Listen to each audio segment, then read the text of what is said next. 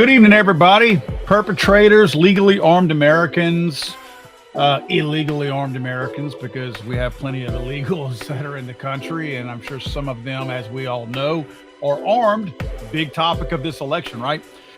Guys, we're going to have a long night tonight. I've got every possible way of monitoring this election. You see I have an electoral map on screen. I have 3 different electoral maps. I'm going to probably switch them all out. Looking at some of the returns, right? The returns are coming in right now, and I have a television above me over here. We're going to look at all these returns. Some of these maps have the states in them already that they know we're going to go for. Like if you look at the electoral numbers up there right now, they show essentially 108 up for grabs in the very center of the screen. Let me show you the bigger screen. So that's 108 right the very top center. That's pretty much what's up for grabs. I'm using the Real Clear Politics map right now. It's really loaded with information. There's really a lot of good information. But before I get into all the election stuff, a lot of stuff real quick. This is going to be a pretty cool night. I don't want to go into make it too corny and say it's going to be a special night, but it kind of is. I have a lot of my industry friends that are going to come in here, pop in throughout the night.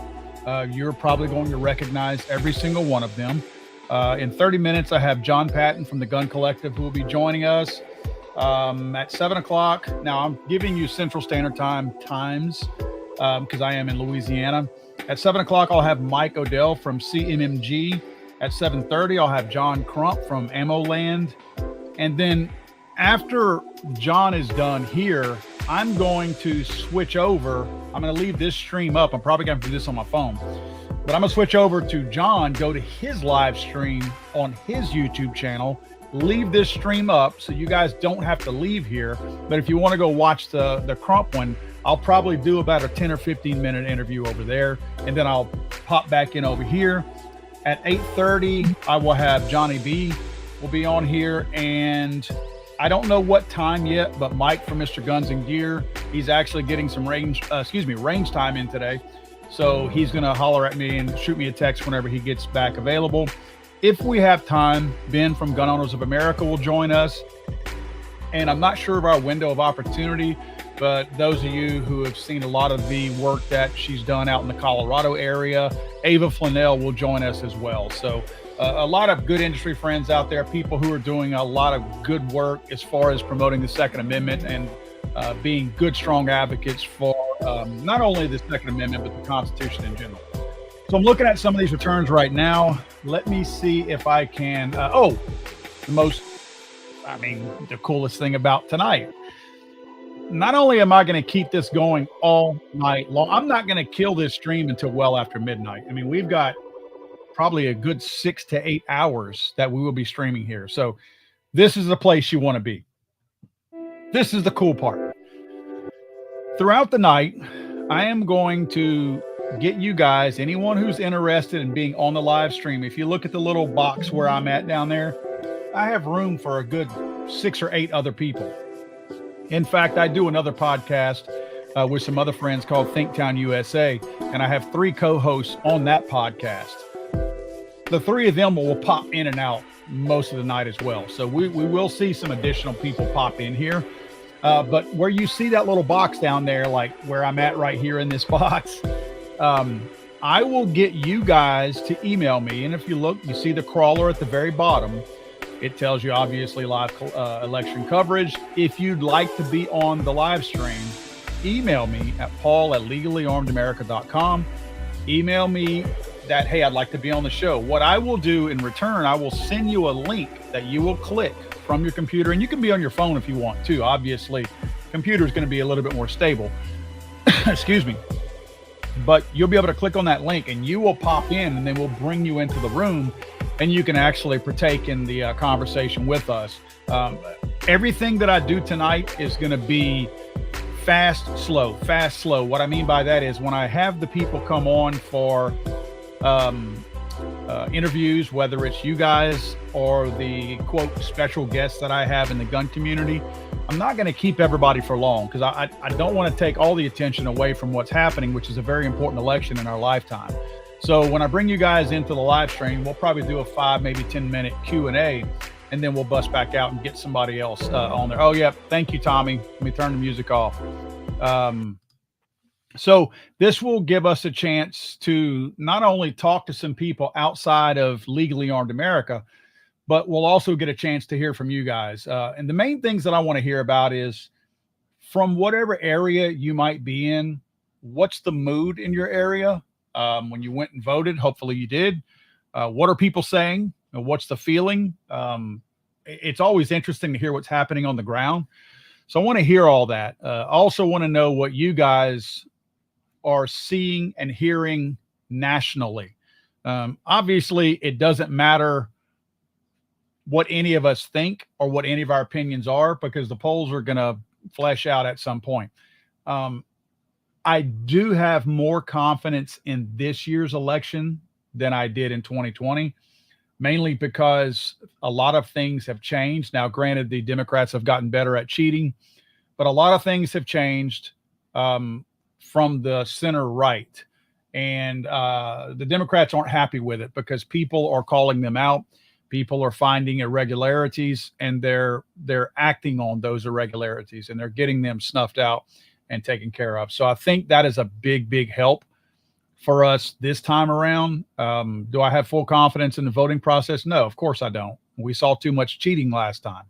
You're already seeing signs of cheating. I saw earlier where voters in Pennsylvania, the poll watchers from the RNC, which by law they have to be allowed to watch the polls. It's supposed to be a pool of Democrats and Republicans, and of course libertarians, independents if they want to. But by law, they have to be allowed in there, and they were refused entry at first. Quickly, attorneys were dispatched, and those people were allowed in. Why would you want to keep poll watchers away? If you really care about the, I guess, the honesty and the purity of the election process, wouldn't you want all potential eyes on there to spot any irregularities and be able to call them out? It's only if you're hiding something that you don't want the other party in there to be able to help you look at the irregularities and call them out and fix them. So already calls of that. We're seeing crazy stuff. I've seen something earlier where there's been at least one bomb threat, possibly two. I think there's two. I think there was one in Alabama and one maybe Pennsylvania, Ohio.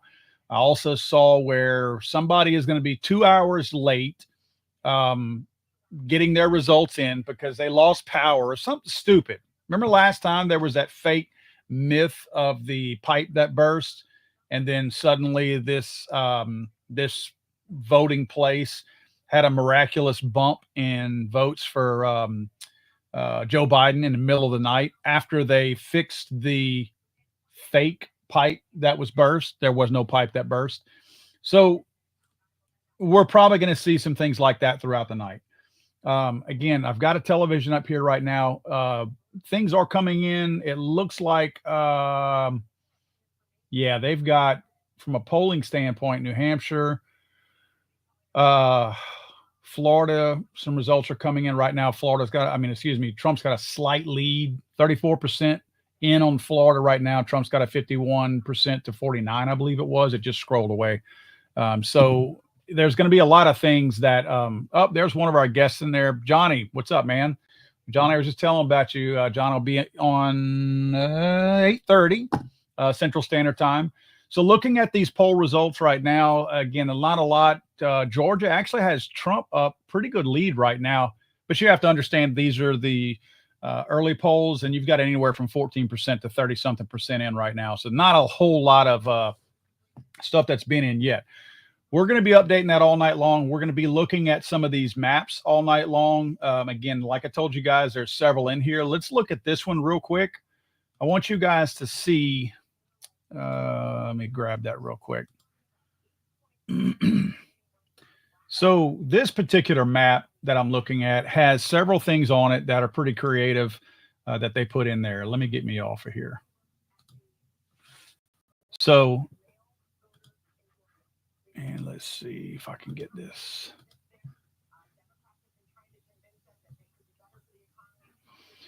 All right. So if you look at this particular map, there's going to be several things that, again, this is Real Clear Politics. They did a really good job putting this map together. It's not that creative when you look at it, but the more you pull out what data they include, likely Harris to the far left over there. That's why you see 211 electoral college votes already for Harris Walsh, because these are pretty much shoe-ins. Obviously, Colorado, Illinois, New Jersey, Oregon, Maine.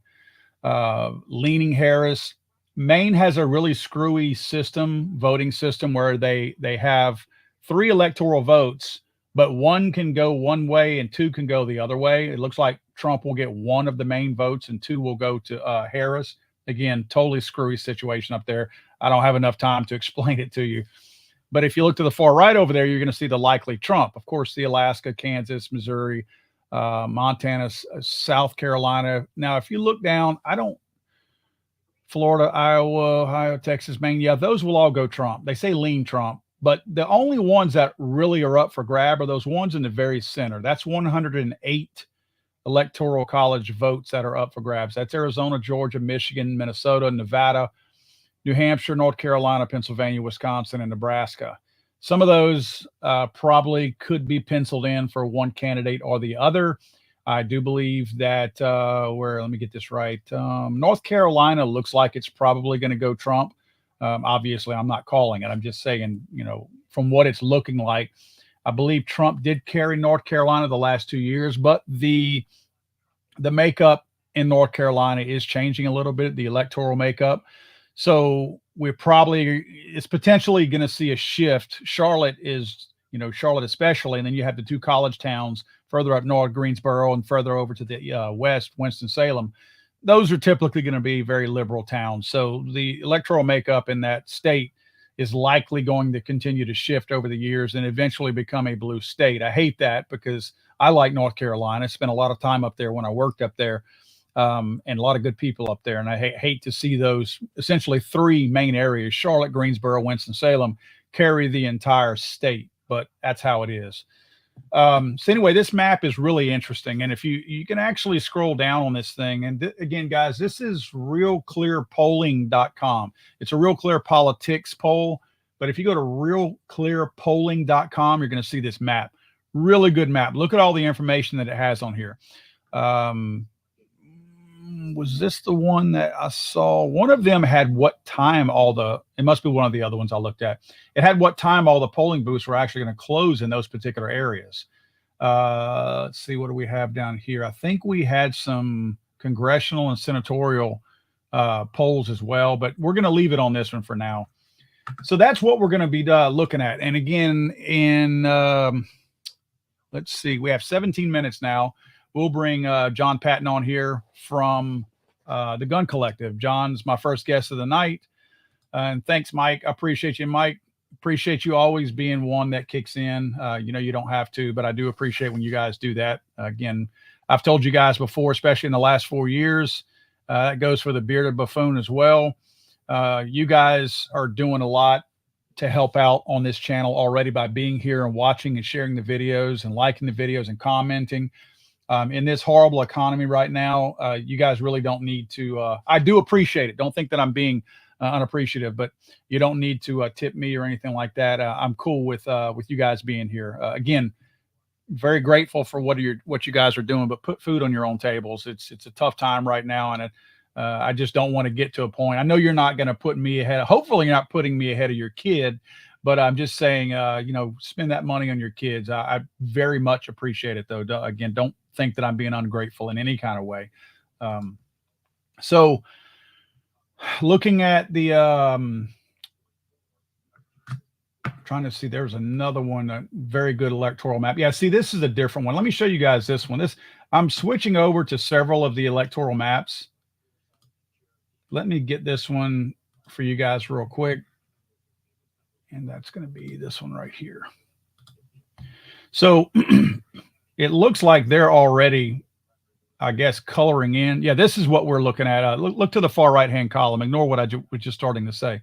This is the electoral map, and this one is this is Google, actually. This one shows you what time the polls close. See Arizona right there, results expected around 9 p.m. Central Standard Time. I'm Central Standard, so it's setting the clock for me at the times that I need to expect them. So North Carolina, okay, that's interesting. North Carolina's results should be in 15 minutes, according to this map. It says results expected around 6:30 p.m. Central Standard Time. Oh, wow. Pennsylvania will be at 7 o'clock. So in 45 minutes, we're going to know Pennsylvania. And let me just say this. I, I, I geek out on numbers. You guys know I'm a numbers nerd. And one thing that I have noticed more than anything is the fact that Pennsylvania, with its 19 electoral college votes, if Trump wins Pennsylvania, because he has so much better of an opportunity to win so many of the other swing states than Kamala does, if he wins Pennsylvania, it's tough for Kamala to win. It's going to be tough for her to get to 270 electoral college votes. So in 45 minutes, we're going to know we should know based on these numbers. Who knows with the screwy electoral and election ways that we're voting these days. But if the results truly do come in, the final results do come in shortly after 7 p.m., that's going to set the tone and the mood for really the rest of the evening, to be honest with you. And it will put Kamala kind of being on the defensive for the rest of the night. Now, if Kamala wins Pennsylvania, Trump still has a really good chance electorally to win easily. He has more chances because of his higher polling numbers in all of these swing states. So that's why Pennsylvania is pivotal. For Trump, it almost means a victory. For Kamala, it means she has a chance, right? And I'm not calling the race for anybody. Don't misunderstand what I'm saying. I'm just saying there's all kinds of other ways for Trump to win if he doesn't win Pennsylvania, because he has such a strong hold in a lot of these swing states. Kamala, on the other hand, will find it really tough to win. Looks like Georgia, they've got Georgia leaning already. See how they got it colored into the dark blue? They've got it already leaning. Leading. I'm sorry. Yeah, so Kamala is leading in Georgia. Trump's leading in Florida and Virginia. Wow, Trump's leading in Virginia. I did hear somebody say earlier that Virginia might surprise some people, and it's looking like that. Again, early poll results, I understand that. But Trump is leading in Virginia right now, which is a little bit unusual. And of course, Trump they've already called Indiana and Kentucky for Trump, and they've called Vermont for Kamala. So those electoral college numbers that you see at the top right there, those are actual numbers. Those are states that have already called the election in their states. So right now it's Trump 19-3. Obviously, we're going to see that fluctuate throughout the night, but those are ones surprisingly, Indiana and Kentucky have been called so early. They must have closed their polling areas quite a bit earlier, actually.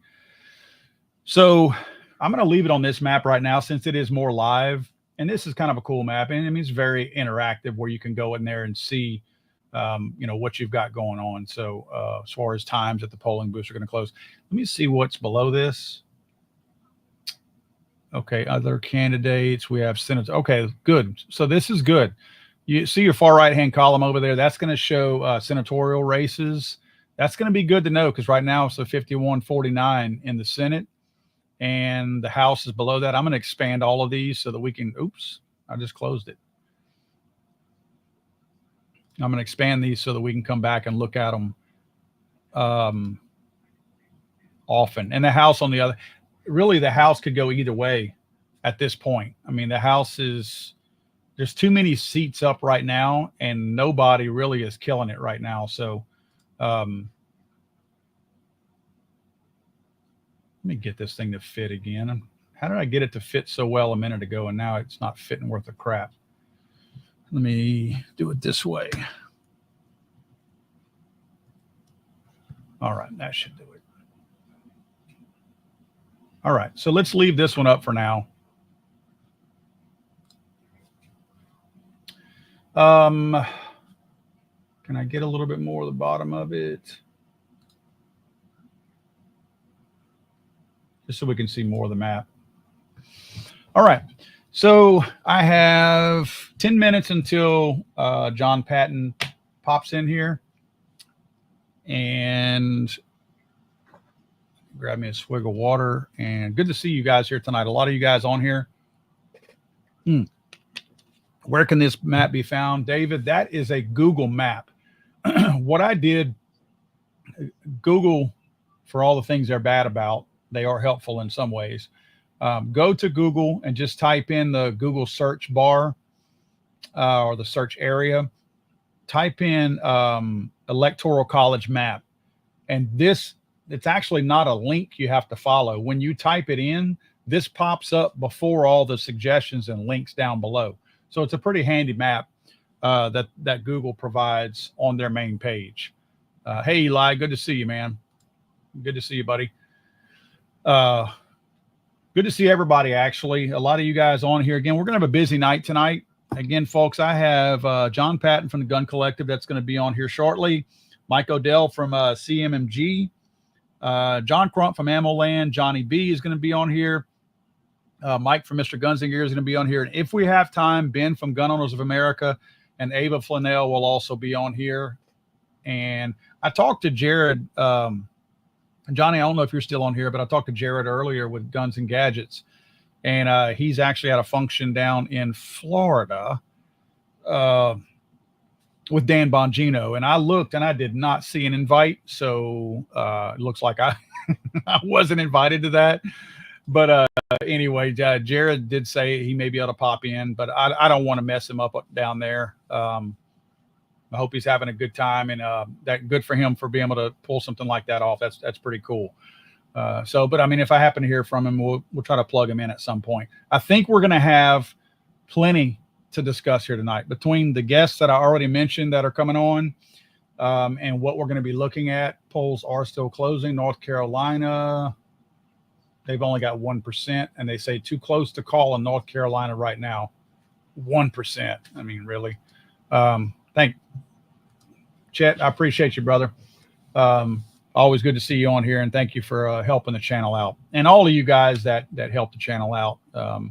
Again, I hope you all understand that just by being here, just by sharing the videos, commenting, liking, all that good stuff, that supports the channel in every possible way. Hopefully, we, like they like to say, turn the page tonight, and this economy picks up a little bit where people can be a little bit looser with their money and not feel like every single money is dedicated to something to keep your family alive at this point. We need some change, guys. So hopefully that does happen. Again, Chet, thank you, brother. I appreciate you. So good map right here. Again, guys, I will share where all of my maps are from. This one here, again, is from Google. Just go to Google and type in Electoral College map, and this will pop up on that main screen right there. I also have the Real Clear Politics map as they, I'm looking at it right now. See, they still have their projected on the Real Clear Politics one, and I don't like that. I wish they would just clear all the projected and put what actually has been called, like this Google map that you're looking at. I have another one over here from ABC News. Something about this one caught my attention. I honestly don't know what it is, and they have nothing called right now.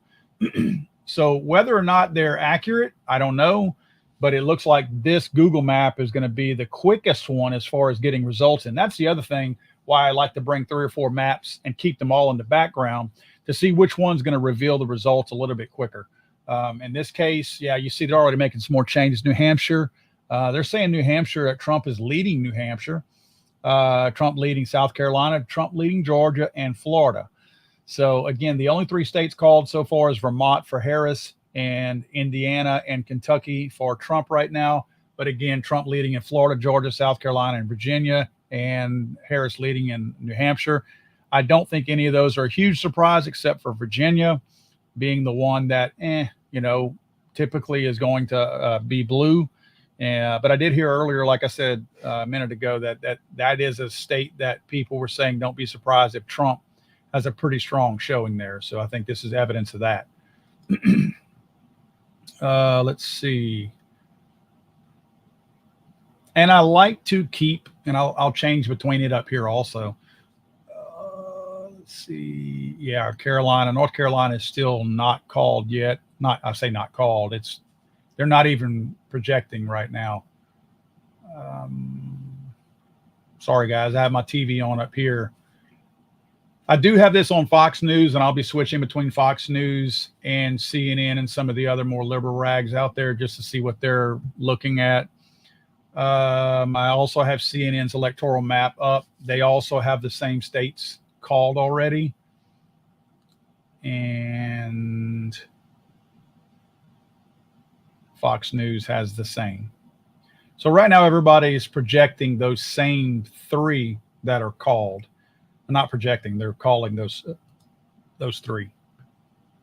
So the real vivid blue, that's a called state up in Vermont, and the real vivid red, Indiana, Kentucky, those are called states as well.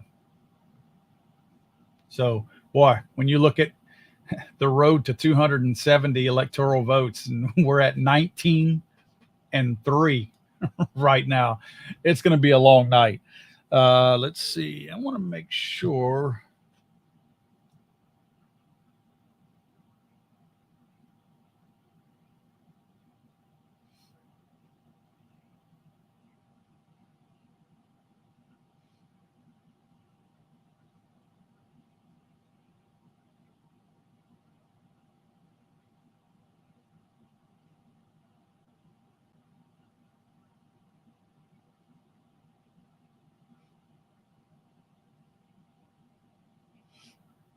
Sorry, guys.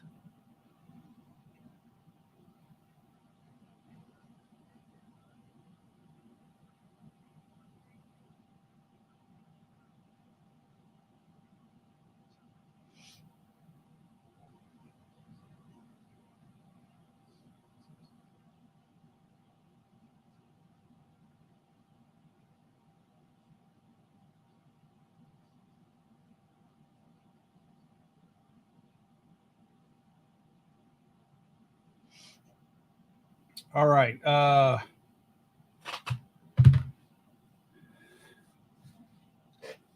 really kind of okay. Here we go. Indiana. Wow. Trump. Oh, wow.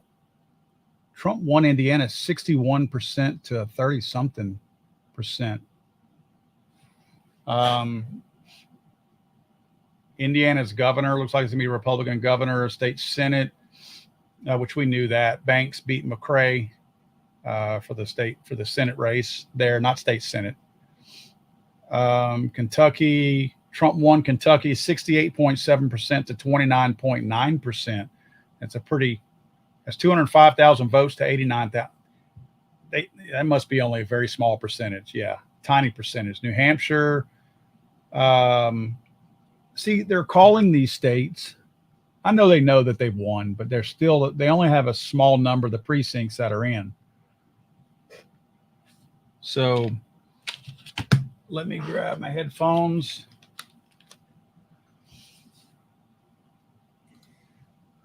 Hey, John, what's up, man? Hey, how are you? I'm good, man. You ready to join us? Because you're joining us now. If you're not, I mean, I'm ready. I'm as ready as I'm gonna be. All right. Hey, guys, I know you guys know, and I've already prefaced it, but we got John Patton from the Gun Collective on here. John, welcome to the live stream. Good to see you, buddy. It's good to be here, man. How does it sound? Does it sound okay? Sounds perfect. You're good. I'm outside of my studio, so I'm like out of my sorts. You know Nope. what I mean? Man, you are perfect. So Good. we're going over some of the results as they're in right now. 3 states have already been called: Vermont for Harris, and Indiana and Kentucky for Trump. And Trump's leading in a lot of states. Surprisingly, Virginia, he's leading in. More specifically, what I wanted to talk to you about. You are from that Pennsylvania area. Is that correct? Yes, sir. Southeastern Pennsylvania. Are you there now? I'm actually closer to the state capital in Pennsylvania. Okay. But you're in the state right now. Oh, yeah. Mm-hmm. Okay. So good. That's perfect, actually. So tell me, what is the mood, the feeling over there? I know that, Pennsylvania, as Pennsylvania goes, it's probably going to be the state that sets the table for everything else. Tell me what you're hearing and seeing. You know, I have seen more activated people than ever before. And I've seen it on both sides. I think it's going to come down to the wire with Pennsylvania. I've seen an enormous amount of support for Trump. However, I've also seen a surprising amount of support for Kamala Harris. And what's really interesting is a lot of the folks that are supporting her have truly bought into the rhetoric and the Project 2025 and all that. Like, they have just full on bought into that. And what's interesting is that crap has worked on a lot of people. And if that's happening in Pennsylvania, that's happening nationwide. I do not know. There is not like a very clear, this is going to be Donald Trump for me. That's not the case. I mean, I would love to see a win for the side that tends to favor guns. I would love to see that, but I just don't know, man. It's really difficult to call. Yeah. Well, and I think you're right about both sides being more active. The one thing that I've seen different this time, and it is his Donald Trump's third time running. First two times, there were closet Trump supporters. Because Trump says dumb stuff and pisses people off, people supported him and wanted to vote for him, but didn't want anybody to know that. Right. Because they didn't want to get harassed, shamed, or whatever. Oh yeah, he said grab him by the pee, so that's who you're voting for, right? Okay, fine. You know what I mean? I'm not seeing that now. I'm seeing people being vocal about it. And look, I'm very critical. Everybody on this channel knows that I'm super critical about some of the stupid things Donald Trump has done in the Second Amendment community and in general. But I have voted for him 3 times so far, and I'm going to. I'm not stupid. I don't want Kamala running the country. But I did not see that embarrassment of people afraid to be shamed. It's out there now, and people are saying, I'm voting for Donald Trump. Yeah, I've seen, it's almost like there's a new level of confidence in taking a side, where before it was still like kind of hush hush. Like when our parents grew up, you didn't talk about who you voted for. Right. That was, I mean, even when you and I were kids, that was not like an open topic, maybe in somebody's home or something, but you didn't talk about it on the street. And nowadays people are so much more comfortable saying, yeah, I'm voting for Donald Trump. And I think a lot of the people that have chosen to vote for him are doing so because of what the government has tried to do to him. Yeah, I think that was the turning point.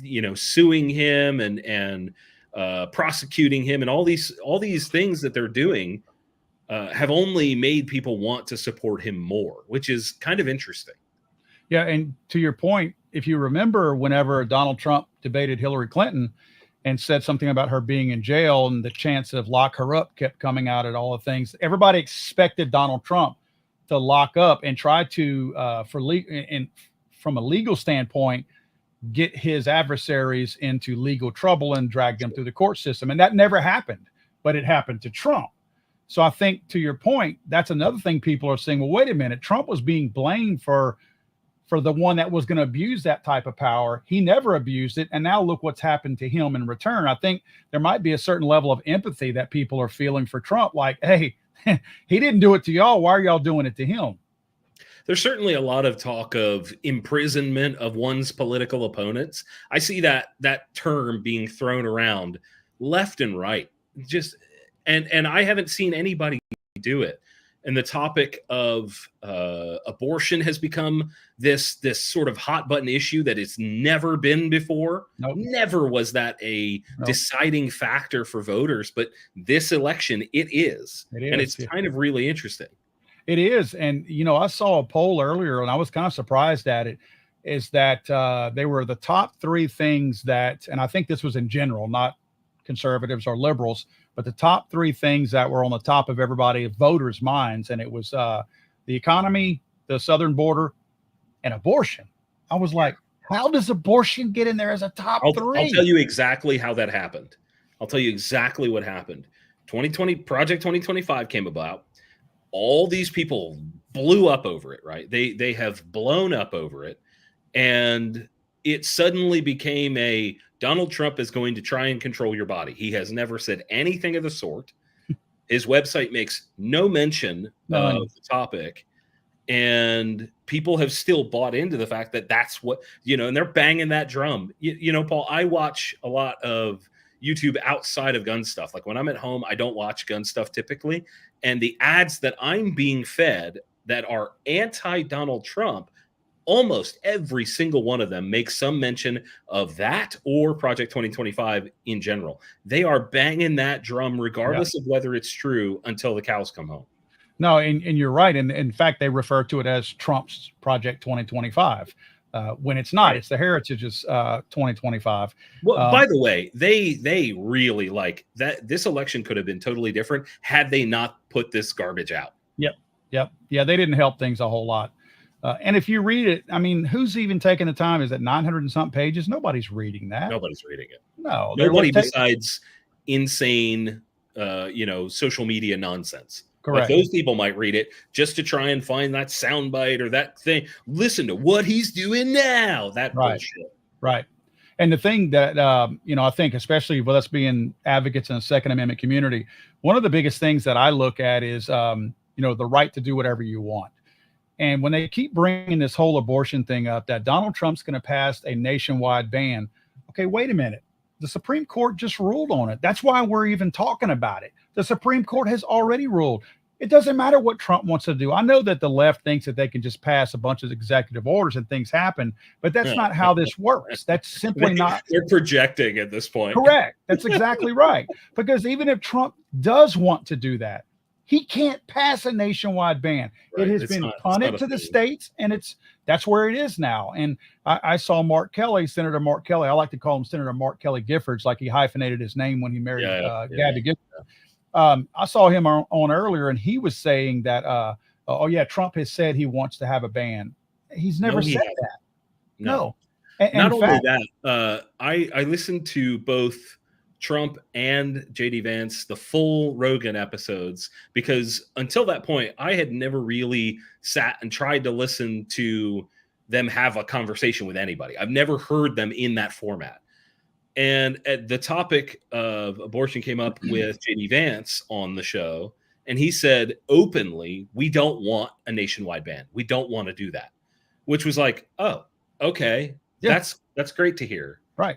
He also said a bunch of stuff about guns that was really interesting. JD Vance did. He said that you can't regulate yourself out of this problem. And I was like, yeah, thank you. Yep. He's already paving the road for his presidential campaign right now. Agreed. Yeah. And I tell you what, I was not a huge fan of his whenever he was named as the candidate. The more that guy speaks, the more I'm like, okay, I can see myself voting for him. He seems like a very intelligent guy, level-headed. I've seen some of the things he's changed positions on. I think he's a very honest guy. I think he would be a remarkable candidate to follow in Trump's footsteps if that happens to be.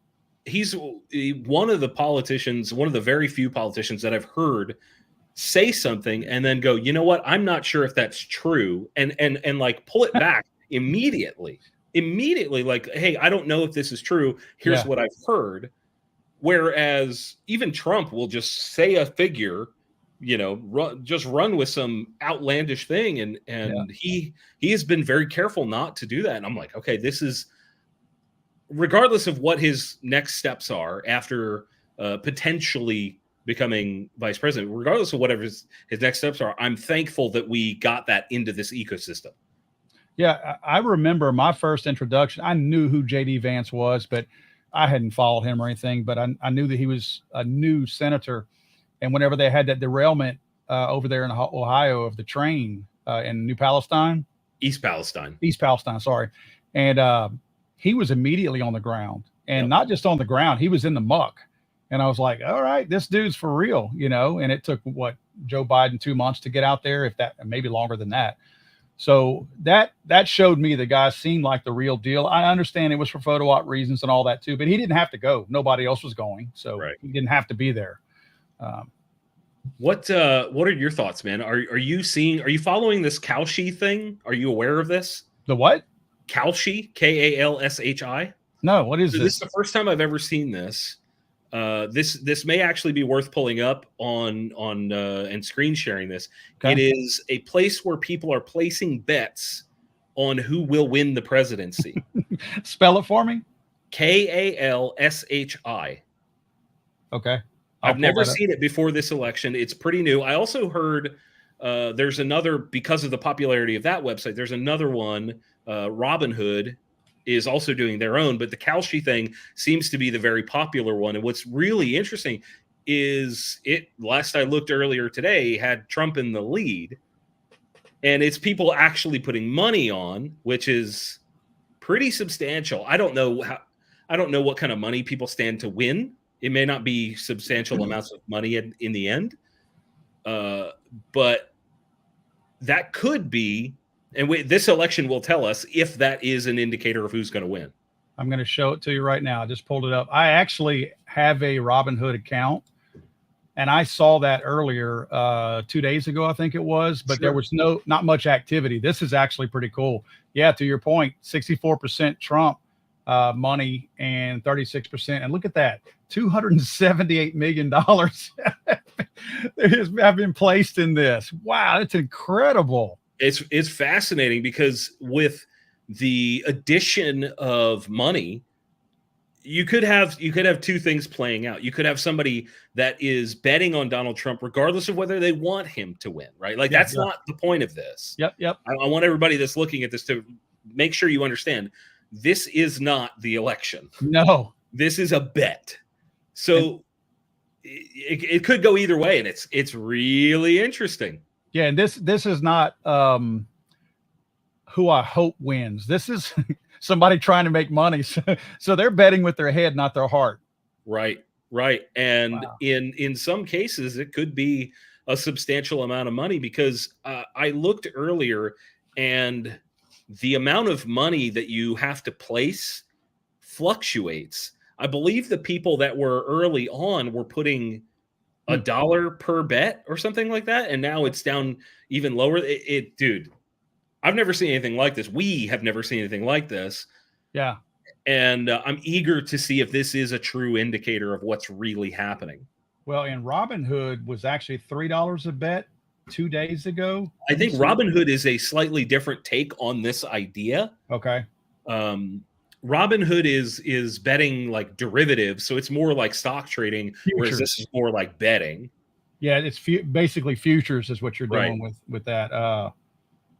But you're right. I mean, and maybe that's why, because I don't. Oh yeah, it's way different. But the results are showing about the same with that big gap. I wanted to show this real quick. This was interesting on that Kalshi. Let's see. Look at the times of day. Okay, so we're at 1 a.m. today. Donald Trump 57, Harris 43, and then Donald Trump now is up to 62%. In fact, it's skyrocketing right now. You know what? I guarantee that has to be a result of some of these polls that have closed in these states, obviously. So we'll go back a couple days where it's almost 50-50. Yeah, right. That's also very interesting that it's at a certain point she was in the lead. Look at that. That's November 2nd. It's fascinating, right? What happened? I don't know what necessarily transpired that day. Yeah. But we also, I know that this website is all over the social media of the pro-Trump people because he has been in the lead on this for, weeks at this point. So I don't know if this is even reaching, because you didn't even hear of it until just now. So I don't know if this is reaching her audience yet. Yeah, you're right. This is also another really fascinating thing. It is. Yeah, I mean, this is, like you said earlier, this isn't your political affiliation has nothing to do with the results that you're looking at right here. This is somebody trying to make money. Yeah, look, it's up to 279 million now. It was 278. What? I mean, that was, that's another $1 million at least, or whatever it's taken over. You know what would be really interesting, Paul, is wait till the end of the night, give it an hour and check back and see if it's hit 300. I'm going to screenshot this right now.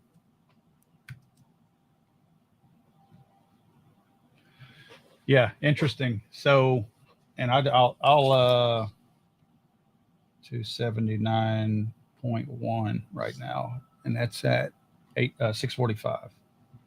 Yeah, that's pretty cool. Thanks for sharing that. That's Yeah. Another tool for you to look at.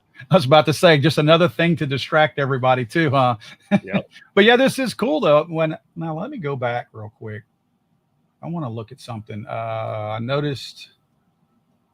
Let's get off of that one for a second. I noticed that some of the other and John, I know you got to run, so I'm going to let you go here in a second. That's okay, man. I'm just happy to be here. Somebody had called some more states, at least one. Okay, yeah, West Virginia. So West Virginia is called. Look at those numbers. Look at 3% reporting. That's Never mind. Interesting. So, all right. It's weird that they're calling it with only 3%. Yeah, yeah. I mean, obviously that's got to be the tone of the entire state, or they would not call it. But you're right. I mean, I guess I lose confidence in those numbers until I know that I'm looking at 99% reporting or something like that. Well, earlier when you were looking at Virginia, it was tinted red, and now it's tinted blue. Yep, sure is, and that's that. 15%. All that takes is one major city to report. Yep. That could be Richmond right there. All of a sudden, tipped the other way. Yeah, or a bunch of mail-in, whatever nonsense overnight just pops up. Well, that's usually at 3 a.m. in the morning. But and look, they've got it called now. They've got no, I'm sorry, they don't. I'm sorry. North Carolina, they still have. Is this AP? This is Google of all places. Okay. Google seems to have the results quicker than everybody else. Doesn't mean they're more accurate. They might be pulling the trigger a little bit too quick.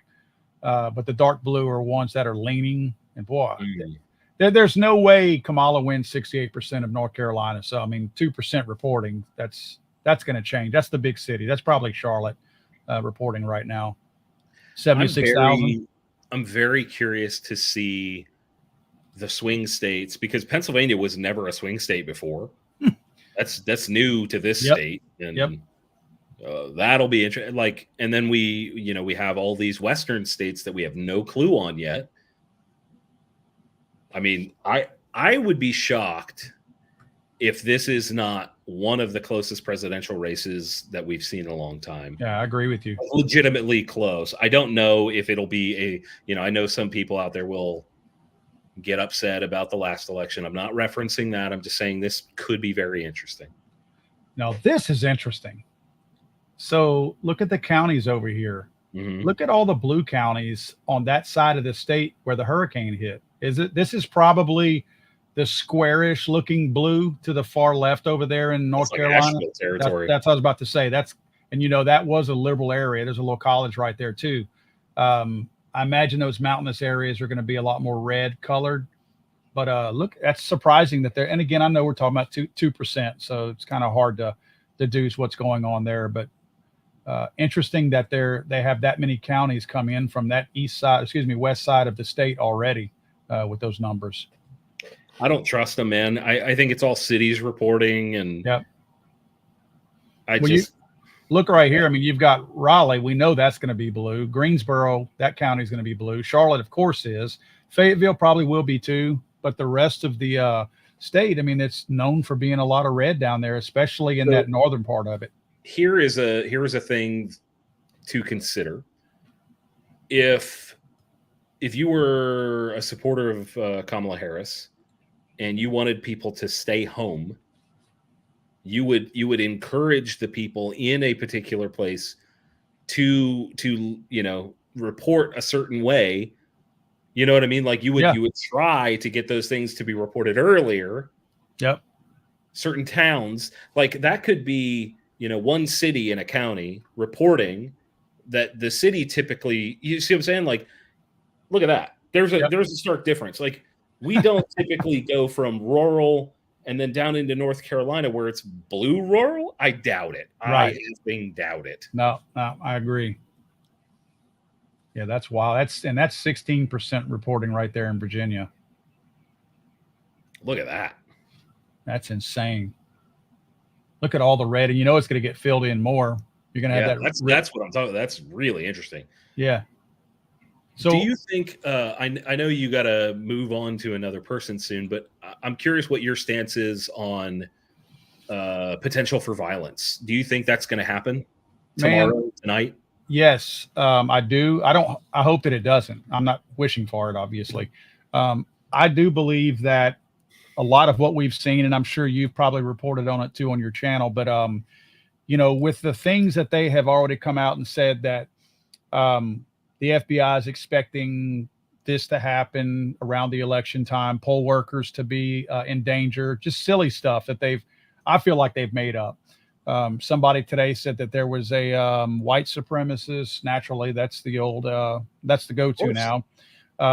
That was going to put bombs in different polling locations and stuff. It just silly stuff going on right now. It almost makes you think they're setting the stage for something. And I'm not trying to make this a conspiracy thing, but why that's not the FBI. That's the CIA that does that. Correct.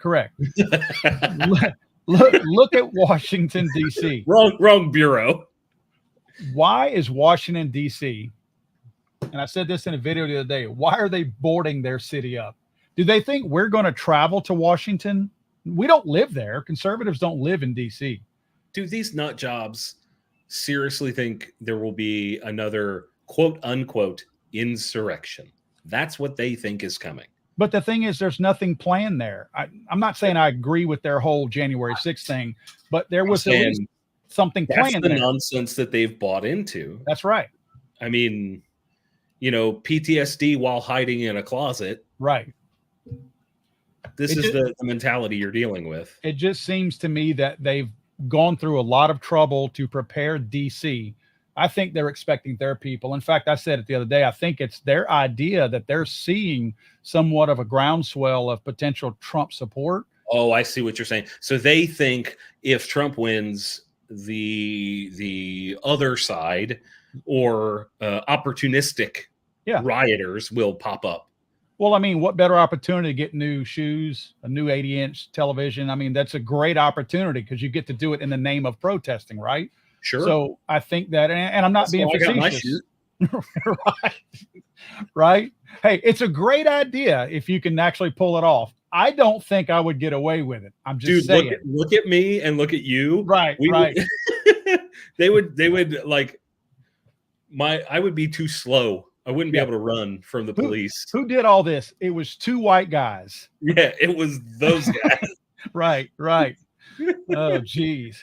Well, John, I'm going to let you go, man. Look, I appreciate you coming on, man. I really do. Always good talking to you.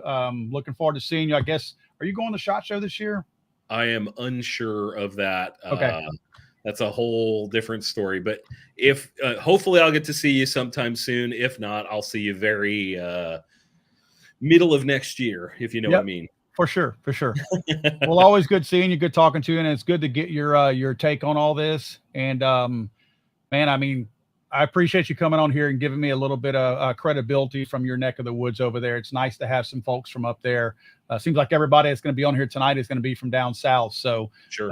Good, definitely good hearing from you guys up there. And I wish you all the best luck up there, John. Thanks, man. I appreciate you asking me to be a part of this, and I'm pumped. Everybody out there, be sure to what do they call it? Super chats. Hey, why don't you hook my buddy up with a couple super chats?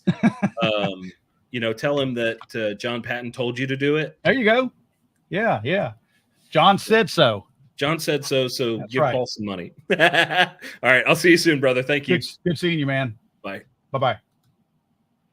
All right, guys. Again, John Patton with the Gun Collective. If you guys are not already following him, my favorite part about what John does a really cool thing. I see more of him on Instagram, believe it or not. He does his 60-second gun news. And it's so cool because I don't know where he gets all the information from, but he's like right on it. And it's so fast, so quick, and it's relevant. Like it's current that very moment. Like you have not heard this news yet. And the best part about it, again, I think we're so spoiled at how we need to consume our information now. He does a great job of packaging it in only a 1-minute video. And it's like 6 or 7 or 8 things. I don't know if he's got how many he wants to put in each one of his segments, but it's just a ton of news all at once. And like I said, it's very relevant and very timely. So follow him on Instagram for sure. That's where I catch that. But he also has a YouTube channel, The Gun Collective. Follow him there as well. thank you for all of you guys that are donating to the channel. I appreciate that. As I always say, the economy is so crappy. You're not offending me if you don't do that. But those of you that do it, I'm super grateful. I need to send something to our next guest real quick. Let me see if I can find it. All right, so I'm going to send this over.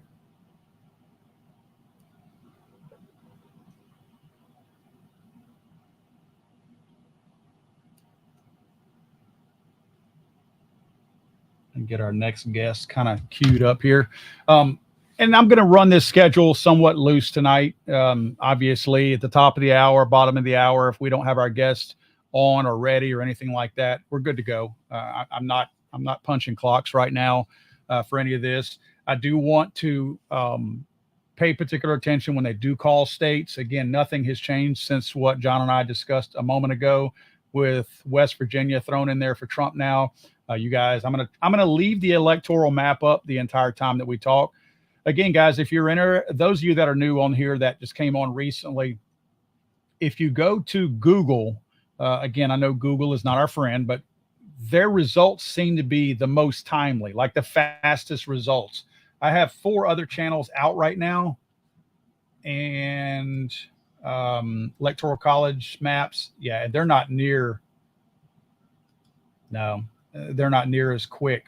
Not saying that this is the most accurate one though, but it sure seems to be a whole lot quicker. Yeah, none of these other ones are quite as fast and responsive as this one for Google. But go to Google, and if you just type in Electoral College map, it will actually pop up on the list of suggestions on your page with all the links that you can choose from. This is actually going to be up at the very top. As we showed just a moment ago, I'll pull from my state right here just to show you. If you click on the state, it will actually break it down by, in your case, county, in my case, parishes. So we have all of our parishes here, and then you click on the show all states and it will back it back out so you can see the entire country. Again, only one state for Kamala so far. I know it's super early. Remember, we're trying to make our way to 270 electoral college votes. We're at 23-3 right now. So we've got a very long way to go. I will be here all night. This stream will be on all night. We've got a good 6 to 8 hours to go before I'll get off of here. Actually, speaking of my friend Jared over there, these are really good. I ordered a couple of cases of these, the cold brew latte from Blackout Coffee. These things are really good. I meant to order the blueberry crumble, I think they call it, and I got these instead, but I like them. So I'm gonna go grab another one of these here in a second. Guys, I woke up at 2 o'clock this morning and I could not go back to sleep. Just looking at content, what I needed to have prepared for here, thinking of what monitors I want, because again, I have a big screen above my monitor here that's showing, excuse me, all the election results up here. So I was trying to lay logistically everything out that I wanted to do, and I could not go back to sleep. So I got up, walked the neighborhood, drinking 2 cups of coffee like an old man. Of course, I'm getting old, but felt like an old man walking around the neighborhood drinking coffee, and then drank one of these on the way to drop my son off to school. Got home, drank another one of those, and I'm drinking one now. So if I have a heart attack, I may put my wife's email up on screen so you guys can see it, but I just don't want to get tired because I know we have a long way to go. Of course, chasing it down with water too.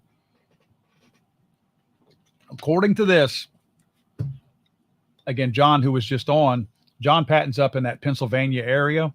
According to this, if you look at the right-hand column down there towards the bottom, Pennsylvania's results are expected in 1 minute. So we are going to see, oh, look, is that, yeah, Ohio. They have Ohio leaning Trump. 21% reporting. So I'm trying to look and see what the states that are called, they're only at 30-something%. I see West Virginia's at 8%, but they know West Virginia is going to go Trump. Vermont's only at 20%, but they know that's going to go Kamala as well. Let's see. All right. We're going to bring Mike in here. What's up, Mike? Not much, man. How you doing? I'm doing really, really good. Thanks for joining us, Mike. Oh, thanks for having me, man. Guys, I got Mike Odell from CMMG on here. You guys have probably seen Mike in some of the videos that CMMG produces. By the way, Mike, y'all do a really good job editing and producing those videos for CMMG. I just wanted you to know that because I really like the videos a lot that y'all do. Oh, thanks. We have a wide variety. We have some really simple ones and some that are really well produced. Well, y'all do a really good job of it. Mike, you're coming to us from Missouri, right? Yep. Okay. So it's going to be red. It is, but I want to ask you, what are you hearing? John Patton was just on here and we were talking about, he's obviously from that Pennsylvania area. This is a different feeling this time around. As we spoke earlier, I felt like in 2016 and even 2020, but more 16, even people who wanted to vote for Donald Trump were quiet about it. So the polling didn't reflect the true atmosphere because people weren't saying, yeah, I'm voting for Trump. They were very quiet about it, but they went out and voted for Trump. This time, I think people are vocal about it. People are not worried about being shamed for saying I'm voting for Trump. They're very vocal and out there saying, I am voting for Trump. I'm seeing bumper stickers, signs, flags, all kinds of crazy stuff now that I did not see the last two elections. What's your take over there in that Missouri area? Man, there is definitely a different feel for sure.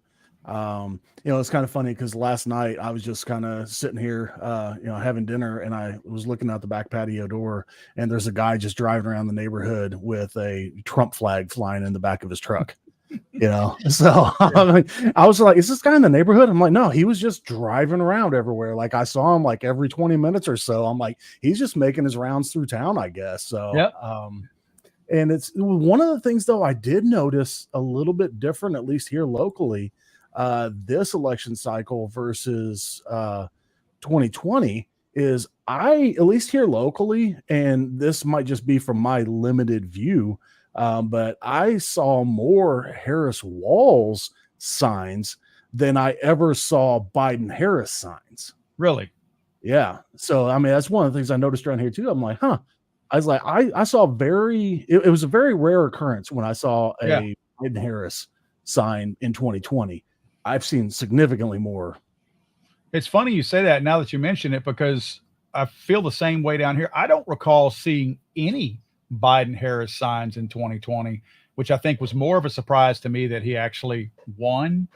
And this time I've actually seen 3 or 4 Walz Harris signs around this area in Louisiana. Of course, the makeup of Missouri is probably going to be almost identical to Louisiana. We've got 3 cities that carry the blue vote. The rest of the entire state is red. So, I mean, you guys are probably the same way, I would imagine. Yeah, I mean, we've got Kansas City and St. Louis. Those 2 are always going to go blue. And then we have Columbia right up smack in the middle of the state. That always goes blue. It's usually just those 3 counties, and the rest of the state typically goes red. Okay. So it's usually not really close either. I mean, it's like those 3 are hardcore blue and everything else is hardcore red. Right. There's one little spot down around Springfield, Missouri that I've always kind of been curious because its population center, it's getting bigger. But I'm just curious if that's going to start swaying blue. Right. Okay. Real quick, they've just called a ton of new states. I just saw that. Vermont, none of them have a lot reporting. I mean, they've called Massachusetts, which we know that's going to Kamala. They have 0% reporting. Right. Rhode Island, Connecticut, Maryland, again, no surprises there. They do have Pennsylvania leaning Kamala, but that could very much change because we saw North Carolina already flip from leaning Trump to leaning Harris, but they've called Florida, of course, no surprise there. South Carolina called for Trump, Alabama, Mississippi, Tennessee, Kentucky, West Virginia, Indiana, and of course, Oklahoma over here. And they've got in 2020, Oklahoma, every county went red. Wow. Let's see what it says. They don't have the Nothing. It's just like it's Oklahoma. They're going red. Right, right. Yeah, I was actually surprised because even like the Oklahoma City and Tulsa areas, they went red. So okay. I mean, every county in Oklahoma in 2020 went red. This is not going to stay like this, but Texas is leaning Kamala right now. But I mean, we've got Houston again. I'm only 30 minutes from Texas, so we pay attention to everything in Texas. Houston, Dallas, Fort Worth area, and of course Austin, and now San Antonio. Those are the heavily populated areas. Everything Don't forget else, El Paso. Well, El Paso, yeah. I mean, I know it's not a huge population center, but it's one of the bigger cities. And it is always. Yep. So yeah, but this is, I mean, 9% reporting. So clearly, I mean, look at it. Vote count 547,000 to 510. Shit, Houston alone's got 4 million people in it. So they got a long way to go for Texas. Well, they go ahead. I was going to say, let me ask you a question here. What do you think, like these early projections? Like I understand we live in a society where everybody wants information now. You know, it's immediate gratification. We want as much information as we can. Polls just closed. I mean, 6 minutes ago in Missouri, polls just closed. Right. So, you know, and people are already, you know, chomping at the bit to get this information. And you've got, you know, 3% reporting, you know, 6% reporting, you know, in all these different places. What do you think that does to maybe places that the polls are still open and the people haven't voted yet? Do you think that makes them want to get out, or does it discourage them? I think it can go both ways. In fact, I've always had a problem with that, especially Florida. If you remember, which was it? It might have been wasn't the dangling Chad election, was it? No. It wasn't the Gore Bush. It might have been Hillary and Trump, where they called Florida. The panhandle of Florida is in a different time zone than the rest of Florida. So they were projecting Florida to go one way when the polls had another hour to go in Florida.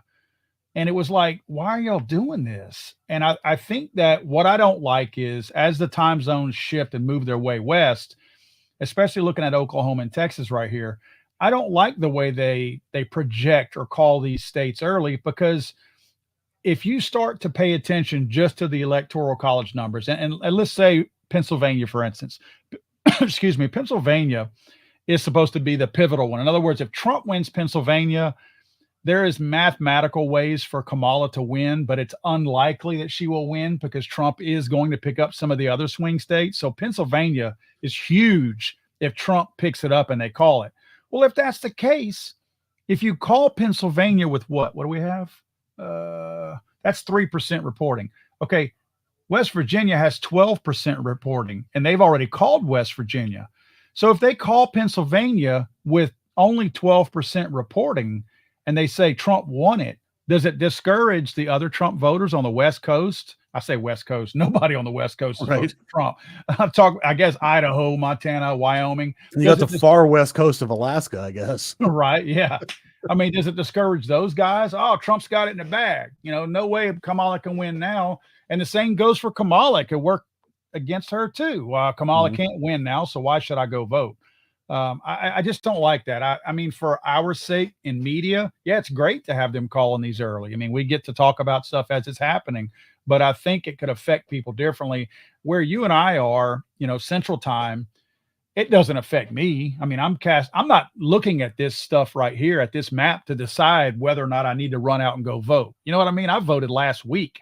So I think it's those people, if you think about it, and this is not just my opinion, this is the way it actually, look, they just swung. Texas just shifted. Yep. You've got your day of voters are typically Republicans, but they don't wait. They're not waiting right now. I mean, there's nobody in Nevada right now that's sitting here going, well, let me see how the electoral map turns out. I may or may not go vote. They're not doing that. So maybe it doesn't do anything. You know what I mean? Maybe it doesn't affect anything at all. I just don't like the fact that it could discourage somebody from going out and voting whenever the numbers could be wrong. You've got 12% of the state. Like you said, we just watched Texas flip. That's a big state right there with how many electoral votes they have, like 20 or 30, 40. 40 40. electoral votes. So, Yeah. I mean, if you've got somebody thinking, oh, well, Kamala's going to win Texas, no sense in me going out and voting. That's 40 electoral votes. And all of a sudden, boom, 16% reporting now. And it's, it's Trump, which again, Trump's going to win Texas. I'm not really worried about that, but that's the whole point is you can see things shift like that. And I've just never been a fan of that. I always felt like if it can move the needle a little bit, it's the wrong thing to do. Yeah. Yeah. I'm looking at some of the comments here. Like I see Rudy here. He's got says me, my wife, and 2 young adult boys went to vote for Trump, but unfortunately we're in Washington State, crap. but so, I mean, I understand, like, that's one of those things. It's like, it's discouraging because, your state is going to go completely against the way you're looking to voting. Yeah. But if you didn't get out and vote, at least, you're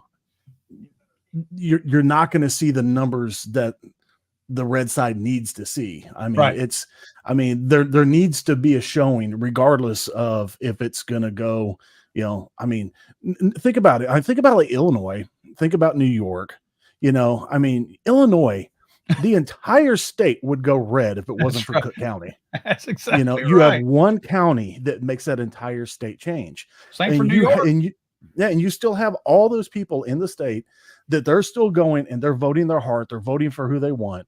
Yep. And they know they're not going to win. Right. But they still get out and do it. And I appreciate, that drive and that, it's your duty. Get out and vote. And I appreciate everybody that has done it.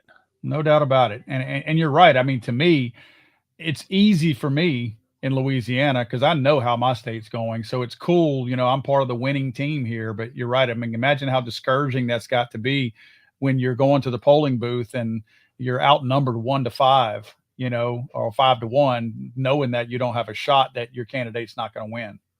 Well, I mean, on the flip side, think about it too. Is like, say you're in a state like Oklahoma, because Oklahoma goes hard red. Say you're in a state like Oklahoma and then the state's going red. Do you just not vote because you're like, oh, I was going to vote for Trump anyway, but now I don't need to because I know it's not going to matter.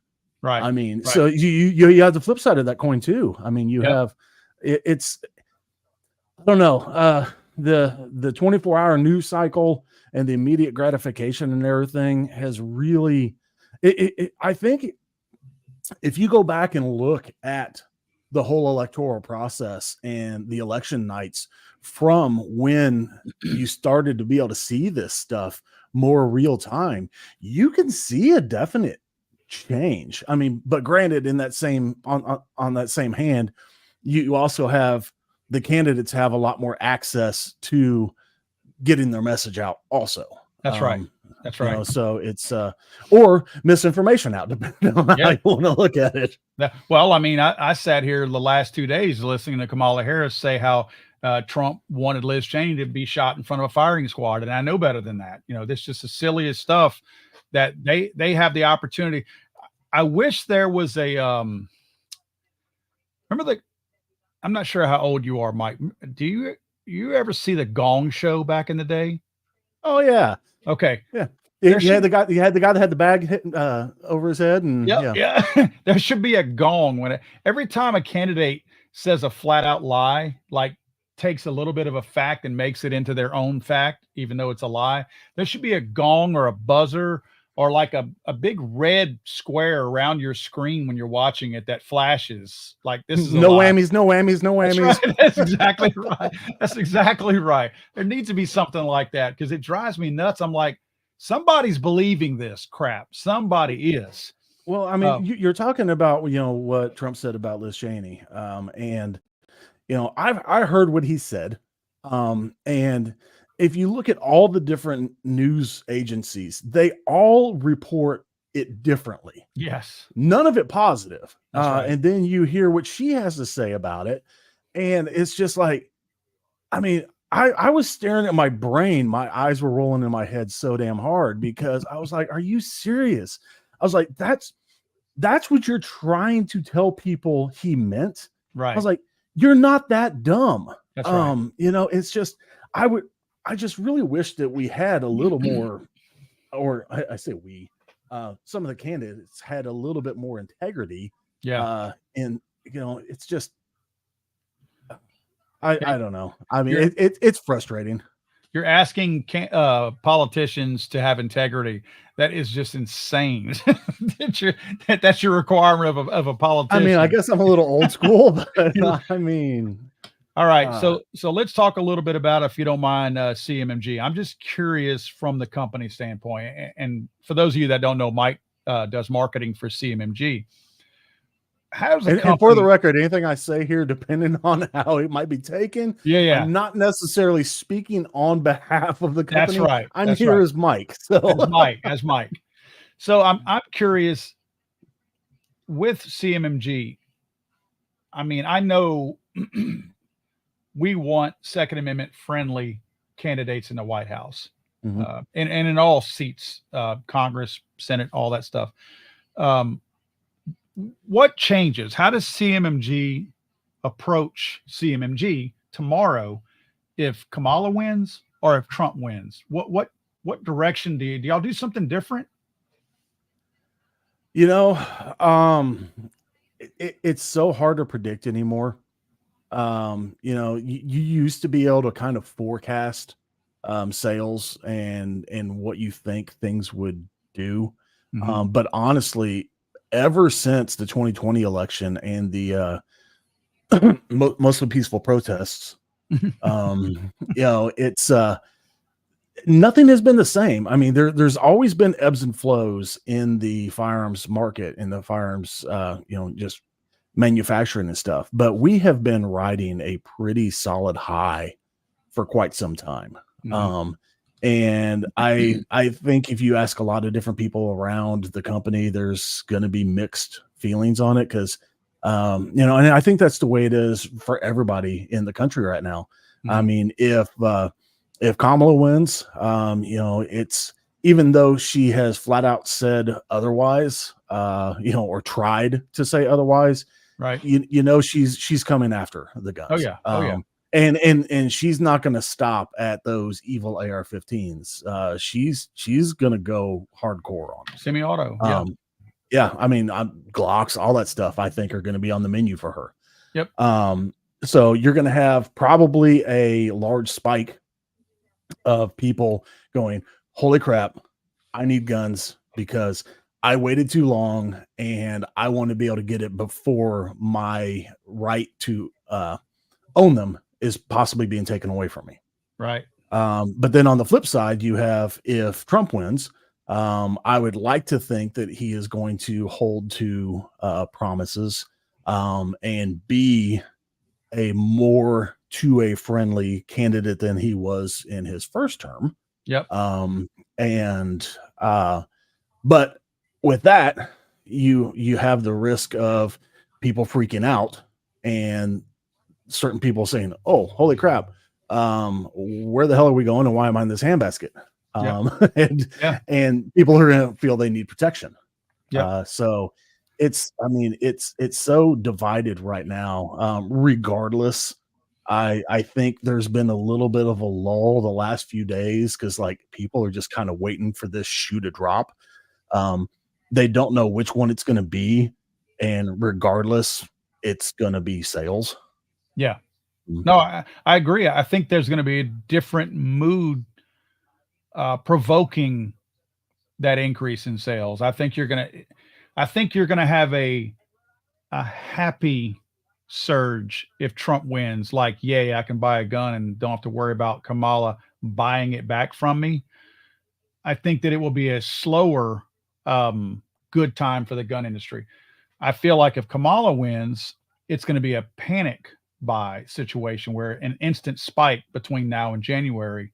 I can see Trump winning being a panic buy too, though, because if Trump wins, who knows what you know, the current Biden-Harris administration might try to do between now and then. Excellent point. I didn't even think about that. I mean, I have to remember they still have 3 months left. Yeah, 2 months. They still have a last hurrah, and that they true. could possibly get in there and really try to be, you know,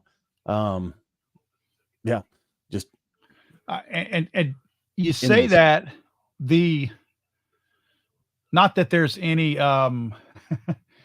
any honor in Washington D.C., but in recent years, when you've had a lame duck president on his way out, Congress usually doesn't try to jam something through.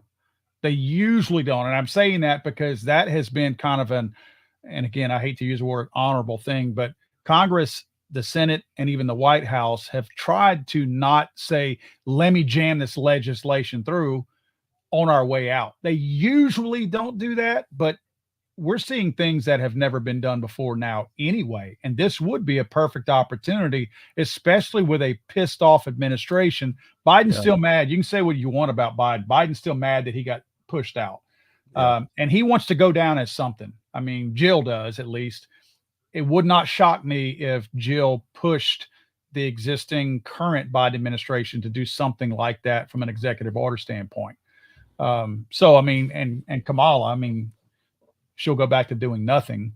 But it's a great point that lame duck period of time right there could be a dangerous time. And even if Congress doesn't allow something to be pushed through, who's to say they're not going to try something by executive order? I mean, that's become the playbook anymore, is like, hey, I can get this done without actually going through the proper channels. Well, why the hell wouldn't I do that?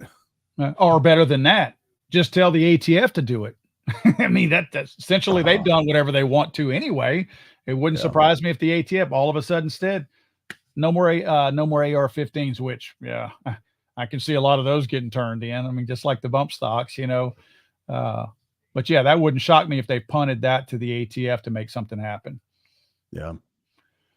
It's tough to say, but I mean, regardless, I think we're planning on being busy. Okay. And it's funny. I hopped on and super chatted earlier. I was giving Johnny B a little bit of crap. Okay. And you were like, save your money, feed your family. I'm like, no, I want to get everybody to buy AR-15s. Yep. Yeah. There you go. That's right. Well, I can tell you right now that there's no acting from my end. I love the BR4. That thing is so cool. Surprising. It's like everybody that gets their hands on one just goes, okay, I didn't know what to expect, but it wasn't that. I felt like a kid again. In fact, I feel like a kid again because I'm looking at what new crap can I put on it. Like when you got your first AR-15 and you put all kind of dumb stuff on it you didn't need. That's kind of what I'm doing now with the BR4. What kind of cool weapons light or what slinging can I put on it or something like that? Hey, I got something for you to Google really quick. I don't know if I've shared this with you or not. Okay. But Google JD Vance AR-15 and look at the images. I think you sent me the picture of that. I thought I did. When they named him as the vice presidential candidate, I think you sent me. Oh, here we go. I have it on my phone, but I don't have my phone. Here it right is. Here next to me. Oh God. I double clicked on it. A picture of Tim Walsh with a shotgun pops up. Oh, I've seen that meme floating around today. Oh my God. It's been pretty rough. So all right. So here we go. I'm going to swap to this real quick so you can the rest of everybody can see this. So this is JD Vance with his AR-15. And that is a CMMG Endeavor. Yep. Look at that. Let me see if I can blow that up just a hair. Oops. There you go. Yeah, that's sweet. He looks happy with it. Yeah. He's basking in he's just taking in America right there. That's right. That's exactly right. He's basking in the greatness of this country and that AR-15. And that almost looks like a Tim Waltz setup scene right there with the pile of wood behind it and all that kind of stuff. That's like definitely Hollywood setting that thing up. Right. Jeez. So, no, hang on. No, candidates would never stage a photo op, would they? Exactly. Well, did you see the oh gosh, what was it? The thing earlier with Kamala Harris where she faked a phone call thanking somebody for voting for her. Did you see that? Yeah. This was just a little while ago. If anybody else hadn't seen it, I'll try to pull the video up. Like literally saw it this evening, like after I got off work. Yeah, like she's, for those that haven't seen it yet, she's like got her phone and she's talking on it like, oh yeah, did you get a chance to vote? Oh, thank you. And then when she does like that, she shows the picture and the phone's not even on. She's like, it's a fake phone call the whole time.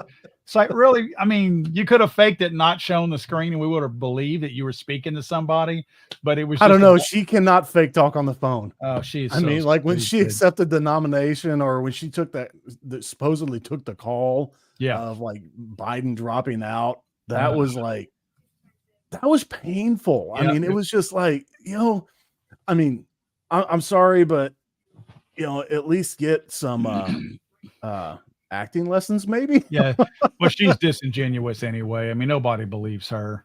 I mean, and that's one of the things. I mean, he's not the greatest person on the face of the planet, but I mean, Trump at least makes you feel like what he's saying is kind of genuine. I mean, just look at the Joe Rogan podcast. That's right. I mean, he's just a dude sitting there chilling. He doesn't have to be there. Yeah. I mean, he does. I understand there's probably part of a power trip. I get that. But does he need to be dragged through the mud as much as he has been for all this stuff? That's right. Who would voluntarily do that to themselves other than somebody that really maybe wants to try to better the country? Yep. No, I agree with that. Well, I think they just put Kelsey, Kansas in there. I was Illinois.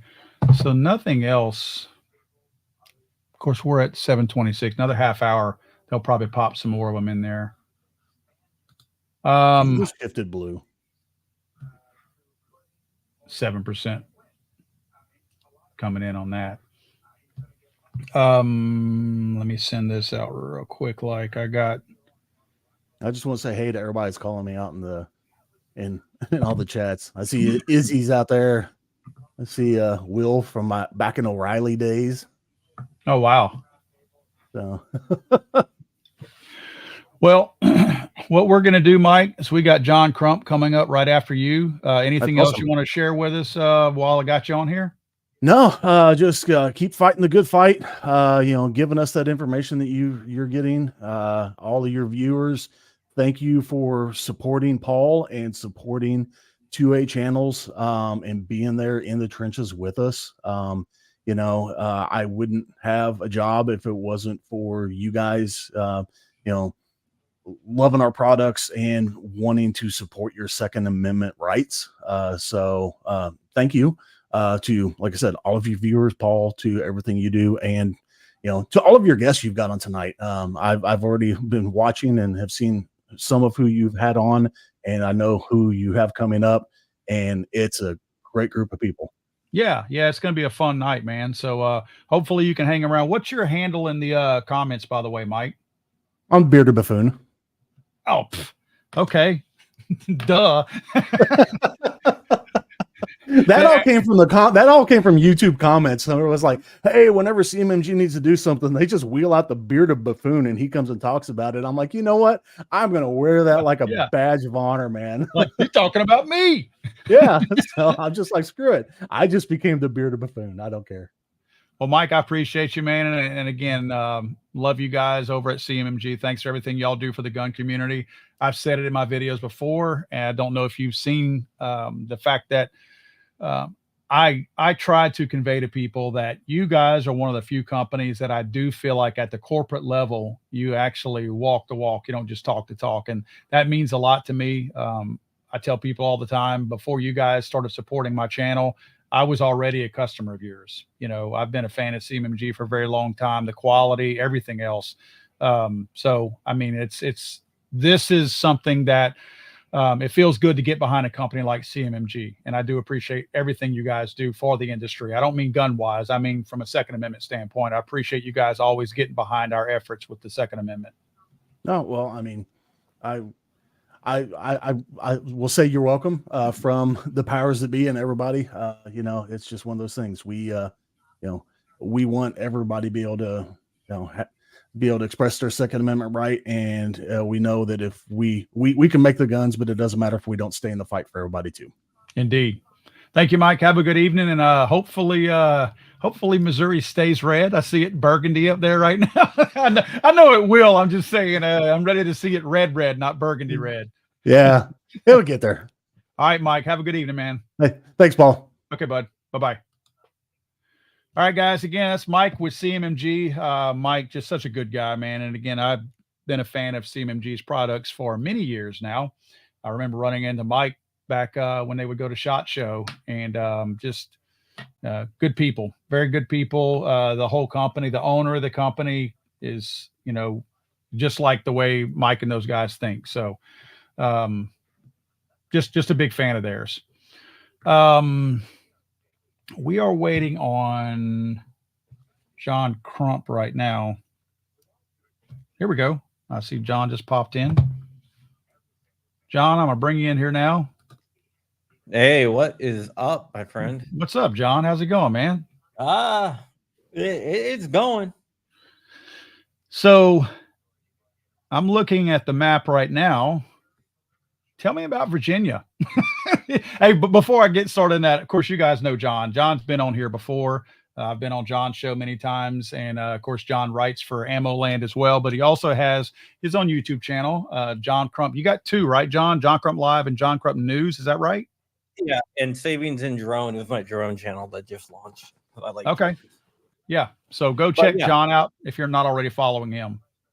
All right. Okay. So we're going to be talking about Virginia. Virginia's an interesting bag here. It's definitely interesting because Virginia leans left. I live in the very north of Virginia, Northern Virginia, which is very liberal. If you go down south until you get to around the Tyrol area, which is Virginia Beach, it is also liberal down there. But the rest of the state, besides like Richmond, is conservative. So you see like the Alexandria area up there and everything. That Yep. is, I live near there, so I live right in that blue area. Okay. Right now, my wife went to vote today. I voted a couple months ago, and she noticed that the turnout was a lot lower than what it has been in previous years, which is unusual. And I live like my county went 70% for Democrats in the last 2 elections. Okay. So Trump leading in Virginia is a surprise. And she said the people that were actually voting there, it seemed like most of them were picking up like Republican ballots. Hmm. So that's kind of interesting. But right now, I would wait until Fairfax comes in. I have a feeling that when Fairfax starts returning, they're always notoriously one of the last ones to report. Okay. And they are way to the left. Really? Yeah. Okay. So I mean, I have hope, but I wouldn't say I'm overly optimistic. Right. I was just surprised. I heard people talking earlier. Don't be surprised if you see a stronger push from Trump voters in Virginia. And I was like, really? Virginia? I would definitely say it's going to be closer than ever. Okay. But So will it be enough to flip it Republican? I don't know. So looking at the cities that they have pointed out right now, you mentioned Alexandria. There's Roanoke, Richmond, and Norfolk. Where's Fairfax at? Northern Virginia. Okay. It's northern. If you look like where is Alexandria at? Yep. Fairfax is right there. That little square above the I. No, the little square above the I is DC. Okay. Okay. Fairfax, Alexandria, and Fairfax Alexandria is a city, but it's also a county by itself. Okay. And Alexandria is surrounded by Fairfax. I got you. And then Loudoun, where I live at, is one county over. It's the top blue part of Virginia. Okay. And then you have Prince William County down below, which is also blue. Okay. The thing about Northern Virginia is that those 3 counties have a hell of a lot of people. Hmm. It's a really, really built up area. Okay. It's basically 2 different types of Virginia. You have a lot of federal employees and contractors that live in Northern Virginia. All right. And a lot of politicians. Like, for example, I can walk to 4 senators' house from my house within a minute. Hmm. And several congressmen Interesting. in like less than a minute. Yeah. Sorry to hear that. I can look out my front door and see 2 senators' houses and 2 House of Representative members' houses, and the other ones aren't far away. Okay. All right. So tell me what you're thinking. You're seeing things start to roll in. You're seeing the states that are leaning to one candidate or the other. What's your feeling so far, the mood and everything that you're hearing and seeing right now? It's gonna be a long night. I am cautiously optimistic right now because Georgia's swinging back over to Republicans, and North Carolina too. North Carolina, yeah. So Trump can actually win if he gets like Wisconsin and a couple other states like Arizona, Nevada, Right. and still lose Pennsylvania. Yeah, that's what I was looking at. I was telling the viewers earlier that Trump has a lot of different paths to victory, even if he doesn't take Pennsylvania, where Kamala doesn't really. If she doesn't win Pennsylvania, the other swing states out there are not likely to go to her. So she's going to have a lot harder time getting to 270 without Pennsylvania. She can't get to 270 without Pennsylvania. She needs Pennsylvania. That is an important state. If she loses Pennsylvania, she loses the whole state. Yeah. She's done. Okay. I have talked to a lot of people on both sides with internal polling, which is a little bit more accurate than like the polling that we get, because the polling that we get, it's generic polling, so they go where they can get the most information from, which right around the big cities. That's why they usually lean Democrat. People think they lean Democrat because they're being biased. It's not that. It's just that's the easiest place to pull information. When you buy, because they buy the list. When they buy the list, they buy from big city areas because that's where they get the most people. That's why polls usually lean Democrat. The internal polls they care about money, but they want more accurate information. Mm-hmm. The people I talked to in the Democratic circles who have seen the internal polling, they're worried. The people that seen the polling for the Republicans, they're cautiously optimistic. I wouldn't say that they're like, yeah, we're gonna win, blah blah blah, but they are cautiously optimistic. Well, so, I'm looking. They've only got, where's the percentage at? 9% of Pennsylvania reporting right now. So they got a long way to go, but they have Kamala up 69.9, actually now 70 to 28% in Pennsylvania. Yeah. But again, 11%. But look, you got to look at where they're reporting. Yeah. Yeah. If you look at the map they showed earlier, let me grab that back again. Like right now, all the rural areas, Allegheny County, which is Pittsburgh, 30% is counted there, and Philadelphia, Montgomery County, Delaware County, those are all like Democratic strongholds. Mm-hmm. Like for example, like Somerset County, Fayetteville County, they're not really getting the results so far back in there. Right. So the whole where if you look at where all that gray is, mm-hmm. those are all going to go Republican. Mm-hmm. The blue is where we expected to go Democrat. Yeah. So I wouldn't count that right now, because there's a lot of rural voters still standing out. And they're saying Virginia, your state, has 40% in so far. Yeah, but like I said, it's usually Fairfax is the last to report. Interesting. I'm trying to see which other ones. So they have... And Northeast has pretty much mailed it all in. Vermont Massachusetts, Rhode Island, Connecticut, New Jersey, Delaware, Maryland. Again, no surprises there. Yeah. No surprises there. I'm gonna try to pull up Virginia because I guess that is where I'm an expert in. I was looking at it earlier to see WTOP. I think that's where we're getting it from.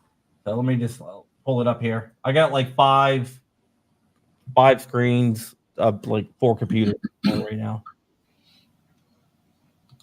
So if you look at right here, let's see here. I'm trying to see where they were reporting at. Like Virginia actually election results. Let's see here.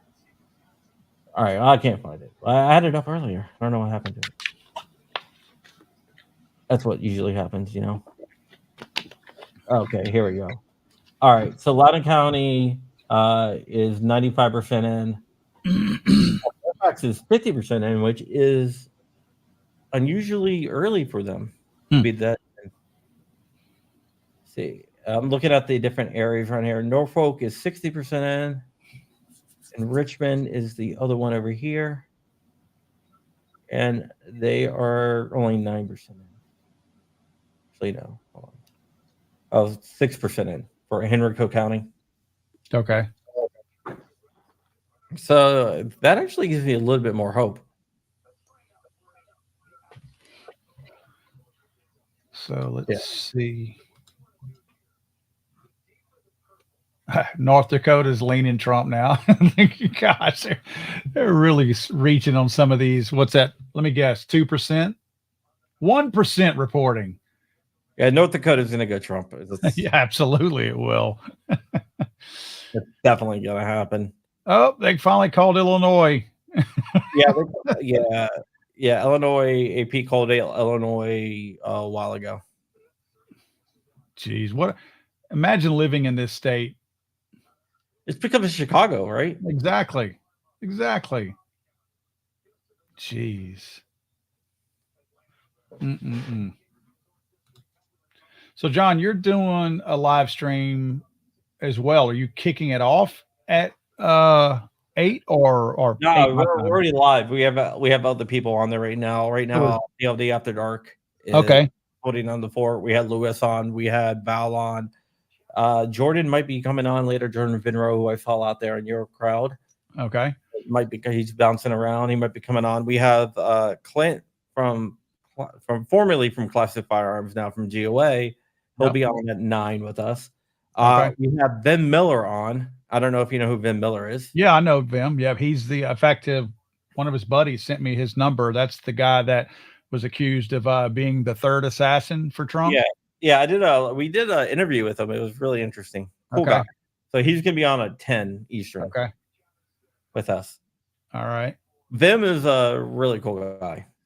Yeah, he his friend, the guy from Nevada, sent me his number after all that went down. I tried to get in touch with him for a week, and then finally his friend responded. I guess saw that I was trying to reach out to him, but I haven't called him yet. Yeah, you should have called me. I have his number. Didn't know you did. I know them. Yeah. So is Rich, you're leaving Rich driving the ship right now?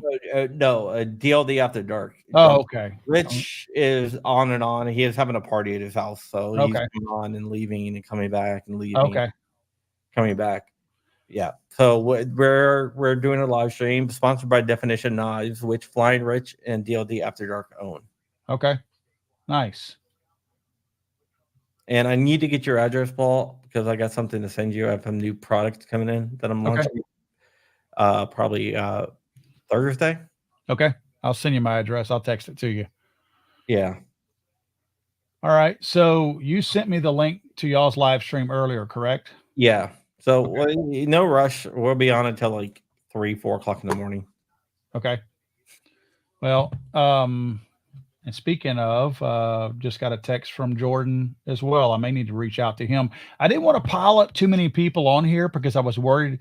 I didn't want to rush people off of here because we do still have an election going on that we're trying to look at. But I was like, man, who all do I get on here? Who all do I not get on here? And it looks like we'll probably be going pretty late tonight. I mean, when things slow down a little bit, I may reach back out to you or something if you're still banging around. Will be. Let me say this to everybody out there before we cut out of here. I'm going to be on John's. Where do they go for your live stream, John? They can just go to John Crump News. Go to John Crump News on YouTube. I'm going to be over there in 15 minutes, partaking with those guys. I'm going to leave this stream up. This one's going to stay. I'm not taking it down or anything. So this will stay just like this. So the chat can continue on like that. In fact, what I may do, and John, I hope you don't mind, I may have to get check in with you guys on my phone. I'll just that's fine. That's 100% okay. Just I definitely want you on there because you are a very close friend of mine and you know a lot about this stuff.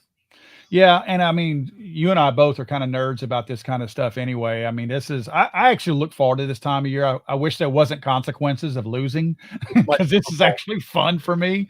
But I don't like the chance of actually not winning. But yeah, other than that, this is interesting. That's exactly right. So what I'll probably do is, guys, if you are watching, I'll probably turn the volume down a little bit, but I'll likely sit right here and just take part in John's live stream. I would encourage you guys to go over there and check it out again. John Crump News. Check his live stream out also. I'll go over there and spend a little time with him. And then when we come back, I have Johnny B at 8:30. So that gives me plenty of time I may have to go bathe my son, by the way, too, before and let him go to bed. But 8:30, which is 45 minutes from now, I will have Johnny B on. So, and Mike. Love Johnny B. Yeah, Mike's back from the range now. Mike from Mr. Guns and Gear. So I'll have him on later on as well. So we've still got people coming on later on. I just don't have the times. After Johnny, I don't have the times nailed down. So, John, if it's okay, I'm going to cut out of here so I can run inside, grab me something to drink real quick, come back, and I'll meet you on your live stream. All right, that works for me. Thanks, John. Hey, man, appreciate you coming on here. Always good talking to you. And like I said, may reach back out to you later on and bring you on here again if you want to, once things kind of start to get settled down a little bit. Yeah, it was funny because I was in the middle of texting you if you want to come on mine when I got yours. Right. Great minds think alike. Exactly. Sounds good, John. Well, look, I'm going to catch up with you in 13 minutes over on your channel. All right, cool. All right, thank you. Appreciate you, man. Bye-bye. All right, guys, I am going to run inside real quick, grab me another coffee drink. I'm not shutting the stream down. I'm going to leave this up here. Let's do a quick recap before we do that. You see the states. Maine is now leaning to Trump is what they're showing. Now, Maine has a really weird electoral process. They have, I believe it's 4 electoral votes, and they can be split. Don't ask me how. It's too long of a conversation. I know how they do it, but it's really weird. But you can split your electoral votes. They don't all go to one candidate. So they're leaning Trump right now. What else? I'm looking at the ones that are filled in now. They've called Alabama, Mississippi. Oops, sorry about that. They've called Alabama, Mississippi, Tennessee, Arkansas. They had already called Oklahoma earlier. All for Trump. Illinois is a relatively new one that they've called for Kamala. We're kind of close on electoral votes, difference of 30 right now, but the big states or some of the big states haven't come in yet. Obviously, Texas with 40 is a big one for Trump. Pennsylvania, I mean, that's 13% reporting. I'd be surprised if they call that one too early. Some of these are calling them with, well, let's look over here.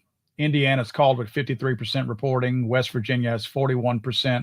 I'll be surprised if they call Pennsylvania too early, knowing how pivotal that state is in this general election. Let's wait and see. I mean, right now it's very, very lopsided, but that just tells me that the Philadelphias and the Pittsburghs have probably voted Their results are in. Well, actually, we can see that. Yeah, Philadelphia's in, Pittsburgh's in, Erie's in. So that's why you have that super lopsided show for Pennsylvania of 612 for Kamala and only 280,000 for Donald Trump. So that will certainly tighten up as more of those rural counties get their results into the commission. So let me do this. I'm going to go grab me another coffee drink, come back out here. I just want to repeat again. What I'm going to do is I'm going to leave the stream up. I'm going to get on my phone and I'm going to live stream into John's live stream. I'll turn my mic down or I'll push it out of the way a little bit so I'm not right in your ear the whole time. I may mute myself too. But if you want to, go to John Crump News. Again, John Crump News on YouTube, and check his live stream out. I'll be over there for a bit talking to him, and I'll take somewhat of a break, and then Johnny B will be on in about 40 minutes. I'll be back over here, obviously, and Johnny B will be on, and we'll talk more of the election. By then, in fact, in 10 minutes, more of the polls will close. So within the next 20 minutes or so, we're probably going to see a lot more updates on this electoral college map. So anyway, guys, hang around. Don't leave. I'm going to be here all night. I'm not going anywhere. I will be here all night long. That's why I'm going to get a coffee drink, because I am not going to bed anytime soon. I already took my shower for the night so that I'd be nice and fresh when I came on here. So looking forward to spending the next several hours with you guys. Hopefully you're able to hang out as well, and just pop in and out. I mean, if you got things to do, go do something and just pop in when you get a chance or something like that. After I have Johnny B in 40 minutes, I'm going to start pulling from you guys. If you look at the ticker at the bottom of the page, I'm asking for anyone who wants to come on here and just be a random guest to email me at paul@legallyarmedamerica.com. Again, paul@legallyarmedamerica.com. Look at the ticker down at the bottom. Email me, and that will give me, I'll have your email obviously at that point, but email me your name. And what I will do, I will send you the link to join me, and I'll just randomly pick people, just randomly. I think that's going to be the most fun. No offense to my guests, my special guests here tonight, but having you guys pop in, I think is going to be cool. I'm really looking forward to that. Don't worry about the quality. Do it on your phone. Do it on your laptop, your desktop. It does not matter. I'm not looking for a quality production. I just want to get video and audio and a little bit of conversation going. So please email me if you guys get a chance. There's a lot of you on here right now, so don't go anywhere. Email me if you want to be on the show, and I will start to plug you guys in after my conversation with Johnny B. And who knows, knowing Johnny, I might bring you guys on when Johnny's on here and you have a conversation with all of us. So looking forward to that, guys. Let me go take me a quick break, and then I'll be over on John Crump News, and then I'll be back here. If I had to guess, I'll probably be back live on here myself in about 20 minutes. But again, I'm just going to call into John's show right here. I'll sit right here. Thanks, guys. I'll be back here shortly.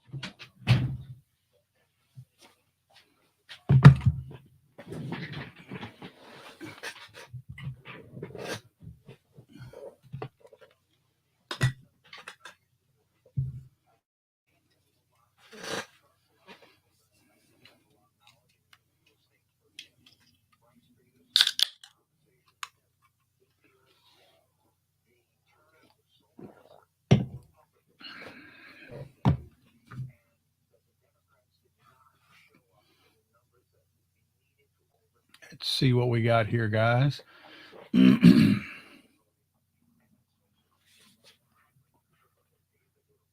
Nothing else. I think some additional polls will be closing in 3 minutes. I'm about to jump on John's live stream. I will keep an eye on the comments over here. For now, I'll just leave the conversation.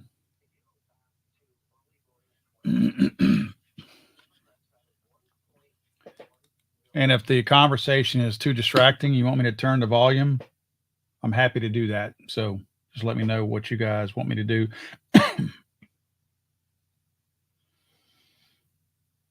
Let's see, where is it? Here we go.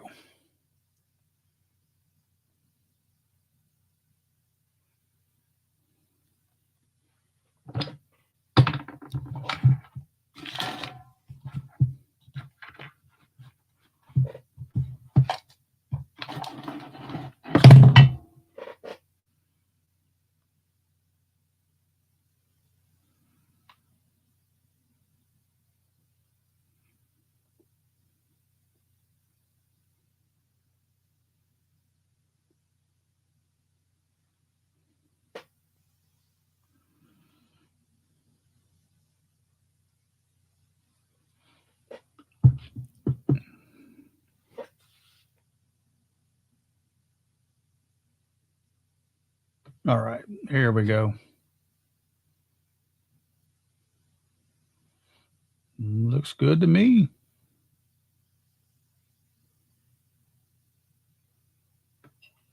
Right now, it's 65.9% Kamala Harris, but they count all like the mail-in ballots and voting early first.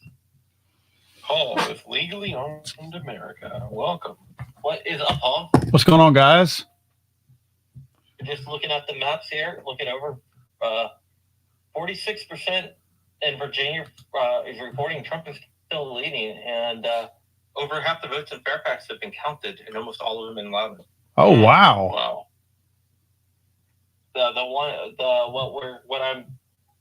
Richmond, I don't think, let's see. Richmond, I think they're going to have a comeback in Richmond. When does it close for them? In Richmond? No, for Virginia. 7 o'clock. Oh, it closed at 7? Yeah. Dang. You live in Virginia. Yeah, I don't know. I early voted. I don't know what time they close. Yeah, I'm sure everyone here knows who Paul is, but if not, Paul is from Legally Armed America. His channel is up there. And Paul, we're doing a giveaway with Gideon Optics. We're going to be giving away something at 9:30. Winner's choice. Beautiful. Cool. I'm gonna grab a drink. You mind if I go grab a Go ahead, grab a drink. Cool. Exactly. So Paul, let me take your thoughts on Louisiana. Okay. How do you think it's gonna go? Louisiana could not get any redder than it's going to be. I don't know why that's not it. They don't show it leaning right now.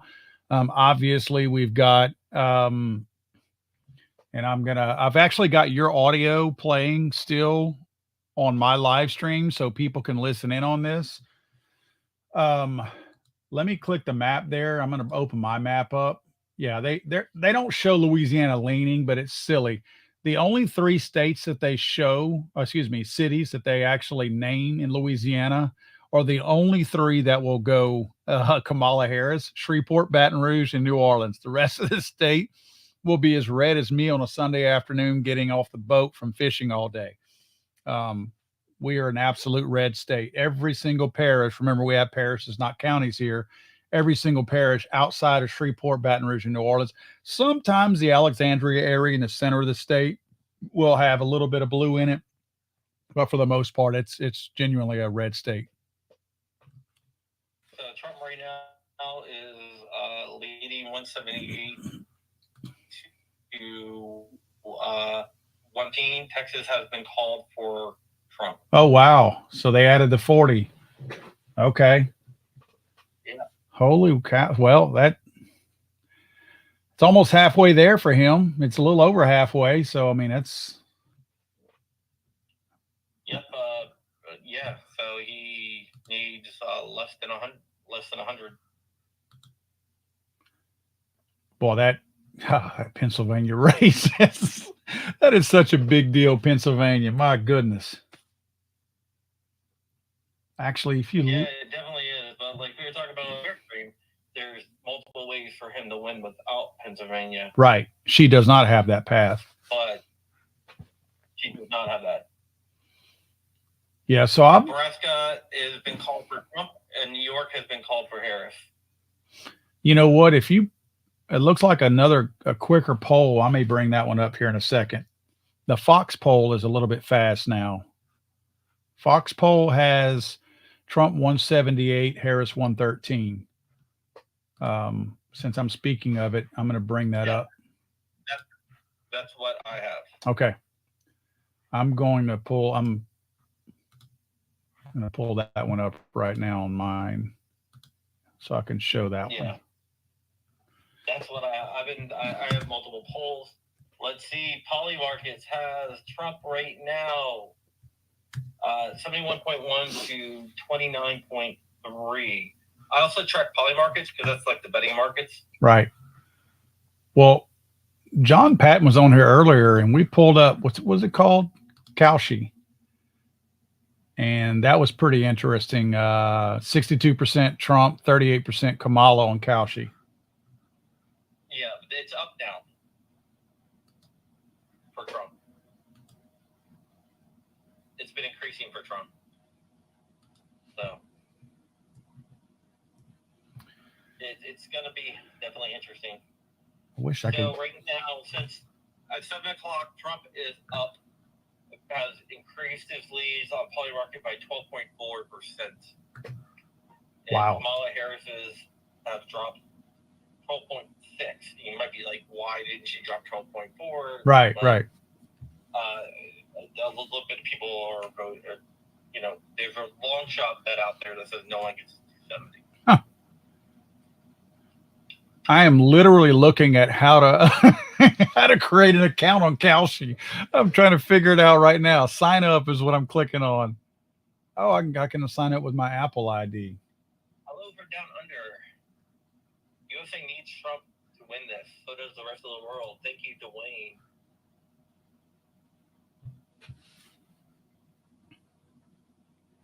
That's a good point. John, if you don't mind, I'm going to comment on something one of my viewers just said. Don't trust Fox. Brett Baer called it too early in 2016. I do remember Fox pissed off a whole lot of people calling Arizona way too early in 2020, actually. Yeah, I mean, there's always going to be calls. Yep. Or I look at a bunch of different calls, and then I actually take a look at myself, like what they look like myself. Yeah. And if I agree with it, then I will call it. If not, I won't. Right. Right. Yep. Right My now, apologies for the delay. Republicans have flipped one. Where's Clint? He's coming. What do you think I was going to bring him upstairs with me? He's coming.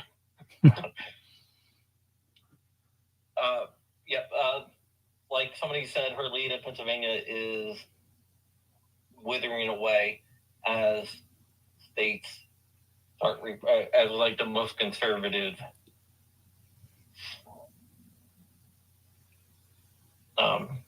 The most conservative term ballots. A lot of the original ones came from the liberal leaning places and around the big cities. So we'll see what happens here. Fulton County is way going for Kamala Harris, but that is to be expected. Right. Right. Hey, What up? do you have anything else?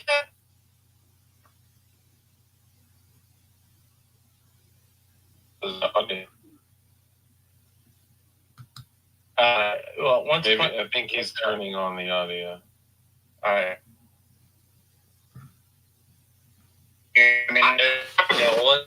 There we go. What's up with you guys? How y'all doing? What up? Good. What up, Clint? North Carolina, 95% is up by 3 points. If this hangs on, he will win. Happy end of the world day. Man, I'm optimistic. I'm feeling pretty good about it. You know, I think we'll be all right. I concur. You know, I got high hopes. I'm feeling pretty optimistic. I think at the end of it all, either way, you know, however this goes, you know, I think I don't leave my destiny in the hands of any one politician. I believe God is up there for that. And these guys behind me, they're not going anywhere. So, and the way I feel about it is, you know, how politically correct are we on this live stream? You can get as Ruthless. politically incorrect as you want. Remember that I tell people how to synthesize explosives in their home, so you can say anything you like. I don't know about Crump's. Yeah, no, it's all good. It's all good. But the way I look at it is, you know, hey man, fuck the ATF, repeal the NFA, let's get rid of the GCA while we're at it. And I love that. I love that. And I like, too, that we're seeing Win Any Gideon Optic type hashtag FKH. I assume that means fuck Kamala Harris. Yes. I assume that's all right. That's exactly. Paul, it's been a minute, man. How you been, dude? Good. Clint, how about you, buddy? I'm doing pretty good. John, DLD, it's good to see you. Yeah. Last time I saw you was out in Vegas. I think you like the knife I'm rocking, by the way. Look at that. Hey, look at that guy. Hold on. Let's Yeah. put him on solo for that. Look at that. There you go. I got to cover up my face because my camera's smart and likes to focus on me. Oh, Yeah, man. Yeah, dude, that's the bird shot, right? Yeah, that's the bird shot. There's a cool Dude, I thing. like it. I don't know if. Thank you, Crumpy. Or no, that was Rich joining that did that. I don't know if you know this. Now that we got two celebrities and Rachel. Right. See. What do you mean? I had to sneak away. My wife yelled at me for being in here. I got a house full of people watching the election. Well, tell him to go somewhere, man. Who's the guy on the bottom next to Dark? I'm not familiar. I'm familiar. You guys are funny. Yeah, you were near my house not too long ago. You caught me? No, when you were in DC area, you were going. Oh, right. Yeah, that is true. Yeah, I was down there. I've been down there a couple of times. I was down there in Quantico for Staff Academy for the Marines. And what was the other reason I was down there? I don't You remember. want some optics? What's that? You want some optics? What kind of optics are we talking? Gideon optics? Gideon optics. Gideon, I haven't tried Gideon. How are they? Dude, they're Great. so good. Well, we'll get you some out. It's Give me good. I'm willing to Give me try. your contact information. I'll get you some optics out. Yeah, my Chris is. I'll pass it on to Jordan to keep you out things out. It's Not me. 69 420. 69 420. Yeah, 69420 Pennsylvania Avenue. That's where you'll find me. Yeah. Let's see here. So, how are things right now? By the way, 178 Trump, 113 Harris. It's going exactly so far as we had hoped. You go. Okay. Pennsylvania right now, Harris is leading, but you got to remember, if you look at where the votes came from, they were like Philadelphia. Right. Man, so the way I guess one of the biggest things, so everything I've been taking away from all the things that I've been watching all over multiple media outlets is Pennsylvania is the hot spot, right? Yeah. It's highly contested. It's kind of like that's what's needed, right? Yeah. So hopefully, man, fingers crossed, we'll pray for it, and hopefully we'll see Pennsylvania turn red. Well, in this Trump election. Trump has ways of winning without Pennsylvania. Harris does not. Yeah. So In Pennsylvania, then we win the whole thing. yeah. Yeah, those other swing, those Hey, everybody, give a shout out to Artemis. That's my fiance, by the way. Oh, hi. Nice. Say cheers. My bad. We're clicking on the same We're all time. clicking on it. Yeah. Tanner. She shout out Tanner. Tanner Sitterman's in the house as well. He's an awesome dude. Met him at Goals. It's really cool. I'm sure each of you have Never mind. Sorry. Yeah, that's all good, man. I'm sure each of you have probably run into the situation where it's like you'll meet somebody online, like in your comment section or your chat, and then you'll meet them in person and be like, "Bro, did we just become best friends?" Oh, Yep. Yeah. Goals. Yeah. I met a bunch of. It looks like Cruz is on the verge of winning his Senate seat back, which would be good. Who's that? Ted Cruz. Yeah, that race good. has been going back and forth. I noticed that. Definitely. Well, you both are kind of connected to GOA. Yes. Yeah. So I actually work for GOA. I am I guess my official title of GOA is Senior Marketing and Development Officer, but I'm also co-chair to 2A Defenders, and that is an organization that we're building up right now. That's a college outreach program. We just started our Speakers Bureau, which is pretty exciting. So college students and even high school seniors can request Eric Pratt, myself, John Farner, Kaylee Neiman, Antonio Cover-Oakford, all these, great, speakers and pro 2A individuals to come out to their college campuses and speak with them. And right now we're actually looking at doing even a tour with Charlie Kirk from Turning Point USA. So that would be pretty exciting. Yeah, I work for GOA too as special projects. Yep. I saw that. Yeah, I saw that Luis Valdez was on here earlier. Yeah, awesome dude. Well, actually, Crump, Dark, and I are all suing the ATF in conjunction with the GOA for doing business as. Yeah. Well, engaging in the business of. Yeah. Yeah. And I'm suing the state of Florida for open carry with GOA. Yeah, which is great. Yeah, what I tell people is, if you become friends with me, you're going to do two things.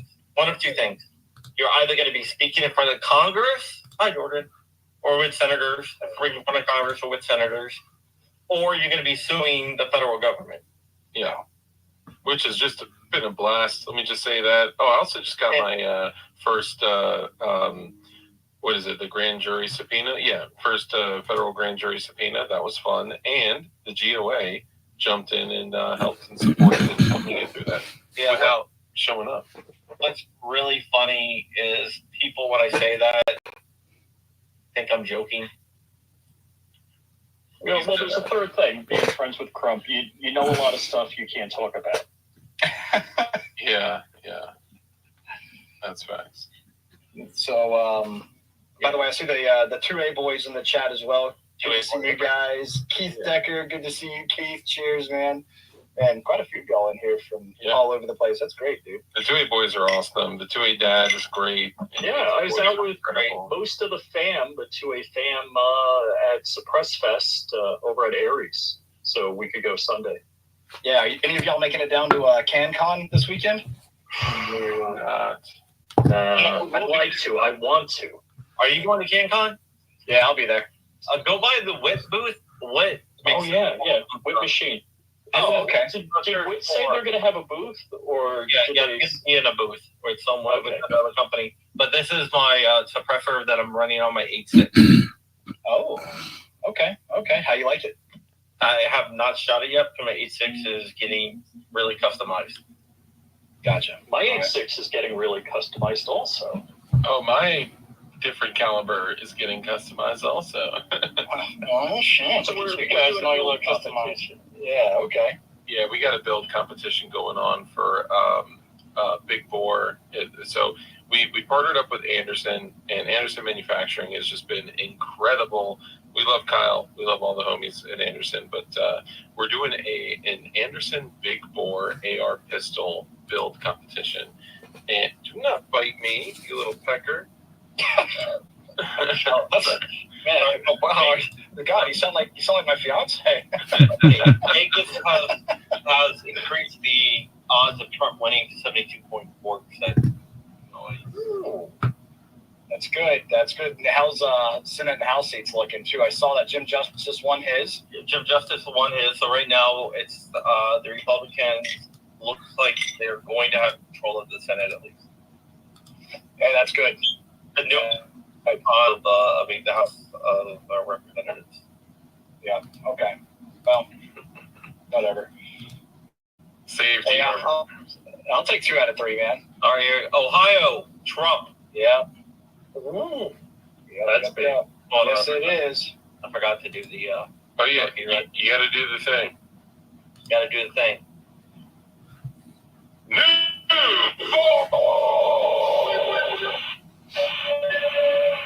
Users beware. God dang. Sorry. No, you got News have just all Ohio. Actually, a bunch of people put Ohio, but yeah. I mean, look, how many times have we seen in version where it's like, oh, this is called, and then something changes, and it's crazy. I already demand a recount. Yeah, when they go home for the night. Oh yeah, there's gonna be that 3 o'clock, 9-3 curve upward, right? Just like No. All those tractor trailers and radio flyers came in. You know what I'm saying? Yeah, right. Then we got Linchpin Supply. Linchpin. Oh, dude, okay. I don't know if are you guys into chest rigs? Like, not like necessarily just plate carriers, but like non-armor bearing chest rigs. Yeah, so I've got one that's a cheaper one, but I really like it from Ace-Tac called the SOP chest rig, and it can detach and all that type of stuff. And that's what I've got on my Cry JPC 2.0 over there that I really, really like. Nice. I think Clayton knows all the good parties to go to at SHOT Show. Well, having hosted one or two, Yeah, wait, Crump like the midget wrestling, that was a win. Yeah, dude, that was. I got a thing for like midgets. Not like sexually, like. Dude, I was like, wow. That is gonna be. Just wait, Crump. Someone's gonna take that little snippet. That's gonna be everywhere. Just go ahead and roll that new call right now. John Crump has a thing for me. Yeah, we'll do new call, and then John, has a thing for midgets. No, I wanted to give a quick shout out. Linchpin Supply has this crazy, incredibly comfortable, and awesome chest rig, and it holds not 3, not 4, not 6 AR-15 mags.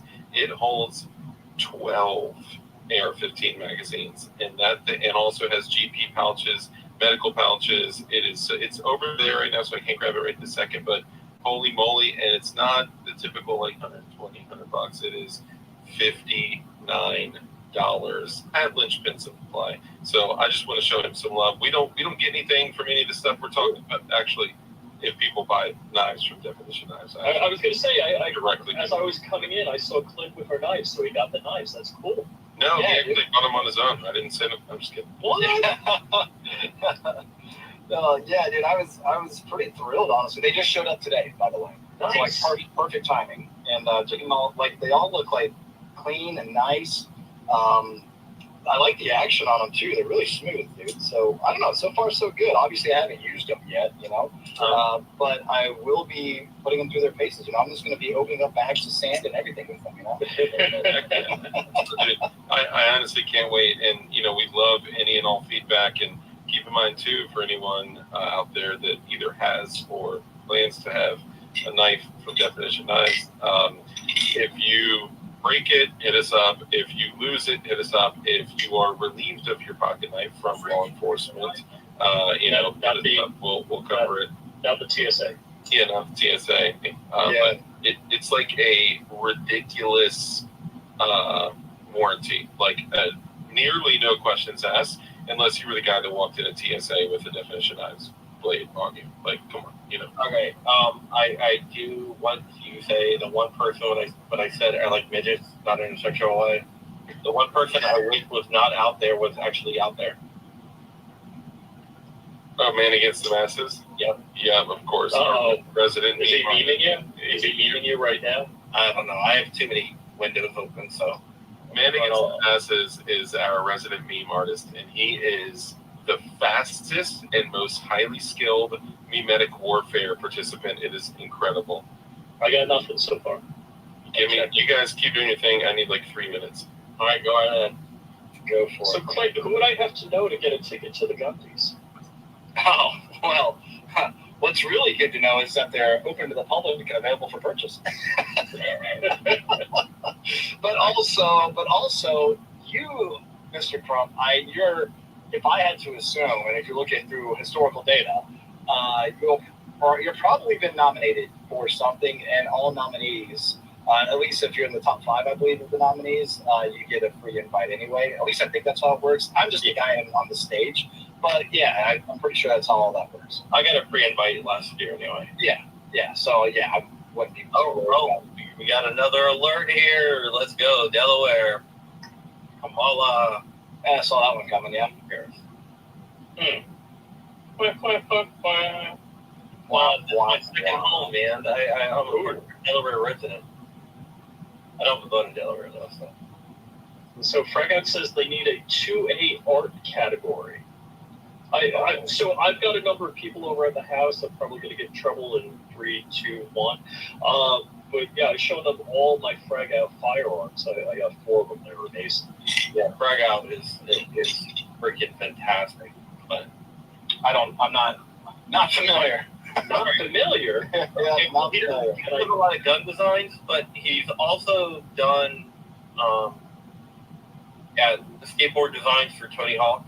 Oh, that's cool. Yeah. Look him up. Actually, so he did the logo for Definition Knives. So he's done all of our artwork. Yeah. He also did the one of the albums for Ice Cube. Yeah, you gotta check out Frag Out Design Studios. It's crazy.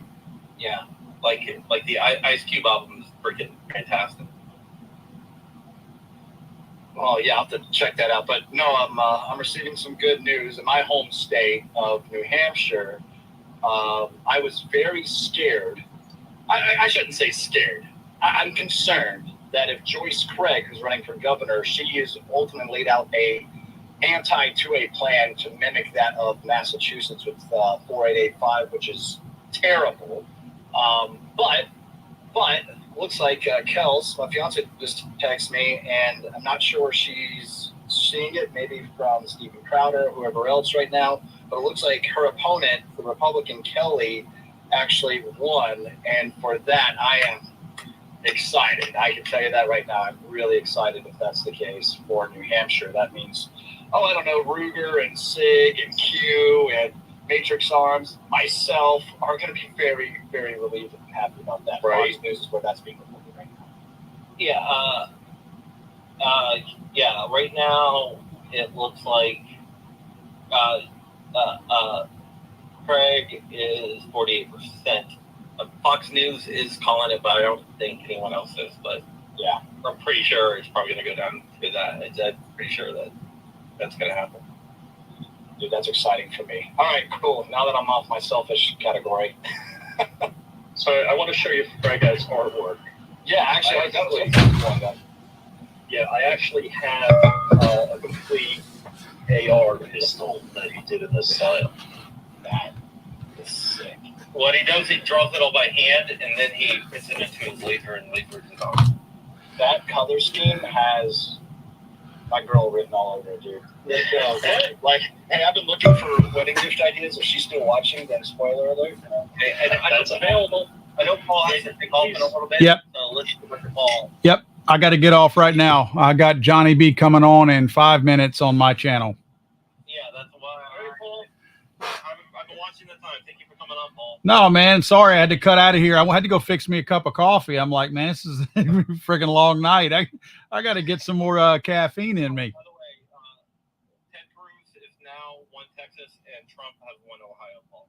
Oh, heck yeah. Oh, wow. No kidding. Yep. That's awesome. Where's real quick, It's good to see you, bro. real quick, where are we at on Pennsylvania still? 24%. I believe it's been being chipped away. Okay.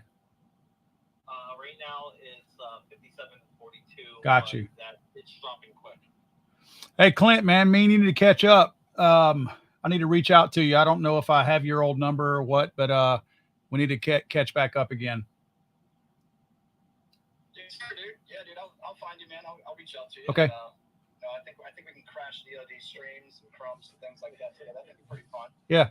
Sounds good. Rich and John, good to see you guys again. Good to see you, Paul. All right, fellas. Hey, bro. See y'all later. Yeah, it's, Pew Tank says 56.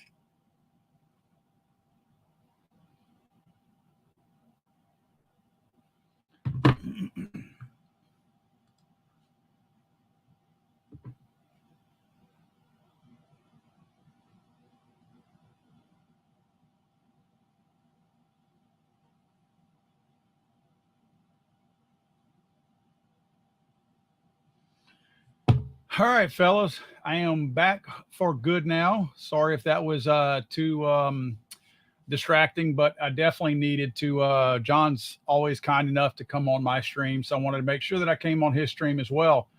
And look who we have here. Let me grab my headset so I can hear the guy. Johnny B.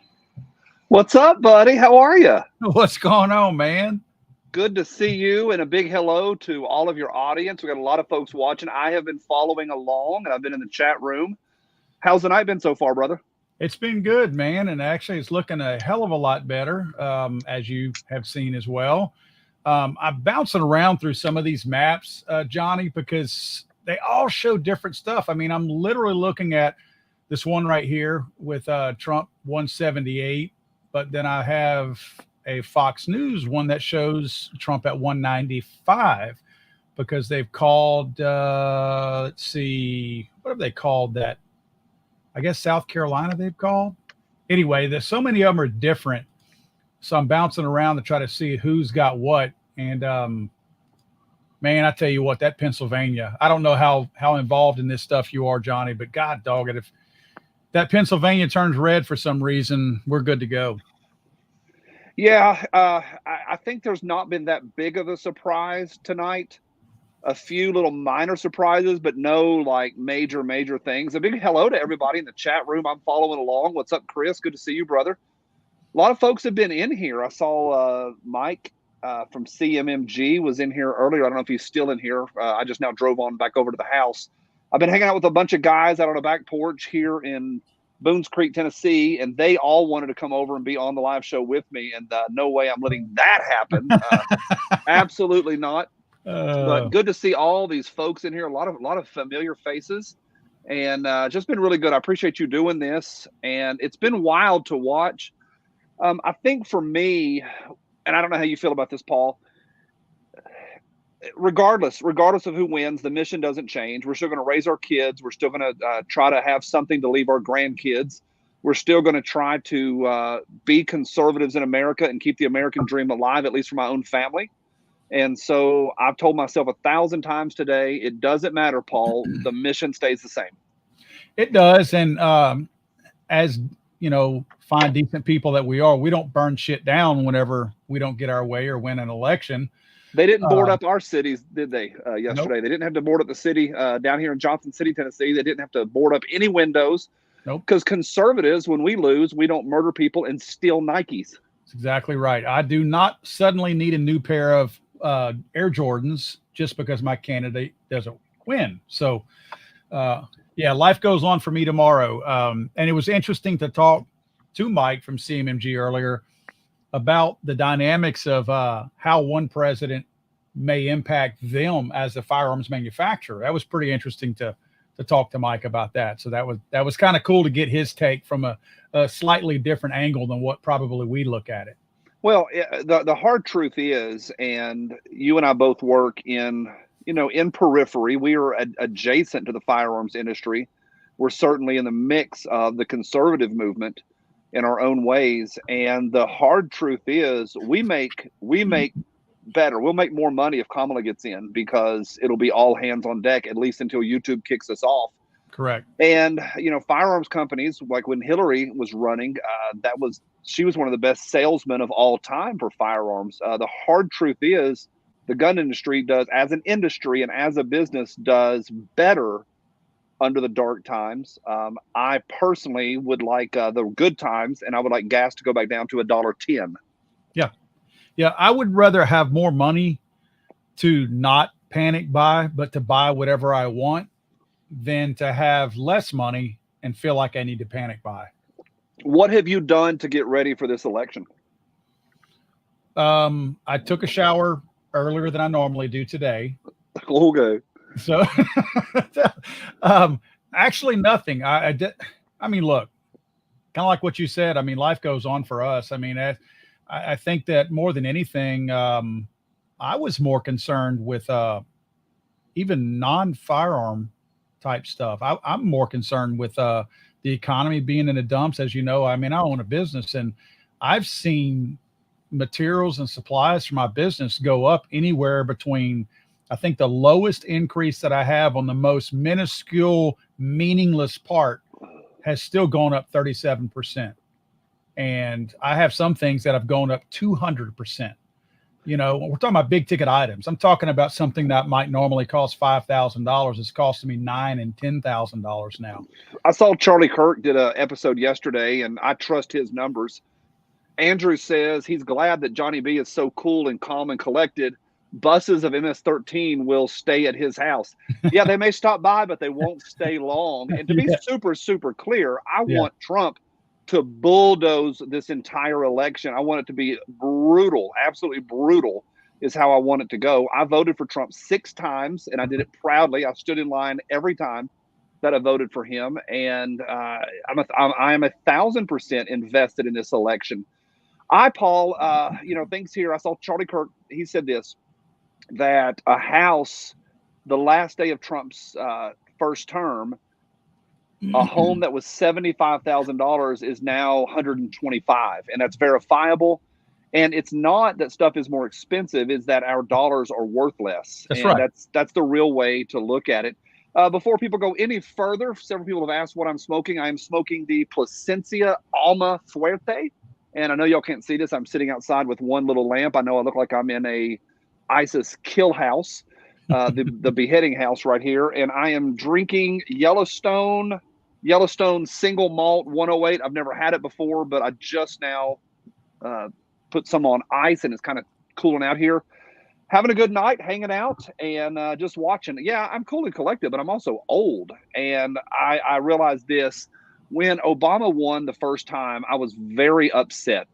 And a friend of mine, Richard, hollered at me the next day, and he said, I want you to think about something, Johnny. He goes, we, over the next 4 years or maybe 8 years, are going to see that the founding fathers were pretty legit. We have a checks and balances system. Yes, I know it's gone all to hell in that the grand leaders are now trying to rule with executive order. However, some of the basic tenets of from our civics classes are still there. The president can only do so much damage. Now, Kamala will absolutely F this country over if she hopefully does. I don't want her to win, but if she was to win, she would screw us over in 1,000 ways. But there is some checks and balances in there. There's only so much they can do. But my point, and the reason I'm a little calm tonight, believe me, I'm nervous as HELL. But part of me stays resolved again, like I started with. The mission stays the same, Paul. Yeah, there's no doubt about it. I feel like, gosh, let me tell you what my biggest fear is. if she Sharks? wins. Oh, Well, other than midgets. antique furniture, the freaking antique furniture. I'm tired of it. That's right. No, seriously, being down here in Louisiana, the freaking border. And I wanted to mention this. Both sides have said kind of the same thing over the last couple of days. All right. Trump has said that if Kamala wins, or at least the Trump administration or organization, campaign, whatever, has said that if Kamala wins, there will never be another election. And Elon Musk said that. Kamala's outfit has said that if Trump wins, the same thing. Well, it's kind of true, but for two different reasons, and both of them are kind of right. Unpack that a little bit. If Trump wins, well, no, they're wrong about Trump. Let me back that up. Trump's not going to. They're speaking of it from a tyranny standpoint, that Trump's going to be this hardcore tyrannical dictator that's going to jump in there, and he's not going to allow elections again. Okay, we do still have a constitution, and that is what they would lean on, even though they don't want to recognize it when it benefits us. They will certainly recognize the Constitution if Trump were to do that. We know Trump's not going to do that. I mean, honestly, not just got voted for the guy. Trump doesn't. He's going to be 82 years old if he wins this election whenever he gets out of here. He doesn't want to rule indefinitely. So that's just a figment of their imagination. But I do believe that if Kamala got in there, not from a tyrannical standpoint, that we would never have another election, or excuse me, we would never win another. There would be another election.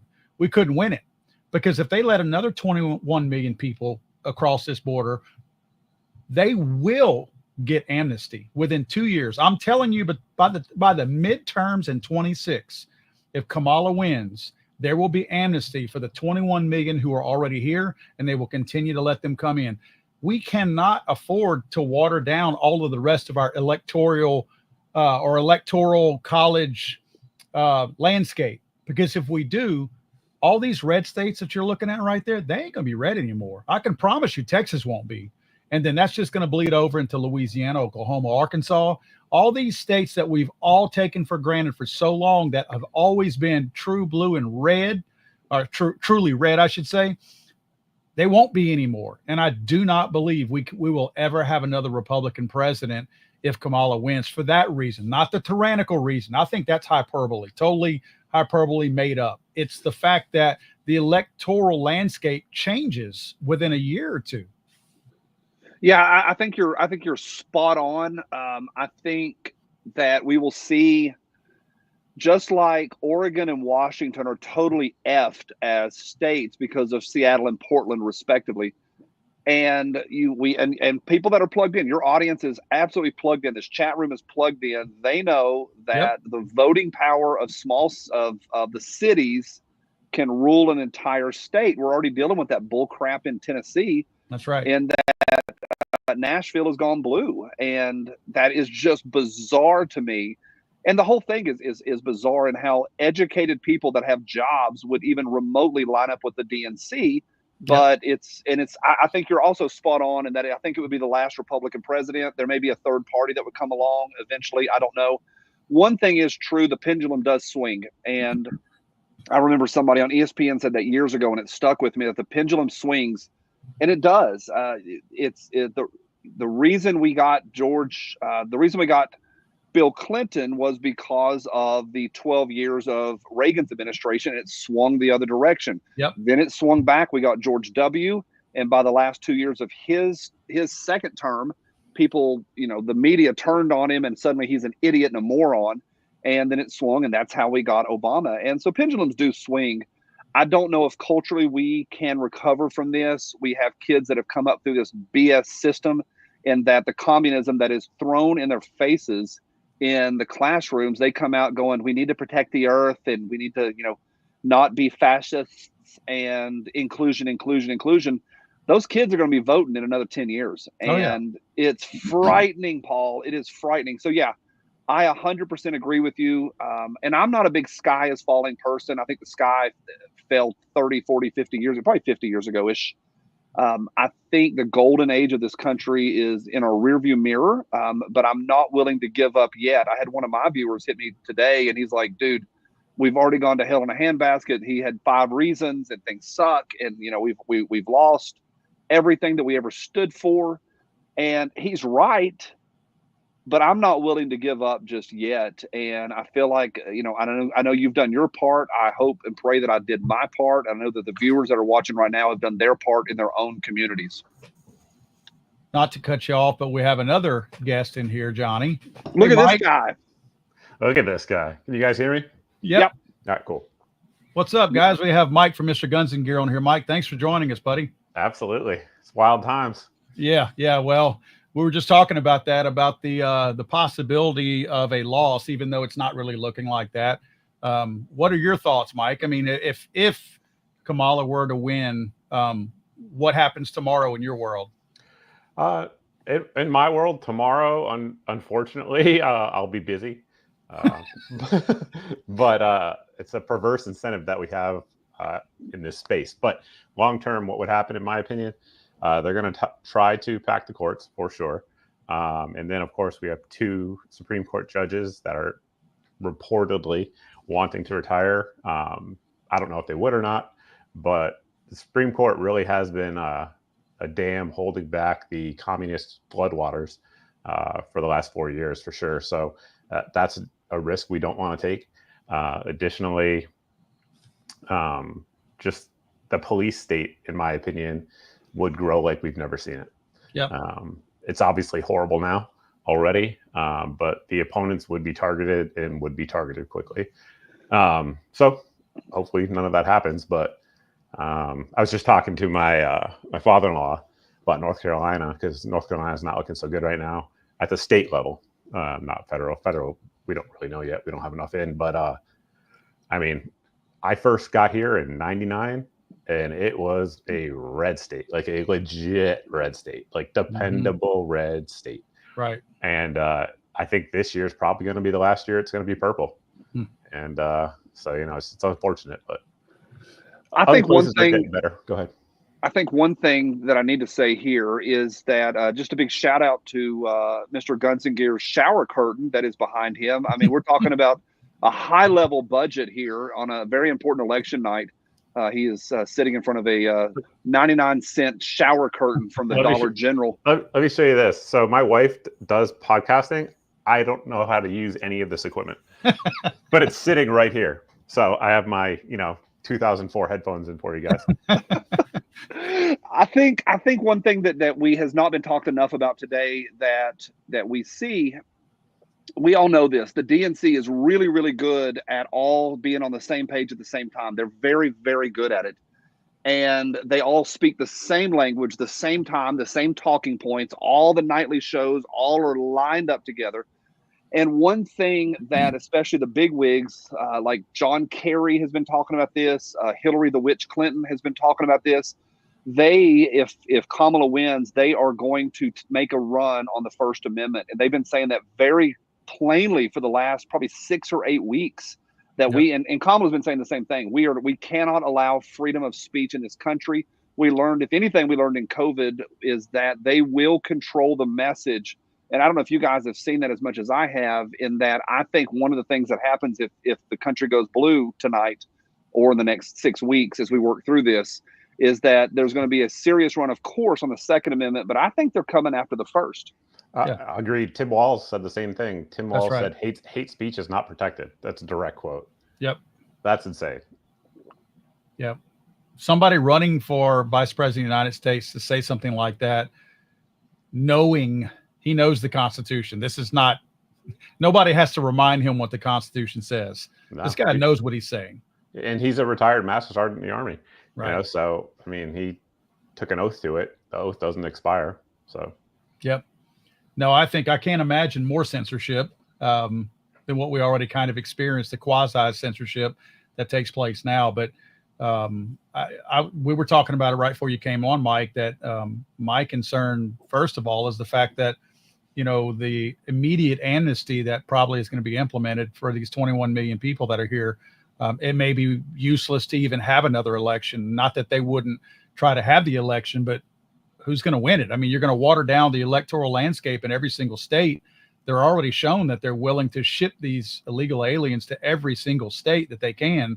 I mean, that's not on accident. I mean, they're purposely hitting people in all of these red states and shipping these people out to them. That you water down that electoral landscape, and it's not gonna be red like this map that we're looking at right now. No, and I think the numbers of illegals are grossly underreported. 100%. I mean, 10 years ago they were saying 15 million. Yep. I mean, like, it's way higher than 22 or whatever they're saying now. There's just no way that's realistic. But yeah, no, you're absolutely right. And that kind of goes back to what I was saying about the Supreme Court and the potential for that moving left if they get in there, because, you know, that obviously would be challenged. And if the court wasn't as solid, which is a relative term, solid as the court is now, that's a real danger. And it absolutely could happen. I didn't even think about packing the court, but that made me think of the whole DC and Puerto Rico statehood thing also. You know, they're going to push that as well. And that's to pack the Senate. Correct. They have talked repeatedly about, and y'all have heard this, about not just packing the Supreme Court, but adding to the Supreme Court. So they really stack this thing up. Yeah. And if they have a super majority, it's not out of the realm of possibility of somehow with backdoor bull crap. And I'm a conspiracy guy, big time. I admit that. And I believe that there are powers that be that have control over some members in DC, certainly in Hollywood. We've watched that. But I think with a super majority, they would have enough to realistically get an amendment through. And who knows how many members? I don't know how many y'all think they would try to do, but they will add a significant number, and they will all be flaming progressives that are controlled by whomever is controlling this circus. So they're going for 13. They publicly discussed it. A lot of the Right. leaders have said that 13 is their goal. That's what they want to do. And I mean, perfect example of what you were saying, Johnny, is Ketanji Brown Jackson. You knew that she had a political axe to grind that was not center of the road whenever she would not define a woman or say what a woman was. I mean, that was all political. That was nothing but, I'm doing this to protect myself in case I ever have to preside over a court where I don't have to recuse myself if it involves some kind of a trans issue. That was all political. That was, I mean, that tells you during that process going through the Senate that she intended it to be political. I think she is a complete disaster, and it baffles me watching some. And I know I'm not, I'm looking at water and going, "Wow, it's wet," and I'm looking at the sky and saying, "Wow, it's blue." But it is baffling that somebody like that is a justice, and it makes me yearn for the cloning of Clarence Thomas, which I think would be the best thing we could ever do. But that dude loves his motorhome, and I don't know how much more he's got in him, because that dude wants to go to that motorhome and read books and be the nerd that he is. I don't know how much more he has in him. I think if Trump wins, he's done. Yep. For sure. And probably Alito too. So. It's frightening. I think, like I said earlier, that we're in a place where the Oval Office is now legislating from executive order. It's never was designed for judicial decisions to be legislative, and they drive policy. They really do. Yeah. And that's not what they're supposed to do, but that's what we have turned it into. And it is scary, the damage that a 13-member Supreme Court could do to this country. I'm not being dramatic, we would never recover from it. 100%. The country would change. I've said this to probably both of you guys, not on camera, but I'll say it on camera. It would get to a point where certain states, I think, would just leave the union. They just wouldn't put up with it. I think that's Appalachian. It's going to happen. I don't know about that, but maybe a couple of the states in Appalachian would. Yeah. Texas would definitely be one of the first ones to go. Yeah, I believe that. Yeah, I agree. I mean, it would require them to be capable of having a self-sustaining economy. So there's not a lot of states that fall into that. That's right. Easily. California and Texas. Yep, for sure. They're the easiest. Yep.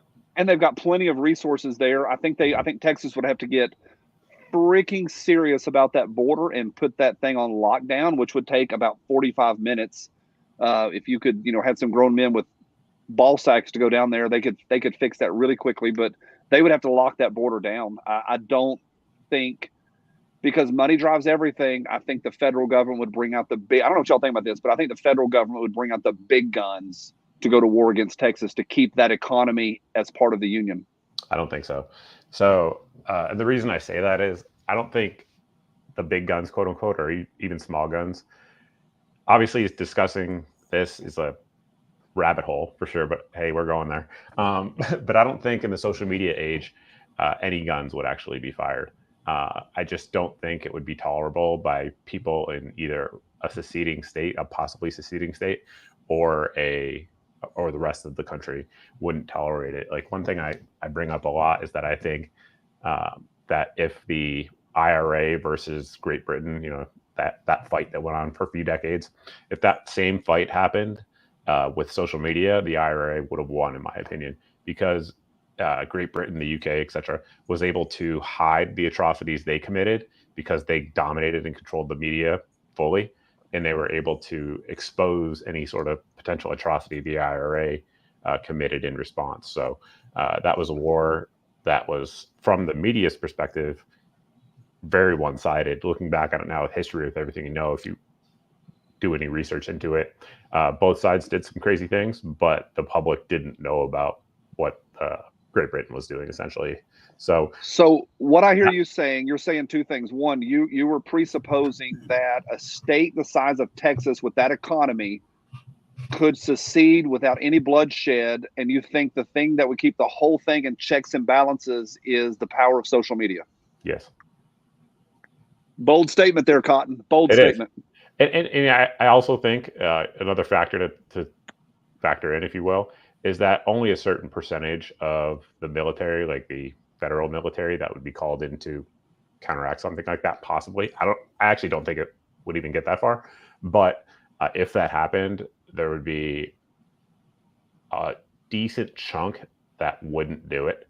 There'd be a decent chunk that would, for sure, 100%. But the ones who would, this is a way broad statement, but the ones who would be more likely to do it and participate in that type of action wouldn't exactly be your elite soldiers. It'd be a lot of the logistics guys and stuff like that don't have like a patriotic leaning, if you will, as much. Like I talked about this with John Lovell one time on his channel, and he was like, no one would do it. And I was like, bro, you were in Ranger Battalion. Like, Ranger Battalion is not the military. You know what I mean? Like it's a different subset of people, Ranger Battalion is not the cooks, is not the logisticians, it's not the admin clerks. Like, it's a very different culture. But anyway, yes, to that point, I do not think a shot would be fired. I think something would be worked out where federal assets that were within whatever state it was that was seceded, there'd be a certain timeline for the federal government to recover those assets, and then I think that'd be about it. I'm not advocating for that publicly. I'm just saying, like, no, if it got to a point where that obviously was a potential thing, I think it could be possible. That's a great question for the chat room tonight is, other than Texas, because that's the easy one, what is a state that would jump on that bandwagon really quickly? I think, what about you guys? I think Florida is a dark horse. Florida has already separated a little bit culturally. Yep. They have taken stands. They took stands during COVID. They have strong leadership with ball sacks down there. I think Florida's a dark horse for a potential adios. What do y'all think? South Carolina as well. And then potentially California. Obviously, it would go in the other direction. If things went a certain way, like let's say there was a landslide today, right, on the Republican side, and they were actually able to like restore sanity, like America in the 90s or something like that, which still was a little bit liberal, but nothing like it is today. A state like California could do it as well, for sure. Paul, what do you think? I think that Louisiana would be redrawn, and we would chop off Baton Rouge and New Orleans and leave it behind, and the rest of Louisiana would secede with Texas. I mean that. I'm not joking when I say that. I agree. I thought about that as well. Yeah, I think the Mississippi River essentially would be your dividing point. Everything west of the Mississippi would go with Texas, and everything east of it would stay with the old U.S. Well, on that bright note, Right. I'm sitting here figuring out where I want to live. Oh, Hey, Mike, geez. let me ask you this, because Yeah. I asked Paul this question earlier and he totally evaded it with a little bit of mediocre comedy. I did a few things to get ready for the potential of maybe a speed bump in our economy, or a speed bump in just life. I bought a lot of jerry cans. I'm just not super prepper stuff, but I've got a way now that I can cook here. I can survive 4, 5, 6 months solo here in my little domicile. Did you do anything? I know you're pretty ready to go, but did you do anything to get ready for this election? No. But like you said, it's because I've kind of dealt with that. Here where I am in North Carolina, we had Matthew not too long ago, and we were out of power for, I don't know, 3 weeks, I think. So we had a pretty good dry run of what worked, what's needed, what's not needed, essentially. And then also where I live in Florida was also impacted by a huge hurricane shortly thereafter, with about 2 weeks of power outage there. And so no is the answer to that. We're pretty good. The one thing that really scared me about scared is the wrong word. One thing that I thought was very concerning coming out of what happened in the mountains with Helene was that, of course, 95 or maybe even 98% of all the items I have, stored ready for those certain things are in my homes. So like, what if my house was gone? I mean, like then all that goes to naught, and really all you have is your skills and your network. We've been talking about that a lot lately on the Liberty Lounge podcast, and all of this. I don't like the word prepper. I'm not a big prepper. I think when you say the word prepper, you're eventually going to buy cargo pants and grow out some bushy bootleg beard. But I am all about preparation, and I am ready right now. Somebody challenged me the other day. It might have been you, might have somebody in our little circle said the other day, if you think you're ready, go flip the main breaker off in your house and leave it off for a week and just see how your life goes. And I am thinking about doing that this winter. Maybe doing 3 or 4 days just to see, and maybe just to do an experiment. But one thing that we've been talking about in all of this, and that we learned during the flood, folks, a lot of folks know this, but I am 6 miles from the river right here, and where the big flood was, and is that all of this preparation presupposes that we're going to be safe and sound inside of our own house, and that the only big problem is we don't have gas and power and internet, and that everything else is fine. And I think this, Mike, is that if your house gets blown away, all bets are off, and you are at the whims and the behest of the generosity of your neighbors, which is what we saw around here. And so I am prepared for this and this piece of property, which you've actually been at, Mike. This is it. And if this is gone, I'm headed to my warlord's house. I've got 2 different warlords here that I could potentially go to. But that's it. If your house is gone, big time, you are leaning on your neighbors. Yeah, for sure. I mean, that's a lesson. If people didn't learn that from what's happened and what's happening right now in the mountains, I mean, I don't know what it would take, because the lack of response from the federal government at all levels was what's the word I want to say? Shocking. I have very little faith in the federal government, but how poorly they did in this one was really, really bad. Obviously, I'm on the North Carolina side here, and the fact that our governor didn't activate any guard units for 6 days is insane. We're on our own, fellas. We are on our own. Kind of like what, Mike, you've experienced down there in Florida. My first real experience with a natural disaster was when Rita hit down here, and that was a bad one. I mean, we were 2.5 weeks out without power, and I had literally just built my house like 11 months before that. It was the sickest feeling I ever had in my life, because I did a lot of the work in my own house, and I lost 6 shingles. So I was kind of spoiled by it. Yes, we lost power, but I mean, I put the 6 shingles back up the day I drove up to my house, right? When Laura hit, a little bit different story. By then, my wife and I had our son, and he's special needs, and it was hard. They went to a friend's house in San Antonio, my wife and my son did, and it was hard on my son because he doesn't understand what's going on. My son he's about to be 16. Actually, tomorrow he'll be 16 tomorrow.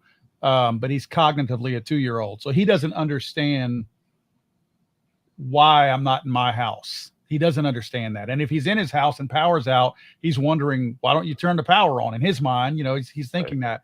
So my wife, Holly, she said, we got to figure something out for the next hurricane. So we got a whole home generator. And look, when I tell you we rigged this thing up, I even have, how you put the little yellow posts in front of the doors at convenience stores so people don't drive through the wall. I actually built this big cage around it. A friend of mine's a welder, and he welded this massive cage around my generator to protect anything from blowing into it. So we're finally at that point. Like literally today, for some reason, we lost power for about 6 hours, and I could hear my generator, my neighbor across the street generator going. So from a losing power standpoint, we're okay, but you're at the mercy of the gas company at that point. You know what I mean? I mean, natural gas. I mean, if there's a real issue that takes place and everybody knows that all these whole home generators are running, what are they going to do? They're going to hit the gas supply. So that's kind of worrisome to me. Did you elevate that generator by chance? Yes. Okay. A lot of people don't. That's just something to point out. A lot of people put those on the ground. No, I poured the slab. I poured the slab higher is what I did. Yep. It's on the same side of my house as like all of our pool equipment and all that. So I built it up because I wasn't even thinking about that, to be honest with you, at first. And there's an older man who used to cut my grass that made the comment to me. He services generators. And he said whenever one of the last hurricanes came through, a third of the generators were ruined because they sat down in that water and they had 6 inches of water inside of them. Yep. So, y'all are saying, educate me, fellas. So, is that more for the lowlands in Louisiana? Because I am looking at getting a whole generator system here. I'm in the hills. Would that matter here, Mike? I mean, we don't really have floods in the mountains. Because I've seen your property, I would say no. The angle of the slope that you're on is probably fine. Okay. But yeah, for people who have the potential of standing water. That's right. Elevate those things, man. It's important. I mean, we're probably 250 yards from the lake that connects to the Gulf of Mexico. Right. And we're 14 feet above sea level. So, and it's flat. Right. I get them up. Yep. I do want to say this. This is a total side note. We were talking about the controlling of the narrative and how I think people are just joining us. By the way, the chat room, I've been watching that. It is going nuts. So shout out to the chat room. Y'all are some crazy MFers in there. They are wild. They're telling me to grow a beard and become a prepper. No, the answer is no. We're not growing beards. Side note, this is great. I think Mike knows this. I did an episode about a year ago called "I'm Not a Prepper," and here's why. And I think because when you say prepper, now you're storing rice and beans in your house, and you've lost your mind. Right. I'm about preparation. And the Dr. Phil show hollered at me a few months ago, and they wanted me to come on there and do an episode of Dr. Phil. I was going to have to fly out the next day, go down to Dallas and film because they wanted me to be the anti-prepper on the show, which is a terrible idea. In all respects. I hollered at people that I trust, and they all said, "You're a moron if you go do that." But we're talking about people controlling the narrative and about maybe the freedom of speech going, getting out of here. My son just texted me a minute ago, and he was on, I'll leave the channel out, but he jumped over to a channel just now that's doing live election coverage, and they have 17,000 in the chat room right now on there. Wow. My son mentioned, hey, what about illegals voting, which y'all have been talking about that. They booted him out of there. 17,000 people, and somebody took the time to kick my son out of there. Yeah, it's crazy. Paul, walk us through what's going on in Pennsylvania. Well, this is kind of a big deal. They just turned Pennsylvania to light or dark red, which means leaning Trump. It's been light blue leaning Harris all night long. There's 43% reporting right now. We've got Trump at 1.5, Kamala at 1.488. For anybody watching, Johnny and Mike, I know you guys know this already. Kamala cannot win if she doesn't win Pennsylvania. Actually, it just switched back. Now it just switched back to leaning Harris. But since she's not going to carry many, if any, of the other swing states, she has to win Pennsylvania or else she can't win. Trump has other ways to win if Kamala wins Pennsylvania, because the swing states are more than likely, most of them, if not all of them, will go to Trump. So that's why Pennsylvania, I keep going back and looking at Pennsylvania, because it's so critical that he wins. I mean, it's almost neck and neck. Look, 1533 to 1523. Kamala has the edge by what, 10,000 votes right now, with 44 reporting. So that's probably the biggest race of the night to watch right there. If Pennsylvania goes, don't get my hopes up, Paul. Don't get my hopes up. I don't need this tonight. I This is need true. to just sit here. No, But I'm giving you some truth here. if he Mike, be the voice of reason, be the adult here, because Paul's outside in a yard barn. I don't trust him whatsoever. It's a miracle I even came onto this show. I'm kind of already regretting it. I should have done Phil before I did this nonsense. Shoot. Mike, what's the deal? If he carries Pennsylvania, are we in pretty good shape? Don't get my hopes up. I would say yes. However, I don't think, if I had to guess, I would guess there's a decent chance we won't know that for at least 24 hours, because look at what happened in Georgia. Last time it was what, 11,000 votes. Pennsylvania, I think, was 80,000 votes. I mean, so that's tight, Right. and getting that type of fidelity on the numbers with our current system being what we all know it is, I think it's going to be a little bit. And to be honest with you, to that point, Mike, Trump could still be, the election could still be called tonight if Trump carries the other swing states, even if they don't call Pennsylvania tonight. Yes. In correct. fact, they just flipped Pennsylvania back to leaning Trump again. So yeah, Pennsylvania is critical to Kamala. It's not critical to Trump. It just means Trump wins if he gets Pennsylvania. Kamala doesn't get Pennsylvania, she doesn't win.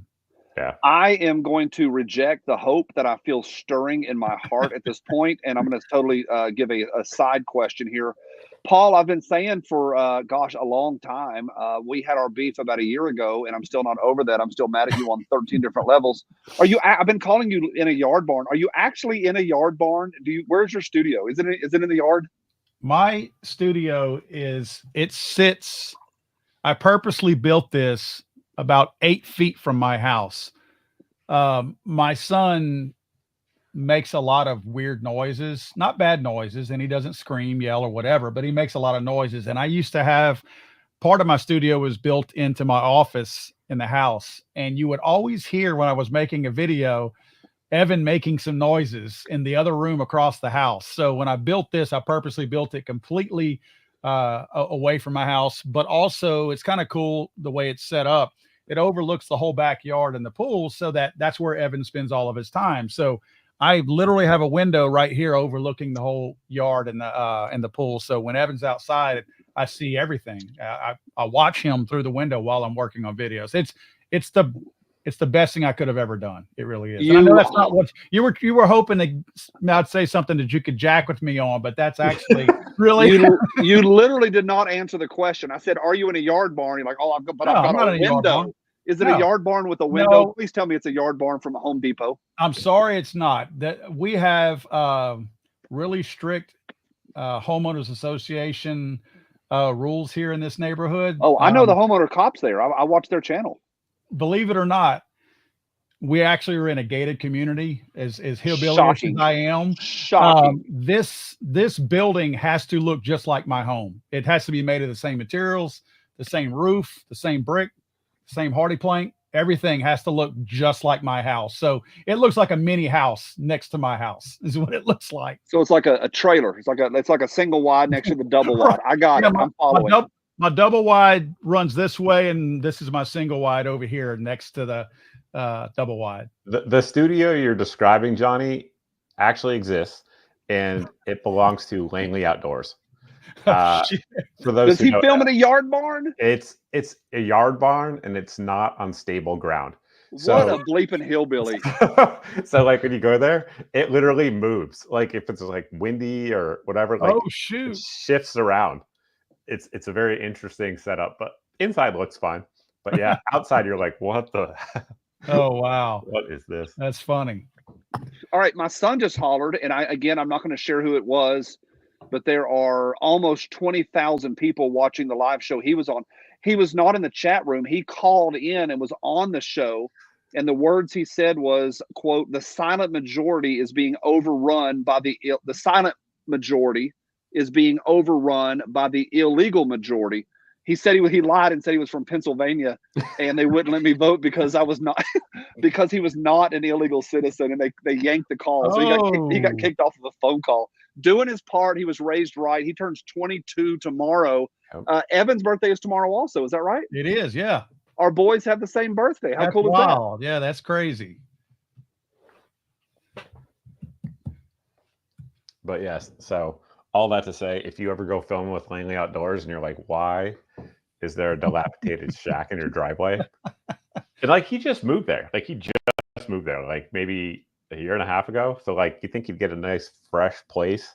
No, hard no. I think if you moved to Florida, you were legally required to have a yard barn. I think you have to film your YouTube channel next to an old 1994 Snapper lawnmower. I think it's required.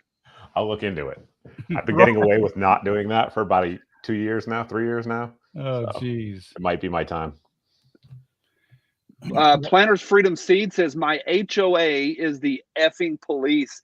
Yeah, it's bad. I don't know why in America we do this. I understand if you buy a home, you want to protect it. You don't want people, some neighborhoods people park boats on the road and boats in the yard or boats in the driveway.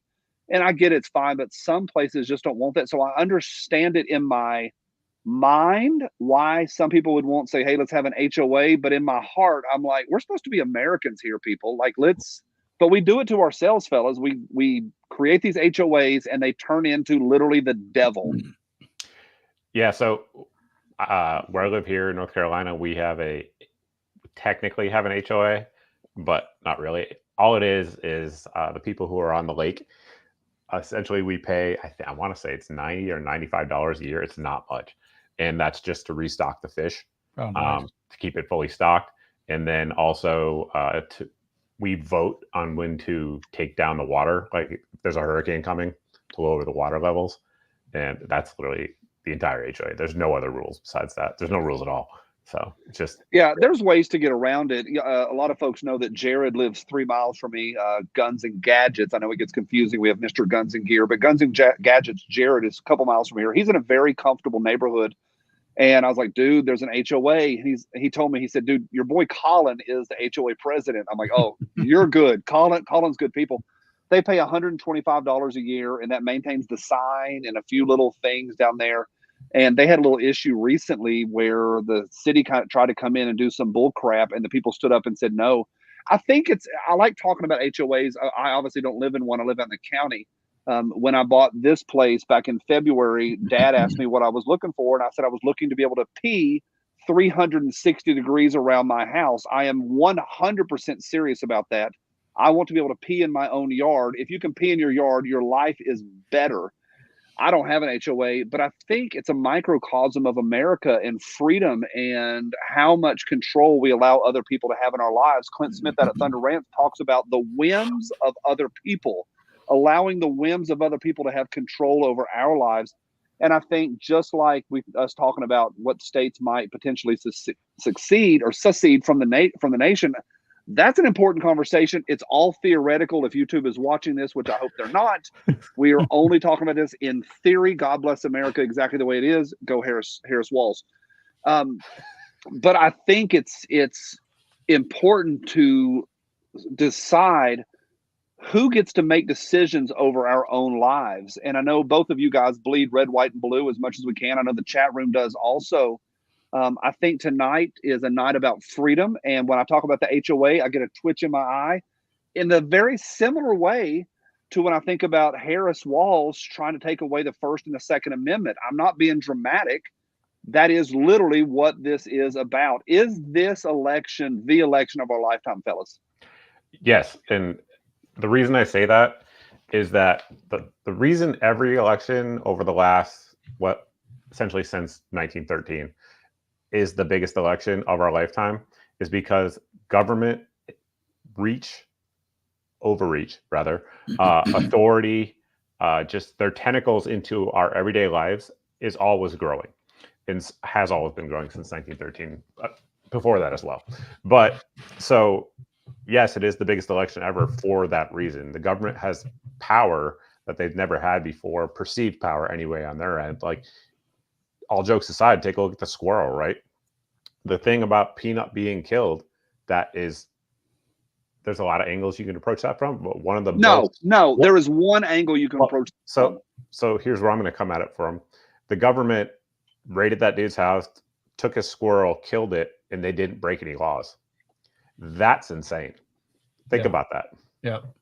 Can we pause and acknowledge Fred the raccoon? Everybody is talking about Peanut. We love Peanut. I love Peanut. And Peanut was actually next on my agenda to talk about tonight. But nobody is mentioning Fred the raccoon. He was also executed by the state of New York. Right. He is in my heart. I want to say this, and I don't know if I'm tongue in cheek on this or I'm dead serious. I don't really know. Y'all decide for me.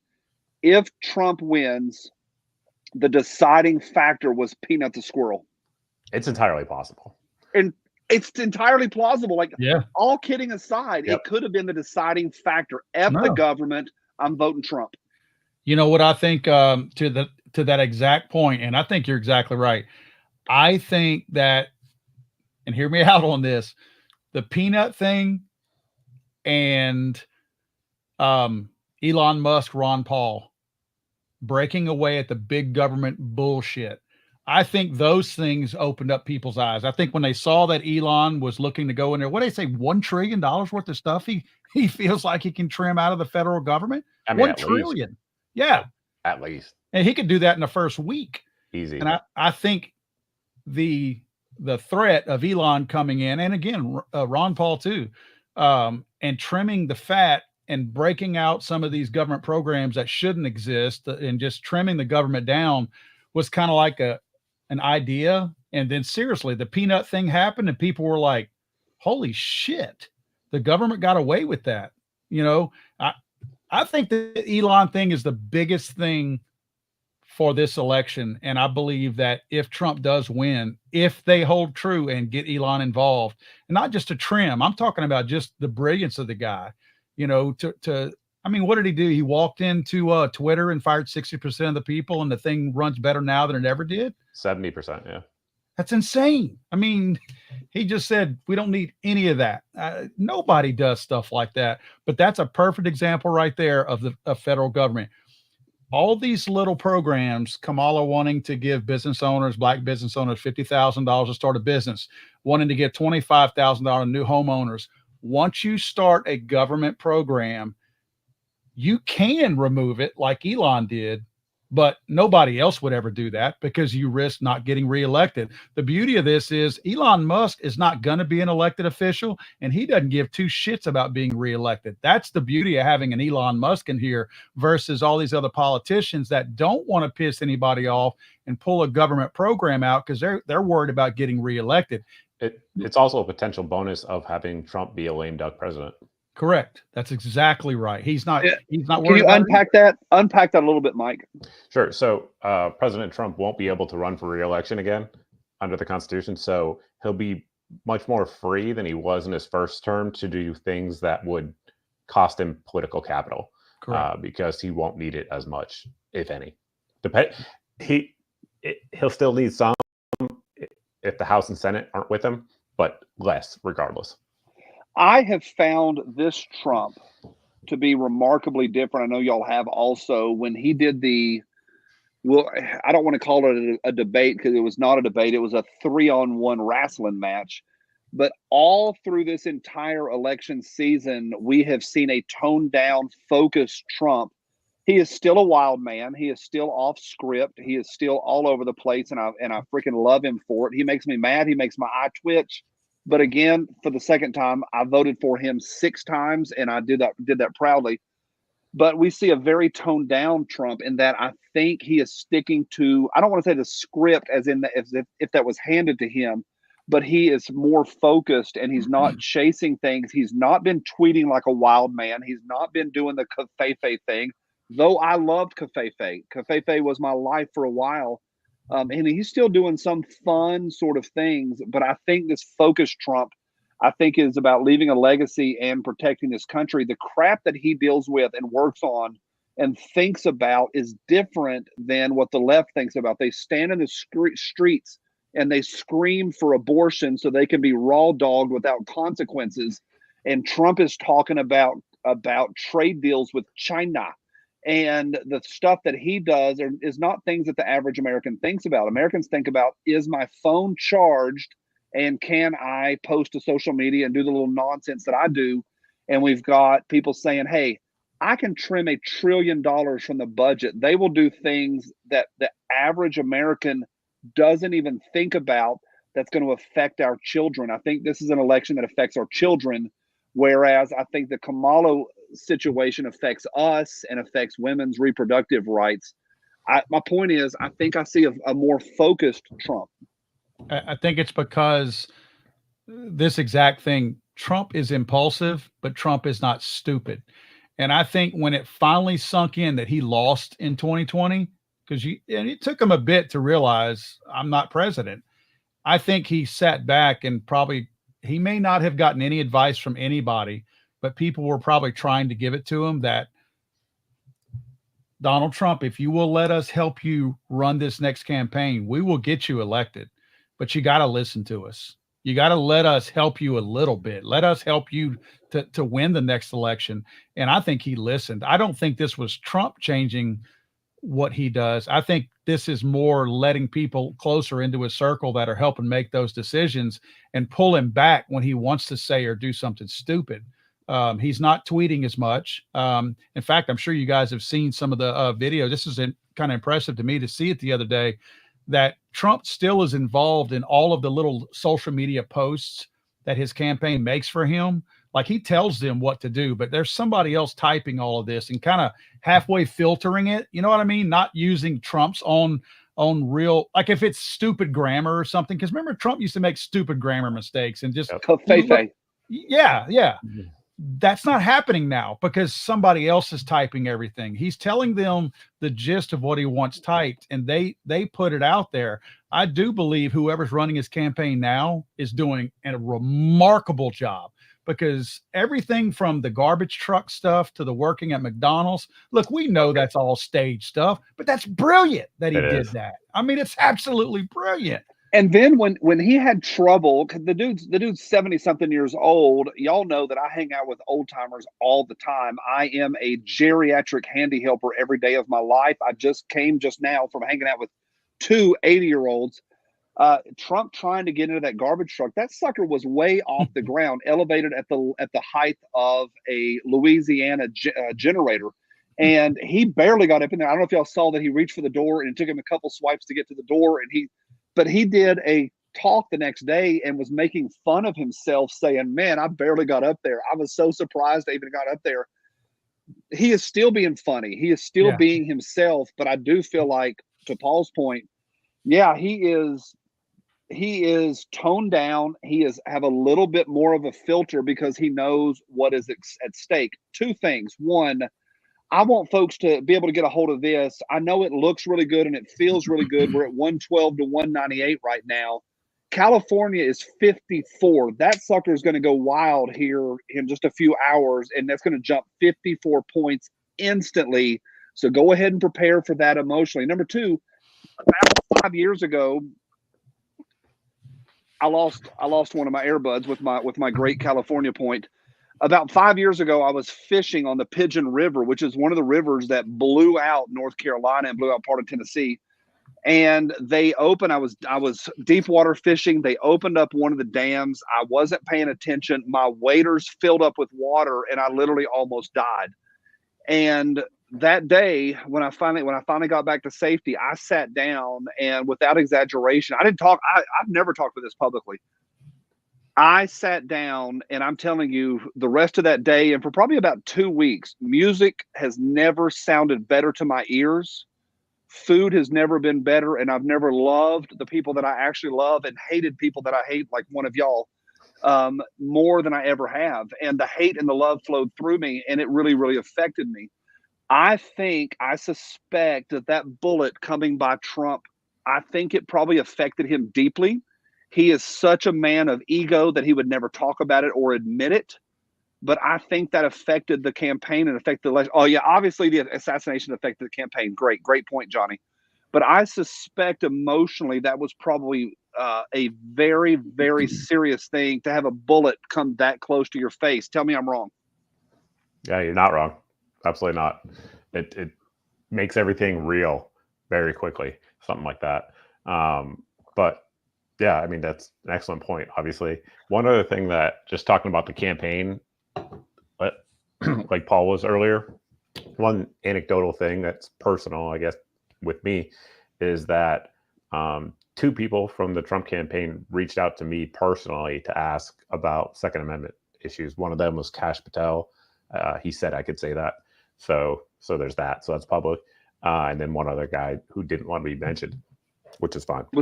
Was it Joe Rogan? Tell me it was Joe Rogan. It was not Joe Rogan. It was one of the campaign officials for President Trump.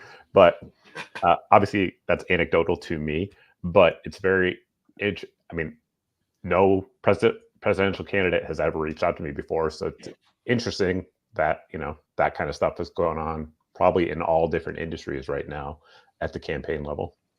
I think that's a significant point. I knew that you had talked to Cash Money Patel, and I think it's remarkable. I think and this is public.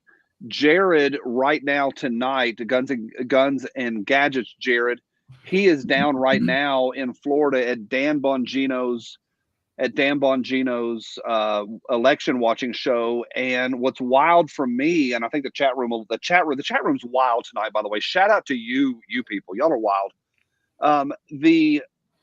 The number of politicians in this election that have reached out to non-traditional media people is more than ever. The main article on foxnews.com, the main article on Peanut the Squirrel, was primarily memes. There was a couple paragraphs of information, but the entire, you could scroll. It was all memes. And I was explaining to one of my geriatric friends tonight, who's 82 years old, fought in Vietnam. He's a hero. I was explaining memes to him tonight, and he, of course, he knows what memes are, but doesn't know that they're powerful. He's like, well, is that just an internet thing? And it was a little bit, it's one of those sort of dismissive, not in a bad way, but just, is that you internet kids? And I said, memes and pop culture and social media and new media and things like YouTube are now fully legit. The peanut memes this weekend that Elon Musk posted on Twitter, they were receiving 20 million clicks per post for memes. Wow. That's legit media. That is exponentially more powerful than CNN and MSNBC combined. So I think we're at a new era. I say when you tell me that some of Trump's advisors are hollering at you, Mike, it surprises me as a person because I know you and I think, why would they holler at Mike? But as a political strategy, it makes sense. What are the people saying? They are trying to put their thumb on the pulse. I need you guys to educate me right now. I'm watching this map. What states are left? We know that California is red. We know Hawaii is red. Who do I need to be watching besides Pennsylvania for the rest of the night? You need to be looking at these states over here that are the dark red, because those are the ones leaning Trump. I mean, you can look at Mike's right there at 16 electoral votes in North Carolina. You've got the 16 also in Georgia. That's huge if those actually do go to Trump. I would also throw out Arizona and Nevada to watch. I don't think we have as good a shot there. Go ahead. Where do they normally lean, those two? I think I've got a pretty good handle. But for me and my fellow morons in the chat room, where do those two states, Nevada and Arizona, normally go? Arizona is a purple state the last few elections for sure. They could go either way. Nevada's typically bluish, but not by a lot, by a couple points. How many electoral votes are we talking? Not sure on that one. Arizona's 11. Nevada is 6. Yeah, I think those are possible, depending on, if people really came out. And I do think, to Mike's point about Arizona, I think Arizona does have a chance at Trump. Well, look, it's only 3,000 behind with 49% reporting. But I think the border issue is what's going to help Trump in Arizona, or hurt Kamala is more likely. If it wasn't for the border being wide open, I don't think Arizona would have a chance to go into Trump. But I think the border is an issue right now, and those people see that. I mean, you got to figure those border states, border towns down there, they're being overrun, man. It's way worse than what the media is letting you know what's happening in Arizona. I have a theory, and tell me what you guys think about this. And I don't think it's an original theory. I think a lot of folks would never support Trump out and out. They're not going to wear a MAGA hat. They are not. I mean, I had friends that voted today wearing MAGA hats. I think that was pretty doggone freaking awesome. But these folks, I think there's a lot of folks in America that would never wear a MAGA hat. They would never post it on social media. They would never put a Trump J.D. Vance sign in their yard. They would never talk about it to their friends. They would never admit it to anyone. But they will still vote MAGA because they understand the border is going to F this country up. Gas price is going to F this country up. And I think there's a lot of folks that are voting for Trump that will never talk about it. There is a silent, and I mean an extremely silent group of people that are voting for him, and they're probably shocked at themselves. There is a woman that I'm really close to. Both of you all can figure out who it is really quickly. And she has a major problem with Trump 2016 to 2020. And those Trump tweets being, not really classy. I think her words to say is, hey, those weren't really professional. They weren't gentlemanly. She didn't want her kids to emulate somebody like that. Stood in line today in Tennessee and voted for Trump. And I think there's a lot of folks like her that would never admit it maybe on social media and had a problem with him 2016 to 2020, but will enthusiastically push that button tonight because they understand that Harris will F this country up. How right am I? Yeah, you're right. I have a friend that's very similar to that woman. She just had a child as well, which impacts how you view things. But she's a yoga instructor. Is she super single? hippie. What's that? Is she single? No, she's married. And her husband was a liberal too as well, which we'll get to. And but she, she's self-employed, so has to deal with that. Vegan, literally has armpit hair. Super nice person though. I'm just trying to paint the picture for you guys. Someone who hated Trump. You know what I mean? We got it. She hated Trump in 2016.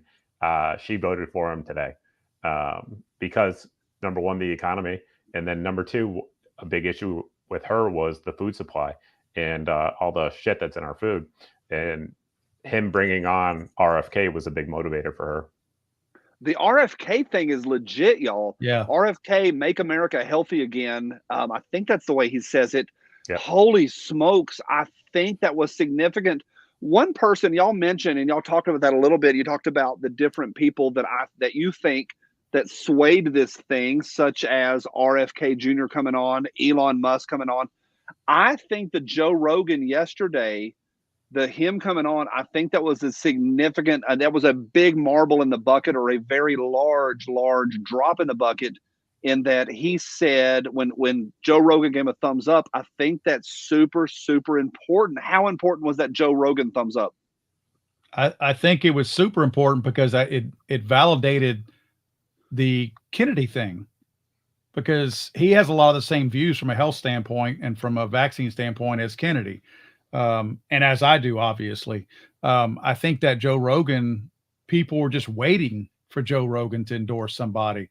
And of course, he's not known for doing that. But I think that was humongous because so many people that don't have a political affiliation, I think, follow Joe Rogan. They don't align themselves with necessarily a particular political party, but they agree with Joe's. I mean, let's be honest. He's middle of the road. I mean, he's got some liberal leaning views and he's got super conservative views, but you know what he's got? And I really believe this is what it is.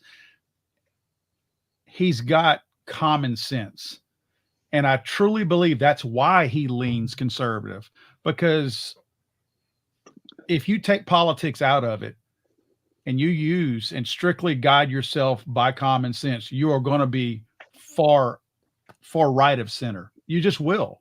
I mean, and I don't mean picking political issues. I'm talking about just in general. I mean, the whole trans thing with the bathrooms and all that, that's a common sense thing. I mean, do we honestly need to have that debate? about a boy going into a girl's restroom or spiking a volleyball into Yes. some girl's head. Yes, No, we do. that's not- We do need to have that debate because the memes are awesome. We need more transgender nonsense in 2024 and 2025. Bring on the memes. I think your point about people with common sense. I have a friend of mine whose spouse votes Democrat. He gargles the balls of Joe Biden. And I asked this individual one time, I said, How is your spouse voting for Joe Biden? Because he pays taxes. And I believe this, and this is just me, any business owner, and he's a small business owner, when they look and they say, because you ask the average person, what are we paying taxes? They'll be like, I don't know, 31%, 26%, 38%. It's closer to 65%, about 65%. We work till June or July. It's probably closer to August in reality. And I don't think anybody that really looks at the issue can go, wow, let's murder more children and worry about women's reproductive rights. I think people with common sense like Joe Rogan, I think they go, you know what? This is the best choice. Though Trump sometimes drives us crazy, we have to vote for the party that will F the country up the least. That's a very weird way to say it. But I think people like Joe Rogan who said, you know what? Joe Rogan has a brain. Like people just dismiss him as this meat-eating Neanderthal. He's not. The dude is absolutely brilliant. Yeah. I think personally, he skewed the vote for people that were voting today that were sort of 40% to 60, somewhere in that 10% sway range. And that could have been a deciding factor. Although I do want to say the real factor was Peanut. I genuinely think Peanut was a bigger factor. I think very few endorsements matter at all. You think? Hang on. You think Peanut was bigger than Joe Rogan? 100, not even close. Oh, that makes me so happy. That makes my night so much better. No, I really do, because it really opened people's eyes to the system that we're living in. I mean, we live in an anarchical tyranny system right now. Yeah. The government is sending, I believe he said 5 armed agents with a warrant to his house. 5 hours. Over a squirrel. And you have people. And a raccoon. And Right. a raccoon, Mike. Fred as well. Rest in peace. Thank you. But no, they're focusing on that. And obviously there's rampant crime going on, like real crime going on around New York. People are getting released with no bail, all those sorts of things. And it's so shocking to people who don't pay attention to the news cycle to see something like that. It really was an eye opener in my opinion. And that's one reason it was big. The other reason I think it's bigger than Joe Rogan is that I genuinely think most endorsements don't matter at all. However, Joe's matters a little bit more than most, in my opinion, because a lot of his audience isn't political per se. And so that has a little bit more influence than I don't know, Tulsi Gabbard, for example, giving an endorsement because she's a politician. You know what I'm saying? Well, I'm not knocking Tulsi. I'm just saying she's a politician, so her audience is political. I think the Rogan endorsement probably had an impact in people's minds, but I don't think it had an impact on voting for a couple of reasons. One, everybody already made their mind up as of today. What he endorsed him yesterday? Yeah. I mean, seriously, anybody was going vote today knew who they were going vote for. Nobody changed their mind because of that. Had he done this seriously 6 weeks ago before early voting started, it could have moved the needle a little bit with Rogan. There's could have been people out there who weren't planning to vote who may have voted. I'm not saying I agree with you on the endorsements. They really don't matter. I mean, that I think the people who endorsements move the needle on are the stupid people, like the ones who just aren't capable of making up their own minds. So they're looking at whoever the American Idol winner is or something that tells them who they need to vote for or whatever. I do think the Taylor Swift thing probably moved the needle with some of those idiots. I mean, I do think I don't say this to be funny. I think there's a lot of stupid people out there, of course, who are too lazy or dumb to make up their own mind. They don't do any research. They just look at what pop culture type stuff is and they follow along with it. I think those are the people that it matters with. Joe Rogan's audience are not stupid people. So I don't think those people would have had their mind changed by Joe Rogan. I think it's more of just wow, Joe Rogan endorsed Trump. I don't think it changed the voting in any kind of way. I agree. I think it could have changed a little bit. I think there's folks, especially more renegade type people, that might hang out with Joe Rogan on his show and that may think about shooting an elk and eating its liver and living a little bit more on the fringe, a little more libertarian. They might have tended to vote a little bit more towards the Jill Stein. Jill Stein crushed in the voting tonight as far as a Jill Stein candidate could tonight.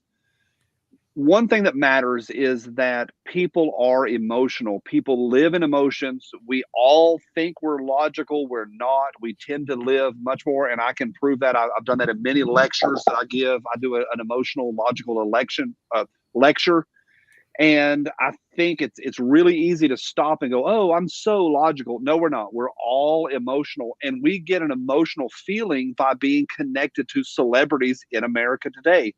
You can judge any society based on what they worship. The downfall of Rome came when they began to worship youth and youngness and youthness and prettiness and vitality and virality more than anything else. And it gives people a little bit of endorphin rush to go, wow, I'm voting the same way that Taylor Swift told me to vote. And that's a problem. That's a major problem in America today. I will say that I think I'm going to push back on you a little bit, Paul. You think that Joe Rogan didn't push the vote. I think maybe a few people that were more libertarian that may vote for the Green Party or the Libertarian Party, they might go, you know what, F it, I'm voting for Trump. I think it skewed some people. I do want to say this as we're watching the map tonight. Arizona has now gone, I don't know, we calling that purple or light red. Yeah. Arizona, since we've been rattling, Arizona has moved over to purple, and Pennsylvania has remained at purple. The chat room, I'm following along as we go. You people need Jesus. All of y'all do. This is a circus over there. Holy smokes. Paul, I am sorry for what's going on your channel. Real quick, I want to say this to your point about libertarians.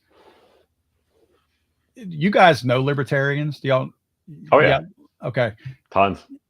You know, I doubt, and I'm not trying to argue with you, Johnny, but I doubt Joe Rogan changing his mind moved the needle. My experience with libertarians is they're not voting for anybody else except a libertarian.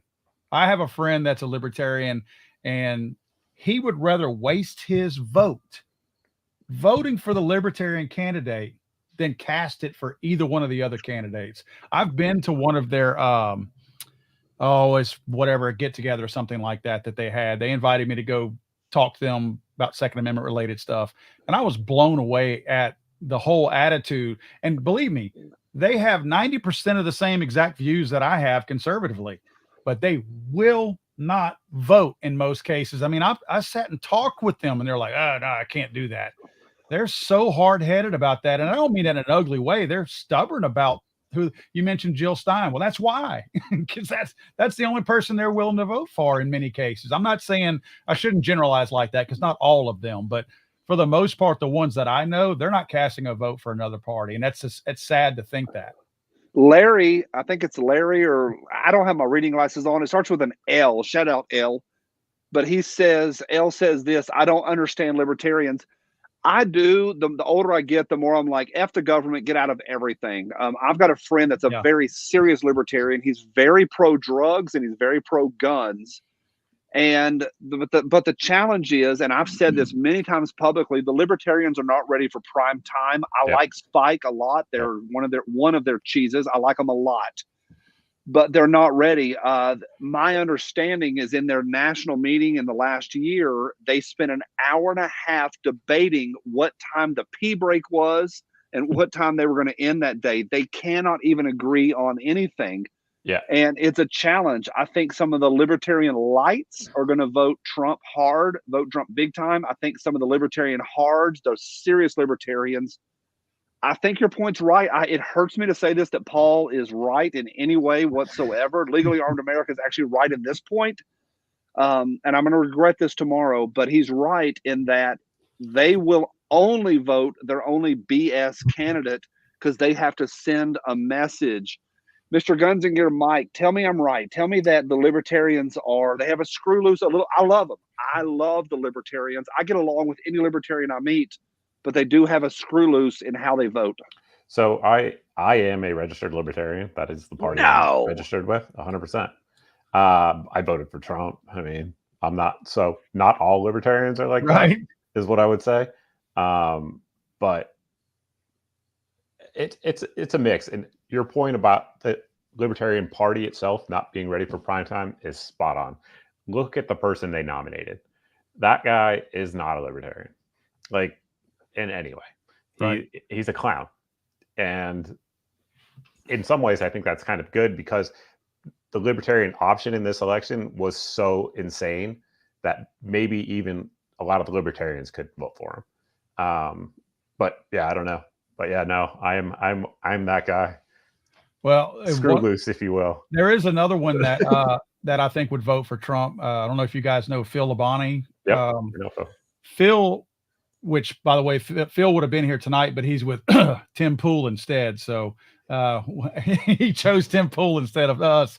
But instead of the yard barn. yeah, that's right. But Phil is one of those kind of guys that would vote for Trump. But he is super libertarian. But you know what I mean? What's the libertarian? Mike, libertarian is pretty much based on freedom of choice, right? Right. You do what you want. I do what I want. You leave me alone. Yep. 100%. And absolute minimum government as possible. Yep. That's and to your point, that is 90% of the conservative causes. You know what I mean? It really is. It's very, very close. But yeah, I mean, there is an individual in the chat room called Chlamydia Harris, which I think is fantastic. Chlamydia Harris has been crushing. He or she has been crushing all night tonight. But he or she said this tonight: most libertarians are just really dumb. How could they not know that voting libertarian is a waste? I think an important part that the hard libertarians have, not the lighter libertarians like Mike, but the harder libertarians, they are very serious about sending a message about a third party. And I agree with them on it. I still voted for Trump. Sure. But the idea that we have to have a viable third party is a legit point. And they're not, I don't think most of them are dumb. I think, again, they're not ready for prime time. Their main leader, Spike, is literally named after a My Little Pony toy. And that's a problem. Be whoever you want to be in 2024, but if you're named after a My Little Pony, you're probably not going to be the leader of any significant movement. That's a challenge. Although I like Spike and I like his feed, but again, I don't think they're dumb. I think they are very serious about sending the message, and they are willing, DAMN it all, damn it all. They are willing to send a message. Paul, you were zooming in on Pennsylvania once again. Talk me through it. Well, it's looking like Pennsylvania, they're so afraid to call that one. I mean, we got 61% reporting, and Trump has a 110,000 vote lead with, 49% or 39% left to go. I don't know I'm not familiar enough with Pennsylvania to know. You see the gray county right there? I wonder what county that is. There's not a big city in it because there's no city. The bigger cities obviously are already identified, but do y'all know what that gray area is? I do not. I do not either, but I think it's important on this map to note, like we talked about earlier, the cities vote blue, the counties, the regular counties and the smaller towns vote red. At this point, we cannot call Pennsylvania because of Allentown, Philadelphia, Pittsburgh, and Erie. Yep. Once again, the large cities, and when you put all the people together and you get all that nonsense and people that are sucking off the government titty, they vote blue, and they are swinging an entire state at this point based on 4 big towns plus some mystery counties. Somebody in the chat room is going to be like, oh my Lord, I live there, and they're going to tell us all about it. And it's, I mean, Trump's gaining on it still. Yep, for sure. I'm boy, what a. We'll see what happens at 3 a.m. Yeah. But for sure. But I'm gonna jump off, gentlemen. Okay. And, get ready for bed. But I'm looking forward to Paul's viewers coming on the chat. That I'm excited about. Yeah, that's gonna be fun, man. As soon as y'all get out of here, I'm gonna start bringing those guys on. Yeah, I know. I heard you say that earlier. So that is Mike, such a great decision, Mike. Good to see you. Thank you, Mike, brother. All right, y'all have a good one. All right, bud. Talk to you soon. All right, Johnny, you hanging I'm gonna around? hang- Yeah, I'm going to hang in here like a champ until my battery dies here in a few minutes. But I am here in the ISIS beheading room. It looks like I'm out in some spooky land. I'm just on my back porch, but all I have is a single lamp. I don't have all of the red, white, and blue lights behind me like some people do. Big shout out to the chat room. Once again, people are going wild in there. And I think it's important. I think it's important to be involved. I think more than ever, Paul, tell me what you think about this. More than ever, our individual voices matter.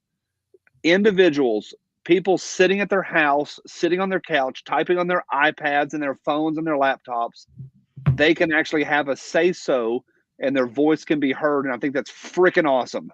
Yep, absolutely. Real quick, Chet, are you still in the chat room? Because I'm pulling your email up now, and if you're in, I'm going to bring you into the chat room. Let's see. This is such a bad decision you bring in the chat room into the live. Oh man, it's a great decision. I've done enough live streams with these folks. We have some really cool guys in here. Chet, if you're in here, let me know. If not, I can move on to the next person that sent me an email. I'm trying to go in order of who sent them. Adam La Rochelle. I guess that's. Wait, there's Chet. Yep. All right, Chet. I'm going to send you a link real quick. I'm going to email it back to you, and you'll just have to follow directions, click on it, and once you get in here, we'll bring you into the room. John Locke just said that Johnny is calling the pot, I am the pot calling the kettle black. I think he means me giving the chat room a hard time. Have y'all read yourselves? Read your own stuff. You people are insane, and I love you so much, but y'all are wild out there. Shout out to Peanut the Squirrel. Shout out to Paul the Raccoon. And a small, don't let it go to your head, a small shout out to the chat room. We are still purple in Arizona. We are still purple in Pennsylvania. We are still purple up in the Midwest, Minnesota, Wisconsin, and Michigan. And Georgia, I don't know what the heck is going on with y'all in Georgia. Get out there and finish voting or whatever. It is wild out there. I know that people are saying, wow, this is Trump's. Trump owns this. Don't forget that Trump owns California. That is 54 electoral votes. He owns Hawaii. I don't know how many that is. Maybe 8, Paul. I don't know how many Hawaii is. It's not that many. It's single digits. Yeah. And Alaska is a wild west. Who knows how Alaska is going to go? All right, Johnny B, you rage quit TGC After Dark. This is Jason. The channel is called The Gun Collective. That's TGC. Yes, I have rage quit After Dark multiple times. What'd you find out, Paul, about Hawaii? Hawaii's 4. Yeah, that's 4. So that's 58 total between California and Hawaii. Those are 58 that are locked in on cackling Kamala. Yep. Okay. Real quick before we bring Chet in here, he hadn't got here yet. Johnny, this will be the first time anybody has seen one of these, right? This, you guys have probably noticed that I have not been talking about any of my merch lately. Well, this is why, because TriStar is now making my merch for me. Can I get that in there? Y'all might remember that is so great. How cool is that? All right. I can talk about this one. That one is a new shirt that just dropped. It's a classic design from your classic design collection called Stay Salty.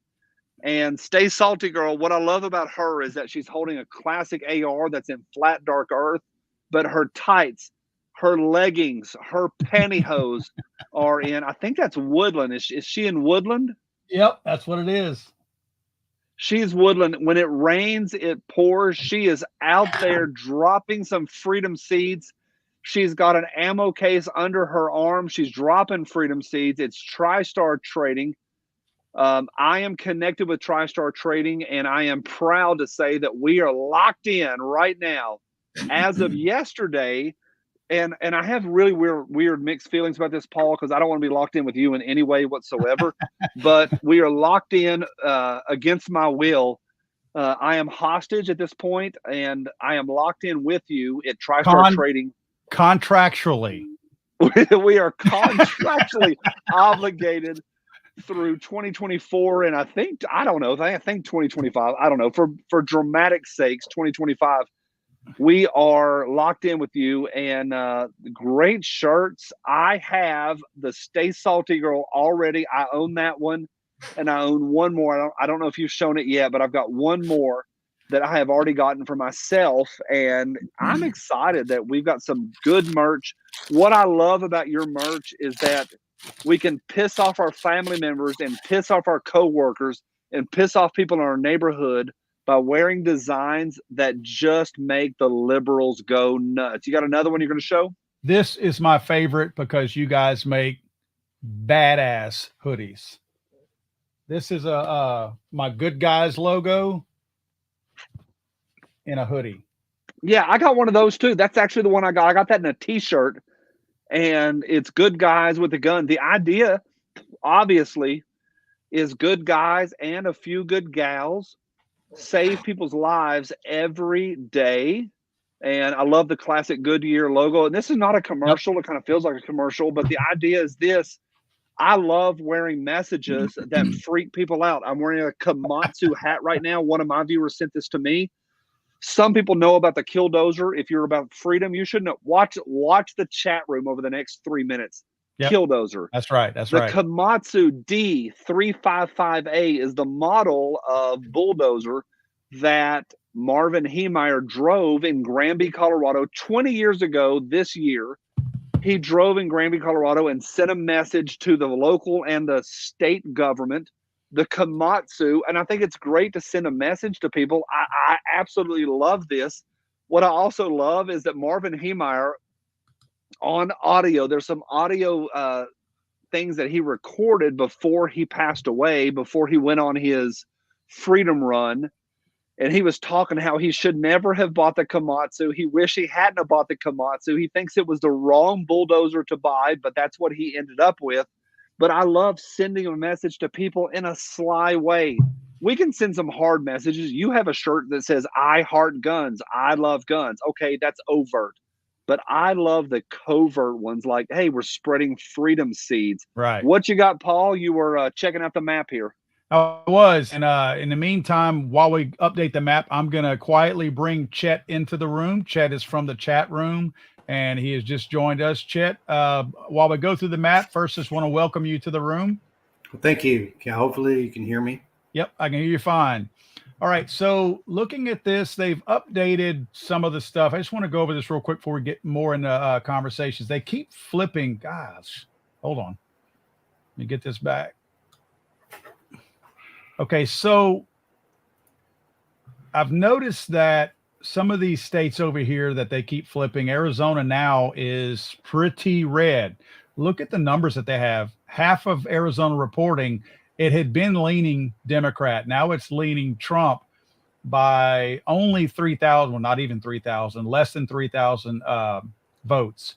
So that one obviously is not going to be called anytime soon. This kind of surprises me. Michigan. Look at Michigan by 50,000 votes. Michigan is one that gets very, very close.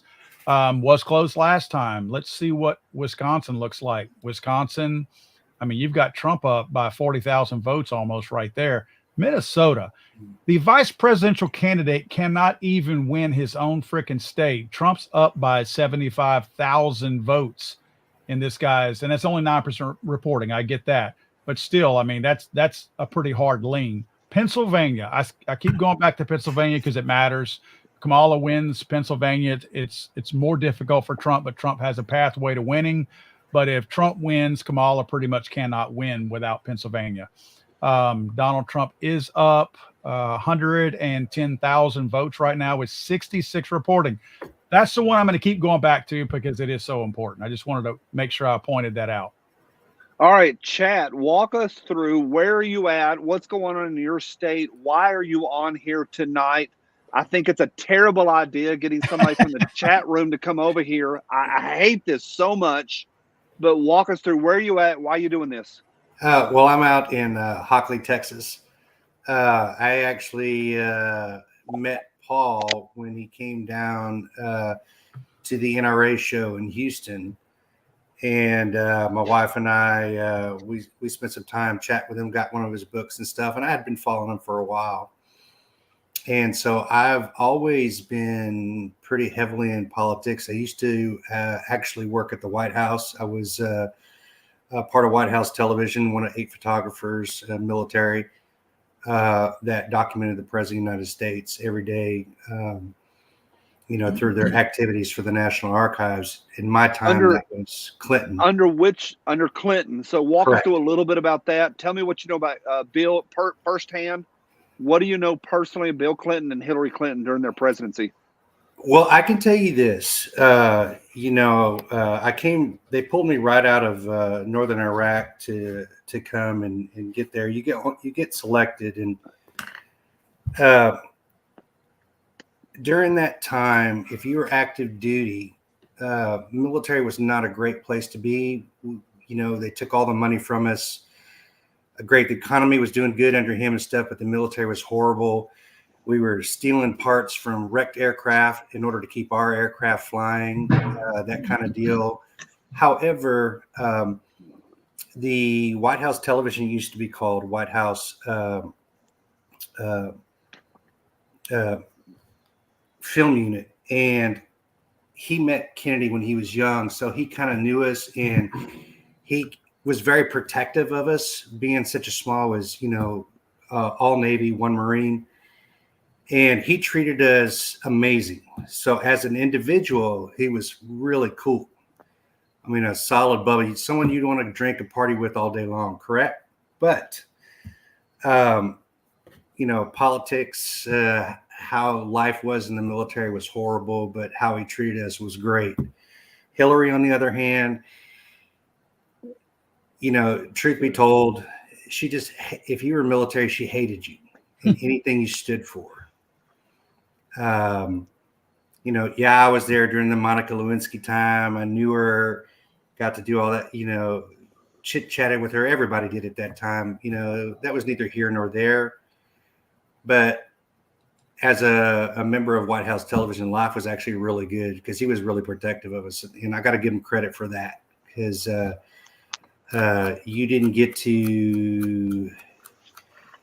you were too busy to even really think about anything outside of the job you had to do at the time, because that son of a gun just kept you rocking and rolling. He had energy for days, and if I ran into him today, he would remember everything about the time that I was there, from my family, the whole 9 yards. He really had that photographic memory. So I can't say anything bad about him on that part, but I definitely can go on and on about the bad politics. But in general, as a military member, no, he was really good to us. I have heard that consistently, that people that are around Bill Clinton love Bill Clinton. He's a lot of fun.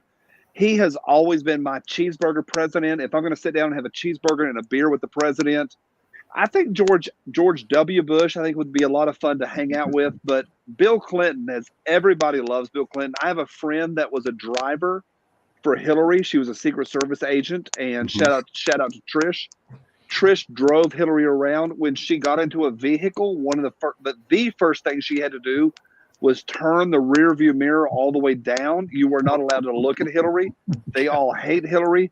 I want to reiterate, I am reiterating for people that are just joining, that I think it's a terrible idea to have chat on here.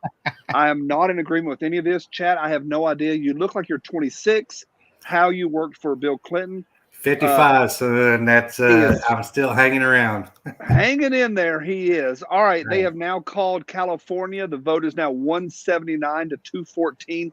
We knew this was coming. That is a much more reality. There's a little reality that has hit us. Paul, walk us through what's going on. You have zoomed in a couple times on Georgia. Walk us through Georgia, and hang on. Go ahead. Let me come back. I'll be right back.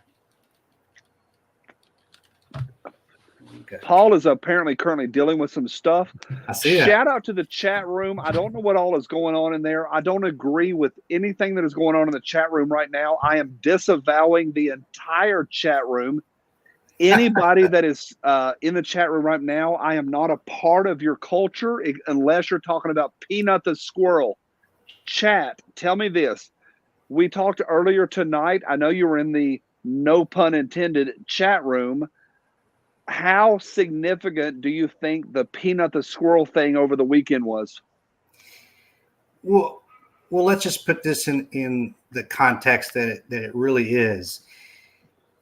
You know, we live in a society now, not before, but now, and ever encroaching, where you can't do anything. Here you have an individual, right or wrong, wanting to do what he thought was best, which we should all be able to do. You know, rehabilitating an animal that they consider, you know, wild. But the animal was an orphan. The animal was an orphan, and that's really important to say. This animal needed a mama, and this gentleman jumped in and was Peanut's mama and daddy and rescued this Peanut, the animal. I think that's important to notice. He's not just going out and finding squirrels. He's not just a squirrel hunter. He is a squirrel helper. Right. And just like, you know, those of us who are outdoorsmen and hunters and stuff, when for us, it's game wardens, it could be fish and wildlife, you know, whatever the government, you know, wants to call themselves. You know, if you run into an abandoned animal, they want you just to leave it out there to die, you know, and that's kind of counterintuitive to the human nature. You can't fish without a license with a government permission. You can't hunt without government permission. You can't buy land without government permission. You can't build on your own land without government permission. So what we find is on a daily basis, over and over and over, what should be a free man's ability is taken away. We all have to have permission slips, and it never used to be that way. And this is just kind of the antithesis of that, when they go in and decide, hey, you've got a little furry animal that we didn't give you permission to have, so we're going to go in with the full force of the government and raid you like you're Al-Qaeda, Osama bin Laden himself, then take the little innocent animal away that we're saving from you so we can kill it. Because we think that's 5 hours.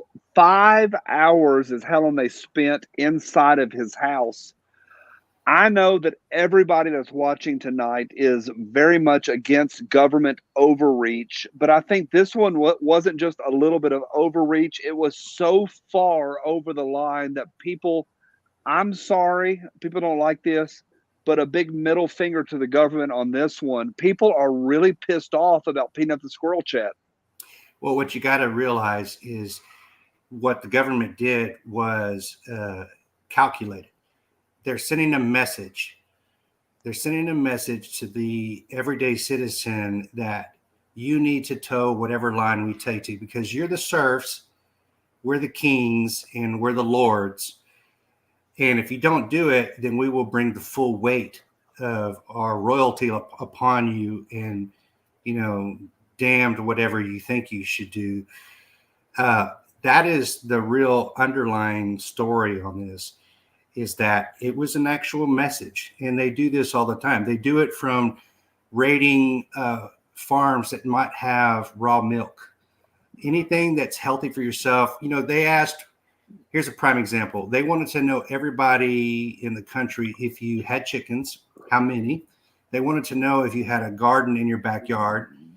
These are all things they do so they can, you know, gather the information, and then eventually they can dictate what you can and cannot do, because the more that they can take away from you, then the more that they can give you, and you can be subservient and controllable. I think it's really, really important for you to say this, that it's about government overreach. And I have a friend, last night I was hanging out smoking a cigar with some friends, and we were in a cigar lounge here in Johnson City, Tennessee. And he brought in a giant, and I mean a giant water bottle. And I was, as soon as he came in carrying that giant water bottle, I said, "Ha, Logan, what are you doing? Are you hydrating?" And he goes, "No, it's raw milk." Yeah. And I laughed, ha. I thought he was kidding. Chat, he had raw milk. He had an entire, it's probably 100, it was probably 264, it's 128 ounces of raw milk. He poured himself 3 glasses. I hung out with a guy last night that poured himself 3 glasses of raw milk. Raw milk is illegal in the United States of America. Mhm. We are at the point right now in American history where drinking raw milk is illegal. I think people are fed up, Chat. What do you think? Well, absolutely, they're fed up, and everybody likes to say, well, we're free, we can do this in a free society. But if you just take a little bit of time just to even just sit back, turn off all electronics, turn off everything, and just think for yourself what you can actually do that's free, you're going to find out, oh my God, I'm like almost mirroring China. We're actually not free. And it sucks being a combat veteran myself and having to go out and do the things I do. I love my military service. It was the greatest honor in the world. But then when you start reflecting that you were a tool and a weapon, so to speak, I was the 2A of the federal government. And it's hard to reconcile. Sorry about this. I'm getting you reconcile that where everything that you do, and it's all about the government and what they want, what they can get, the whole 9 yards. It's very interesting. All right, chat. Let me ask you this, and shout out once again to the chat room. The chat room is going absolutely nuts. One individual just said on here, "Hey, it's not illegal to drink raw milk. It's illegal to own raw milk or to own it. The problem is it's illegal to sell it." Chat, talk me through a little bit about you. I know that you are super plugged into new media. You're super plugged into this channel, Legally Armed America. What does new media like Legally Armed America, like YouTube, like the YouTube gun channels, what does it mean to you? How does it help you stay connected? So we've had a dynamic shift, and I like to say that I'm, I could be wrong. This is just me saying this. I like to say I'm really plugged into the whole media thing. Granted, I work there at the White House. I know a lot of the guys that are still there now. And from CNN to MSNBC to all of them, I used to work at Channel 2 in Houston before I went to A&M. Sorry about that, Paul. That was a great game, though. You're right. Yeah. Carolina gave it to us, though. That's all right. Yeah. But, back in that time, the old days were in journalism is you report the facts and as they are, and you let the people decide. It was always neutral. So there was a shift, and we did this when we were prior to invading countries and stuff. We did massive propaganda, things dropping leaflets, radio from airplanes, the whole 9 yards. So the whole military complex, deep state, got in and said, all right, well, we need to start throwing in propaganda with our citizens to change the narrative of where we want them to go. So they started doing that. Since internet, social media, and independent channels like here and others, you guys are doing what the old, Walter Cronkite and stuff, you guys are reporting what's real. You're laying out the facts. You're awake.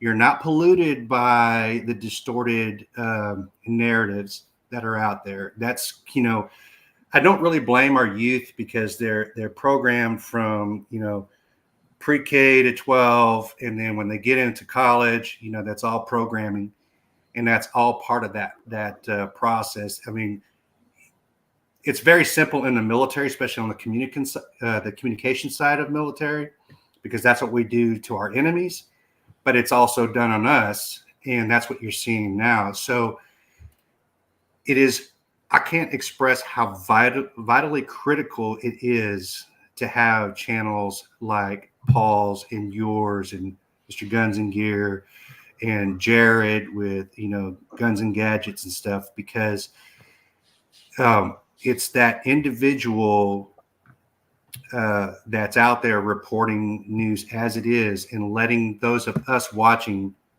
decide, make educated, decisions, because you're just laying out the facts. That's why you guys suffer from such suppression from YouTube or anything that the government can get their hands on. So you guys are actually the arteries of our country right now. Let me ask you this, chat. While Paul was like taking a break to go, who knows what, probably breakdancing. He was probably breakdancing outside in the yard. But you've been talking a little bit. You seem super connected. You seem super plugged into what's going on tonight. How connected do you feel? Do you feel like your voice matters as an individual? You're out of the military. Your days of being on military media is over. You're just a guy with a cell phone and a guy with a laptop. Do you feel like your voice still matters? Do you feel like the things that you have to say and the things you have to add to chat rooms and things you have to add into comment sections and YouTube videos, do you feel like your voice matters? Well, firstly, I have stayed silent for a multitude of reasons, from clearances to other things. You tend to kind of just hold yourself back. I don't feel that there is the ability. And like I said, it wasn't until I really reached out and met Paul, I met Jared, and I saw these avenues that I thought maybe I should start speaking up a little bit. But to answer your question, no, I did not feel that I had a voice. And, living down here in Texas, I'm half Mexican, half German, which is like your quintessential Texan. But we get affected by all the issues, but I'm just not the type of person that's an unhinged. I'm a calculated person. I'm more measured at what I want to say. And it's the loud, unhinged people that are really getting their messages out. And that, in the suppression on my side, doesn't come from them. It comes from our government knowing that it's easier to tell the law-abiding, the sensible people to shut up, to be quiet, don't do this, than it is for them to deal with those crazy ones. And so naturally we do that. But now I've kind of realized that it's time to start voicing what's right and what's going on. Well, Chad, it's definitely good to see you again. Yes, sir. It was fun to catch up with you in Houston when I met you the first time, and I always appreciate you coming through the live stream like you do, and always supporting the channel. So I appreciate you having me on. It was nice to share my a couple of points. I do have one thing to tell you though. Okay. I have to disagree with Mr. Guns and Gear on Texas 100%, because I think I love his channel. I watch him a lot, but I think it was a very naive position to take, that the military wouldn't use force when we have so much energy and resources here. But that we can leave that for another time. Sounds like you're trying to pick a fight with the federal government, Chet. Oh, no. There's nothing they don't already know about me. So, yeah. It is what it is, right?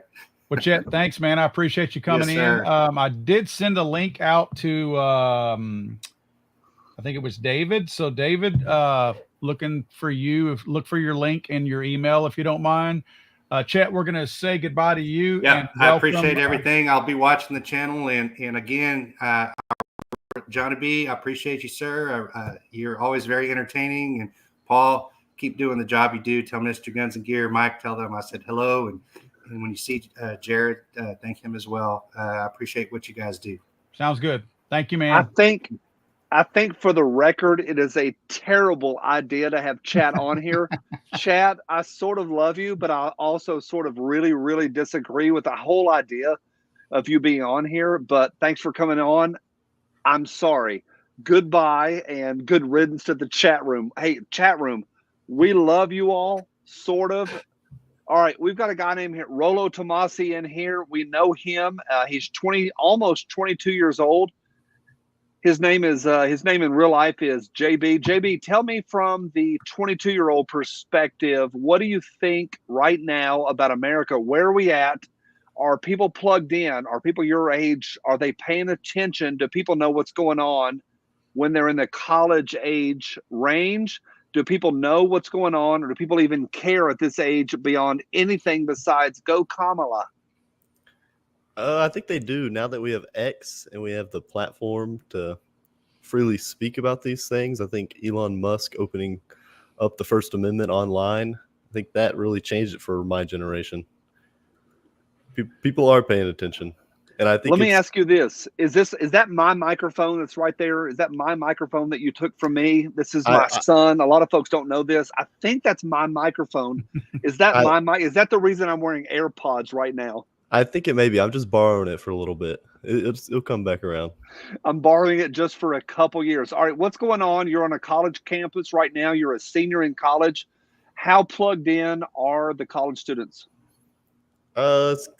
Some kid, like in class, we were talking about it. It's kind of hard to get.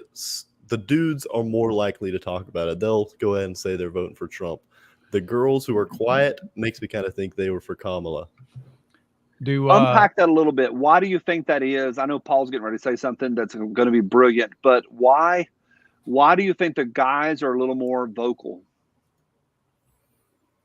I don't know. I think the girls, though, you see what women care about, and they're caring about abortion, and I think that's a taboo subject, so they're keeping it quiet. So the girls who are voting for Kamala to save their women's rights and their women's rights being abortion, they're wanting to keep that quiet. The guys, they're just going to say they're voting for Trump because they like Trump. Paul, go ahead. I have a couple of other questions for Rolo Tomasi, but go ahead, Paul. Yeah, I wanted to ask you on speaking of the young people, because I haven't been young in 30-something years. When they call abortion reproductive rights, and I'm not trying to get into an abortion discussion, I'm just curious, are they that stupid that they think abortion is a reproductive right? Because do they really know what abortion does? I mean, it's literally the opposite of reproduction. I mean, are they stupid? They have no idea. Naive. They've been told a lie, and they have completely caught on to it. They don't know. They've been lied to, and they believe it. All right, that was my point, because I would love to speak to somebody who calls it reproductive rights, and I don't want the government to tell me what to do with my body. I'm curious if those same people took the vaccine when they were told to. You know what I mean? Right. I mean, that to me, you have a lot more to lose by putting an experimental drug in your arm than you do if your state for some reason doesn't allow abortion. You have to drive somewhere else to do it. And again, I'm not trying to get into abortion discussion, but these same people willingly and gleefully took a vaccine that they knew nothing about. So I have a real problem with the my body, my right kind of BS that they spout out. I would love to go on a college campus like Charlie Kirk gets to, because do you realize how smart those people make him look? I mean, I know he's already a smart guy, but they make him look like he's a freaking genius when he goes on these campuses. Yep. Guys, we have another guest on here, Johnny.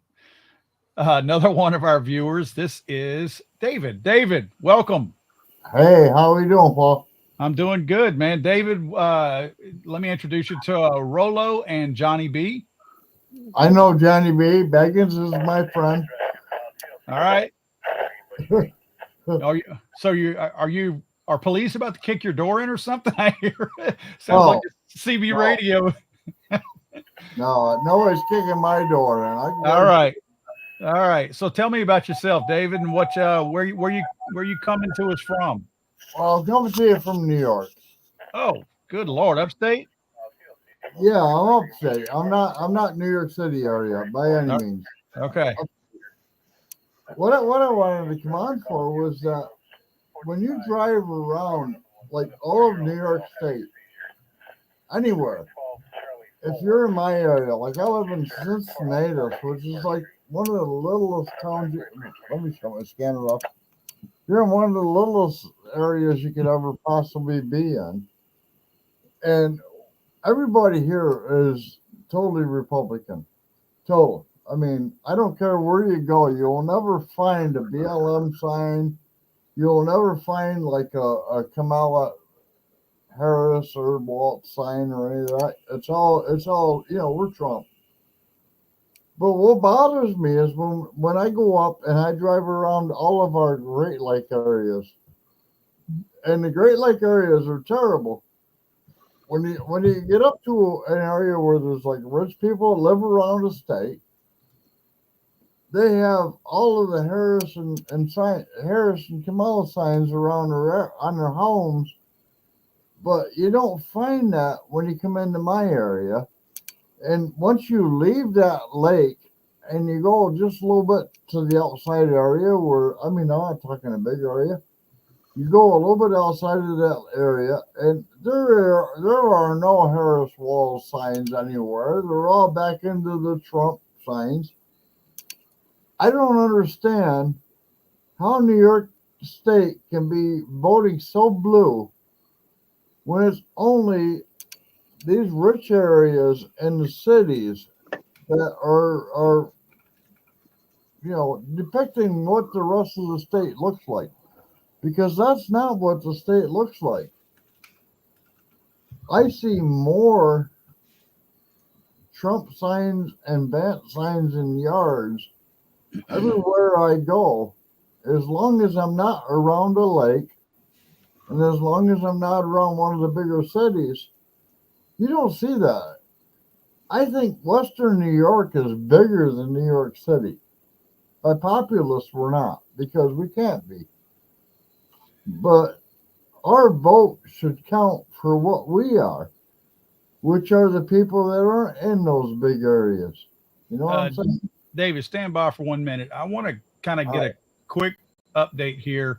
You guys have noticed they've added a couple of states to Trump. Trump now up to 230. He only needs 40 more in order to win. I'm not saying that that's right around the corner. I'm just giving you the idea of what he's shooting for. Minnesota, still leaning Trump. Trump is pulling away now on that. Again, only 16% in Minnesota, but nevertheless, he's adding votes quite a bit. And also these other states as well. Wisconsin, 66% reporting, apparently too close to call, but still a 70,000 gap. Michigan, this really surprises me. Trump is up to 1 million votes, only 32% reporting right now, but still 1 million to 876,000. Look at Pennsylvania. This is the critical one. Without this, Kamala will not win. Kamala needs this. Trump is pulling away. Trump is up almost 200,000 votes in Pennsylvania with 76% reporting. So far, this is all trending in the right direction. It is. With Pennsylvania having only 24% left to report, and let me see who's not reported. That same little gray area in the middle of the state has not reported in, and I guess they're updating some of the other numbers from the other precincts in the state. But nevertheless, Pennsylvania is looking really good. All right, but they're all big cities, so the big cities are going to go for Kamala. Because they always do. They're always Democrat. Yep. You know, it's like New York. That's our problem. We have a lot more people that live in our rural area that don't live in the cities. We don't give a crap about what happens in our cities. We don't have a voice because we don't have the quality of the numbers of the people that they have. You know what I'm saying? That's our problem. I mean, we have the Electoral College, and that kind of fixes that problem. No, but the Electoral College does nothing for when you live in an outskirt of an area. Like, we don't live in big cities. We live in these little towns. I live in the town of Cincinnati. Everybody in my town is a Trump supporter. But once you put Syracuse, say, the next city over, we lose all of our voices once it reaches to the next city. We got Syracuse. We got Binghamton. We've got New York City. We've got all these other ones where we don't have a voice. The Well- Electoral College is supposed to give us one, but it doesn't. Well, the Electoral College gives your state a voice, just like it gives all the other states a voice. That's where the Electoral College comes into play. It doesn't allow a state, unfortunately, like yours, to dictate what my state does in Louisiana, just because you have 4 million people or however many live down in the city. Yeah, but the Electoral College only goes for where the big voices are. We can voice our own opinion in these little areas outside of New York City and all these other little cities and stuff, and we don't get a voice. You know what I'm saying? Syracuse has a bigger voice than my area does, and my area is all 100% Trump. Yeah. Syracuse. I think that's important. I think that's important to note, David, that we talked about this about an hour ago with Mr. Gunziger Mike. The big cities tend to vote blue, and everybody knows this. The counties vote red. I'm talking to a friend of mine right now who's from Pennsylvania. I texted him and I said, hey, what is going on with that one gray state? I still have not figured out what's going on with that one gray state. He said to check Harrisburg. That might be Harrisburg. He was not 100% sure. He's a little bit closer to one of the big cities.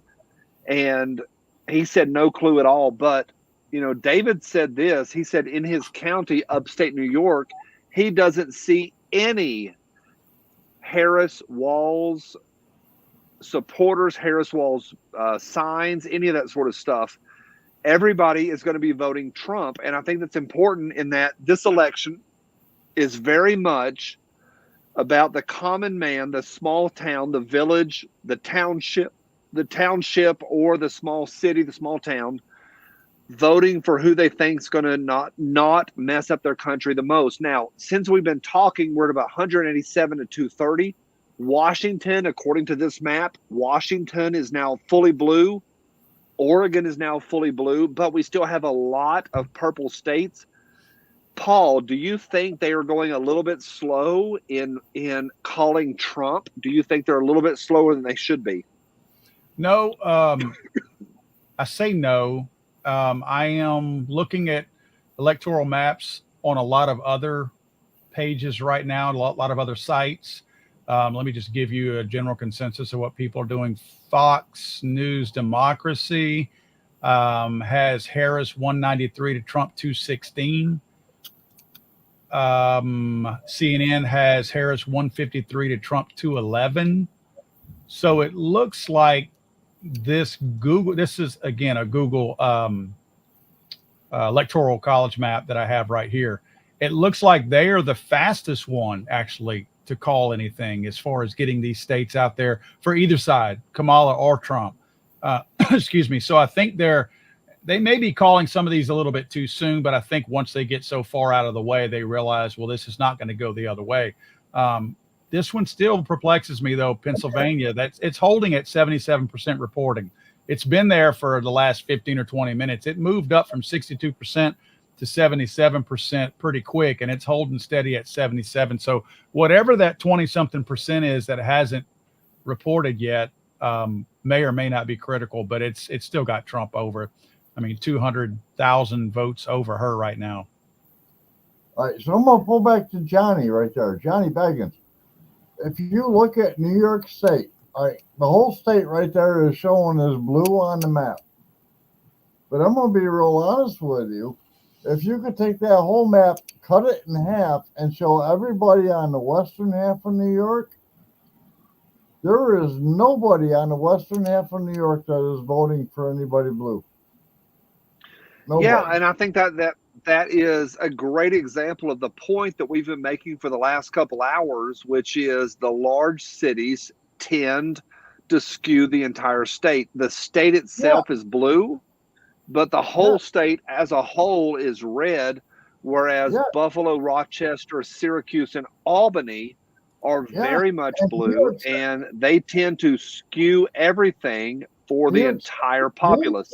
New York City all on its own can skew our whole state.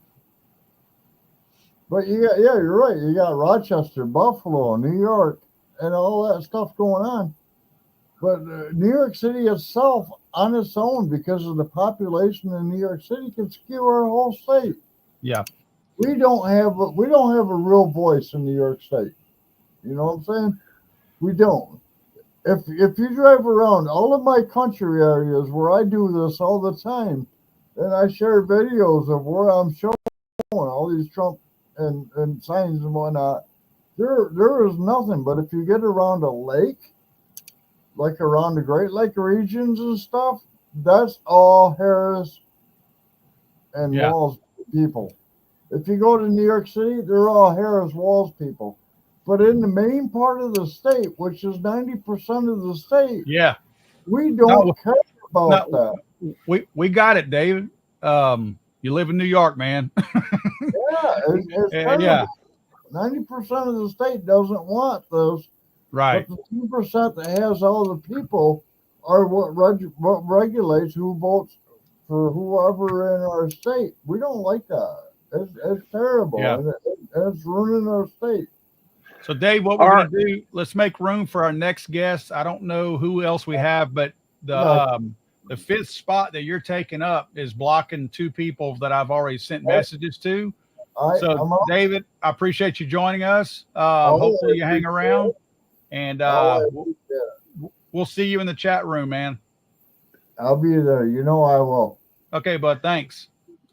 David, thanks so much for stopping by. Roland, let me ask you this, and we're going to get you out of here on that. How much of a factor was Peanut the squirrel? We talked on here before you got on here. We talked at length about how we think there were certain factors that honestly skewed the vote. We think that maybe Elon Musk going over to the Trump side might have skewed the vote. We think that maybe RFK Jr. might have skewed the vote. Yesterday, Joe Rogan might have skewed the vote. I personally think the greatest factor for people that might have been on the bubble was Peanut the squirrel. Rolo, what are people talking about on the college campus? What are people talking about among the young people? Is Peanut a factor? Peanut is in the conversation. And I think when Trump gives his commencement speech tonight, he better dedicate the win to Peanut. That's all I have to say. All right, I'll see y'all. Thanks, buddy. See you, Rolo. Thank you for coming on here. I think that's fantastic. Paul, somehow this entire conversation has been skewed by Peanut the squirrel. Peanut. It's not just about a squirrel. It's not just about Fred. Don't forget Fred the raccoon.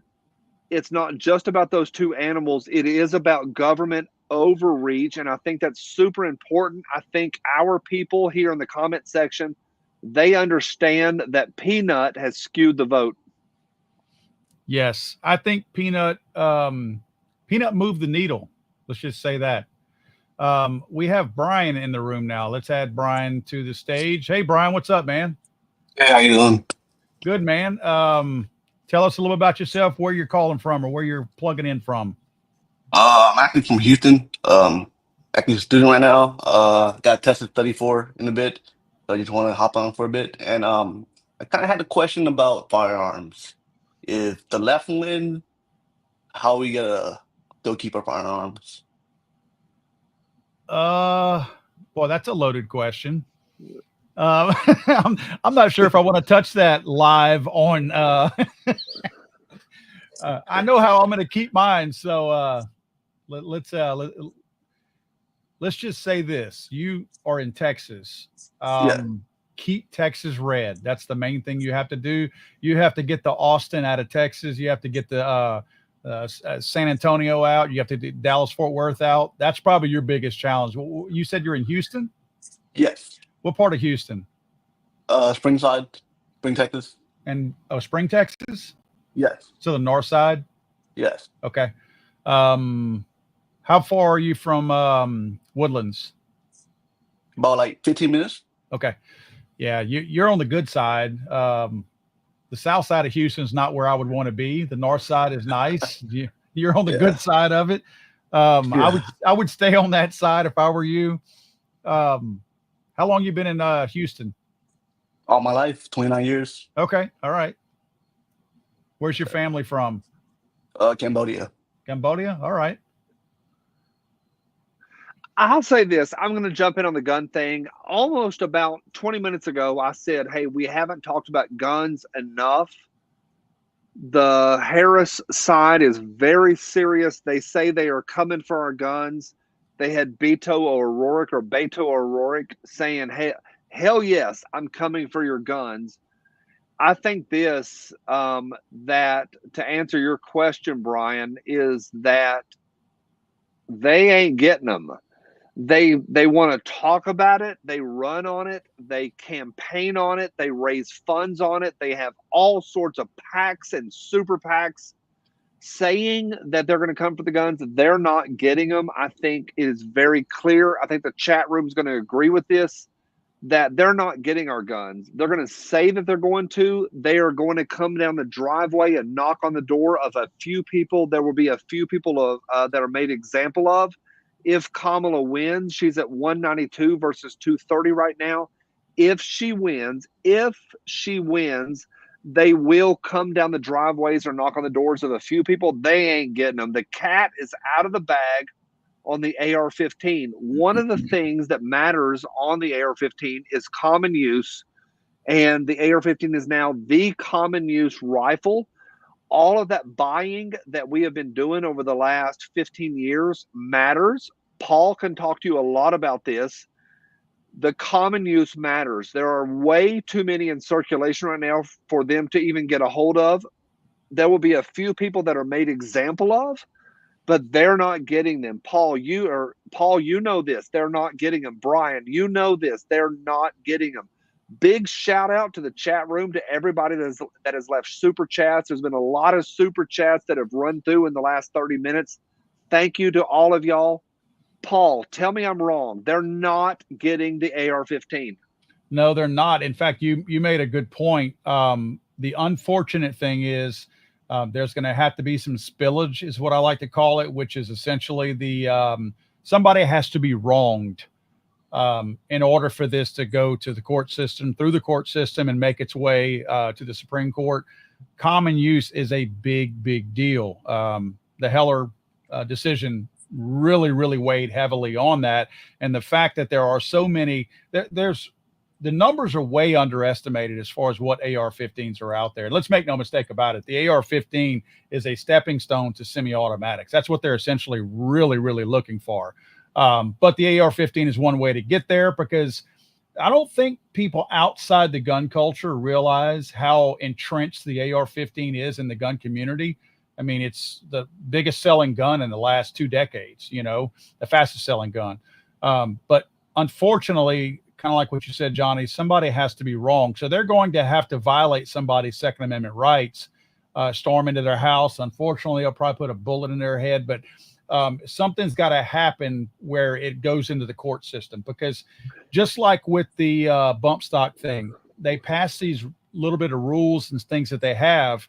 And as long as they never go after them and wrong somebody, then it never goes to the court system. Somebody has to be wronged first to be able to file a suit against the federal government for violating their Second Amendment rights. So that's the unfortunate thing. I call it spillage. Somebody has to be done wrong. Yeah, and I think the word is, there's 2 words: tipping point. Those are the 2 words. That's a Malcolm Gladwell saying. There is always a tipping point in any situation. Yeah, and I think there's going to be a tipping point at some point that will come if Harris is elected. There will be a tipping point. Someone will be the face, just like Peanut the Squirrel is the face tonight of freedom. Peanut the Squirrel is the face right now of recognizing government overreach. I think there will be somebody that will be the face of, oh my gosh, we've got to collect the AR-15s. The left will very much get involved with trying to confiscate those AR-15s. They'll find somebody, something, some situation that will be the thing that they go for. Once again, a big shout out to the chat room. Holy smokes, you people are absolutely insane. I, for the 3rd time tonight, disagree with bringing any of y'all over into the feed like Brian. Brian was such a bad decision. Paul, my batteries on my AirPods are almost dead. I want to continue my vitriol against the chat room. Okay. At this point, we are 205 to 230. They have called a couple more. Paul, you can walk us through this map, but my batteries are almost dead. Paul, I don't even want to say this at this point. I sort of love you. I sort of hate you. Thanks for what you're doing. I'm going to continue watching on my phone, but my batteries are almost dead. I'm going to say good night. Sounds good. Good to see you, Johnny. Thank you, brother. All right, Johnny. Thanks, buddy. See you, Brian. Bye. Brian, oops. Brian, I'm going to bump you out of here too and make room for one more chat room guest real quick, if that's okay with you. Yeah. All right. Thank you, Brian. All right, have a good good day. evening, man. Stay in the chat room, buddy. What's up, Planters Freedom Seeds? What's up, Paul? How's it going, man? All right. you hear Tell me, yep, I can hear you. Tell me where you're from. So I'm from Maine originally. I actually just vacated from the state of Colorado back to my home state of Maine. Okay. So where did you cast your vote? I cast my vote in the state of Maine here. I'm a strong libertarian, and for the first time ever, I decided to vote for Donald Trump because I don't see him as a beacon of freedom, but more as a bookmark to kind of hold our place right now to, further our agenda, as well as also wait to get better candidates in. And I think Trump is the best choice we have right now. I like your choice of words on that. Bookmark a spot for. That's pretty cool. So tell me, explain at a very high level, if you will, for the viewers out there, the really odd electoral college process in Maine, how you guys actually can split your votes and go to two different candidates. So I wish I could tell you more on that, to be honest, but I mean, I moved to Colorado in 2010, so I wasn't really active in voting during that time. And then since I've moved back, I need to learn a little bit more about how I think it's ranked choice voting, I think they call it. Yep. I am not 100% sure on how that works, but I know it just kind of splits up the state. It's like Nebraska, but I definitely need to research that more. But I did cast my vote today. Well, not today, but I voted early for Trump. So let me go through this a little bit. I think we probably may have a little bit of nervousness in the Kamala Harris campaign. They might not be popping the corks off their wine bottles anytime soon. Let me show you why. Pennsylvania, 81% reporting. It was at 77. And as you look, Donald Trump has increased his lead with the additional precincts reporting. And I'm looking up here. They just called Virginia. They've already called that here. So it's called for Kamala. So back to Pennsylvania. As we've been watching these percentages move up on Pennsylvania from down as low as 62% now up to 81%, Donald Trump was under 200,000 votes. Now he's over 200,000 votes. So he's actually extending his lead as more precincts come in. It looks like that same spot is still open, the gray spot right there in the center up north of the state. The larger cities, looks like they've already brought theirs in. So those are the ones that would typically lean to Kamala. Not knowing what that spot is, that's gray in the middle there. I don't know if that's a larger city or not. It has a chance of bringing in more, but there's not exactly, to my knowledge, any of the larger cities besides the ones that are already listed right there. So Pennsylvania, again, Kamala cannot win without Pennsylvania. She has to have Pennsylvania to win. If that goes to Trump, it doesn't matter what everything else does because the other swing states are leaning Trump. Arizona is now by a small margin, but 50% reporting and Trump 7,000 votes up. That could go either way, to be honest with you. But look at Wisconsin's at 70% reporting and Trump is pulling ahead a little bit with 70,000 there. Michigan's a bit of a surprise to me, although it's only 40% reporting, but Trump is up by 110,000 right there. Excuse me. Georgia at 91% reporting. Trump has extended his lead a little bit there with 140, 130 something thousand. So it looks like Georgia is kind of promising. If you notice, a lot of your larger cities have already been counted. So I think the blue cities have been accounted for. So it looks like it's some of the more rural counties that still need to be pushed in there. So 91% of Georgia looks like Trump has a really good shot at taking that one. I'm not one to call states too soon, but that is 16 electoral votes.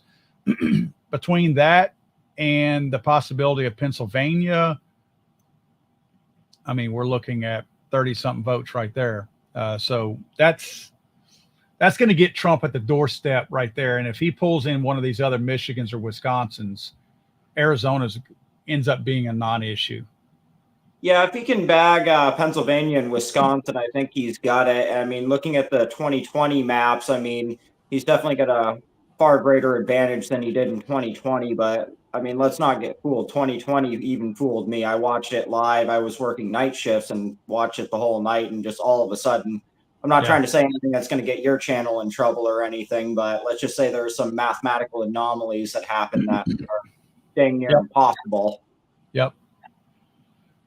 So I mean, it's hard to call right now, but I still think we have the advantage by a long shot. But let's just hope that stays the same, and let's hope that we can actually come out tomorrow morning with a definitive answer rather than this whole new trend of waiting a few days to figure out what's going on.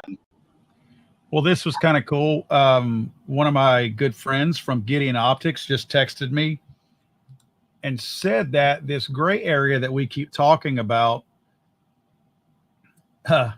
is actually Cameron County, and the population is only 4,547. And Bob says it's probably one person counting the votes. So that's not going to move the needle. So that's a good thing. That means that, 4,000 and Trump is up by, what did we say he was up? 200,000? Was that what it was? Yeah. Is that the popular vote or? Yeah, that's the popular vote that you're looking at down there at the bottom right. Thanks, Bob. Figure out how the least popular vice president in human history all of a sudden is popular. I mean, I guess the news told them to vote for her, and she wasn't ever elected or won any delegates or anything. But well, this is pretty interesting too. When you look at, I don't know what the overall percentage of votes. Maybe it says it down here. No, it doesn't. I don't know what the overall percentage of votes in so far, but remember, Trump had 70-something million votes for him in 2020. He's got 60 million right now. Yeah. Kamala's at 56 early million. in the night too. I mean, you got to figure Kamala's got California and New York in those numbers, and she's still 4 million behind him. Again, I know that's popular vote. I'm not saying that really matters either way, but it's interesting to note that Biden allegedly had 80 million votes, and Kamala right now is 24 million below that, with all of the major metropolitan areas already spoken for, except for Georgia. You got Atlanta thrown in there that they haven't counted that yet. We don't have any water lines burst this time. Yeah, exactly. So interesting. Pennsylvania, boy, that's now we're up to, boy, it's creeping up there. 82% now is Pennsylvania. But again, Trump extending that lead more, 220 something thousand now ahead. Let's see if there's anything else that stands out. It's Arizona over here. So that's 50%. Well, that's super close. Arizona's always really late to finish their party. Same with Maine. I don't know what's going on with Maine, but they always seem really late to be calling it.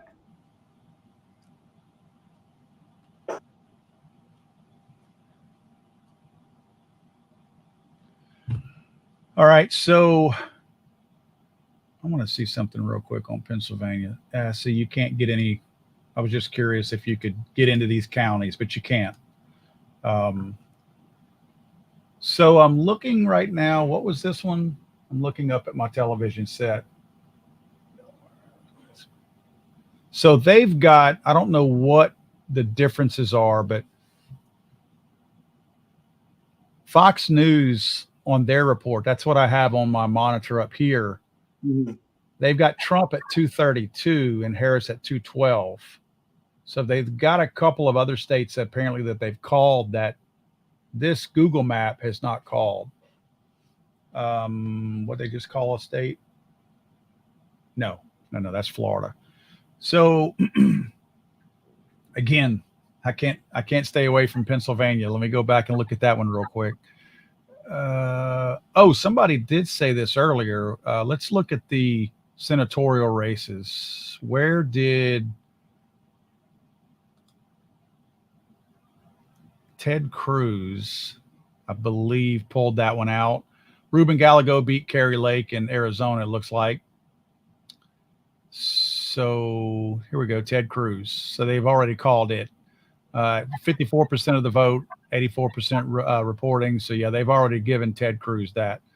Ruben Gallego, see, that's the one with Kerry Lake. That's let me see here. Where are we at on the numbers? Here we go. Yeah, he's hitting her pretty good. He's at 7% over her right now. So it's looking like. So was it Kerry Lake that was the one who dropped that bombshell video of her like trying to get or someone trying to bribe her out of the race? Was that her, or am I mistaken? I don't know. I just remember she ran for governor last time. Yeah. Against their current governor. So someone over there that had that bombshell video where there was this audio of them trying to bribe her out of the race and her saying she wasn't going to back down. I think that was her, if I'm not mistaken. Maybe someone in the live chat can, kind of bring some further detail to that. Yeah. So looking at the chat room real quick. By the way, thank you guys. Johnny's back in the chat room. Thanks, Johnny. Big thank you to Johnny B for hanging out with us so long tonight. Johnny, I didn't mean for you to stay on so long. Unfortunately, you overstayed your welcome once again, but I say that in the most loving way, but no, thank you, Johnny. I appreciate you. Appreciate your son, JB. It was good having him on here as well. So that's kind of cool to have both you guys on here at the same time. But I am really excited about TriStar Trading having my merch on there. I mean, my biggest complaint with the other company that I had was their hoodies sucked. And down here in South Louisiana, I wear hoodies, and I'm so excited to finally wear some hoodies that freaking fit me. So that's going to be fun. So thanks to his crew for picking up my stuff and running with it. I'm excited about that. Jason, what is that tax? I just see that. Jason said, oh, that's the wrong one. Colorado gun tax. What tax is that, Jason? Can you explain that a little bit more? If you don't mind, or send me a link or something and I can pull it up. I'm not familiar with them. I've lost so much faith in Colorado over the last few years. It's amazing to me how screwed up that state has gone and how blue it has moved. I know it's a blue state, but geez, it's totally moved away from everything. And the whole magazine thing it started with, and that's not a state that I would ever expect to move this fast in the blue direction, especially being as anti-gun as they seem to have become. So, Paul, when I first moved to Colorado, there was none of those gun laws. I mean, it was extremely free. There was no magazine limits. There was no waiting period on anything. There was no universal background checks. It was amazing. I could just get on arms list and I could go buy a firearm and no complaints there. And then they came out with the magazine ban. I was like, all right, whatever. That's not that big of a deal because we're grandfathered in. So right. It seemed like that big of a deal, but nobody abided by the magazine ban because you can go to most any gun shop and they're still selling, normal capacity magazines. That's correct. But then they started going really crazy, and to kind of reiterate on the gun tax thing, if I'm not mistaken, I think it was a 200% tax on firearms. So basically a sin tax. Yeah, it's just making it unattainable for, us common folk where, the higher ups out there can still afford it, and it's not going to phase them at all. That's I mean, right. I always called Colorado the rich and the desperate. I mean, you go out there and you're hard pressed to find, like, you're finding people that are living 6 people in one apartment, spending $3,000 a month on their lease, and you're looking at your next door neighbor who has a $6 million mansion on the mountain. That's just how Colorado has become, and it's sad to see. I mean, it Right. priced me out. I bought a house there and like 5 years ago, and I was like, okay, now they can't price me out. And then Colorado said, hold my beer. And Right. here I am. I ended up selling that house and made a healthy profit off it, fortunately, but it priced me out fast. And on top of that, with the gun laws they were trying to pass, and I know they were going to pass, so I was like, I'm done. I can't do this anymore. Right. So, Bob, if you're still in the room, Bob, I just sent you a link if you're still in the room. yeah, just one more thing. Justice for Peanut. If you're not Right. There's Freedom Seeds, please do. And have a good night, Paul. Thanks for having me on, man. Man, I appreciate it. Planners Freedom. It's good to have you on here. Hopefully, so you're back in Maine for good? Yes. Yeah, I just Okay. bought a homestead out here. Okay. Well, good luck to you. Hopefully you guys can get the entire state of Maine voting red again and get rid of that little bit of blue that you have up there. But I know you got that Portland area, and that's not going to move into Portland. That's not going to go anywhere anytime soon. For all I care. Yep. Man, good to see you. Hopefully you can hang out in the chat room a little bit longer. Yeah, I will. All right, bud. We'll talk to you soon. All right, take care, Paul. Okay, man. Bye-bye. All right, guys. I sent a couple of links out to a couple of you. Bob with Gideon, if you are out there, would love to have you on here. I actually want to do a giveaway. So what I'm going to do is I'm going to have some people, very, very simple. I want you guys to understand how I'm going to do this. All I need you to do, you see the email address at the very, very bottom down there, paul@legallyarmedamerica.com. If you guys will simply email paul@legallyarmedamerica.com in the subject line, you have to do this or I won't be able to search by it. In the subject line, just put Gideon, Gideon.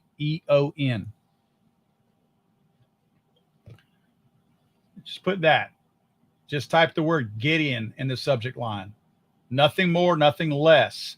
Don't put it in the body of the email. Put it in subject line, because what I'm going to have to do is I'll have to search by the subject to pull up all the entries, and then I'll do a random selection from that. So if everybody will email to my email address, paul@legallyarmedamerica.com, put in the subject line Gideon, and I will draw from that, and we'll do probably one of the Gideon rocks. That's the optic that goes on top. Very similar to this. This actually, make sure I get the name right.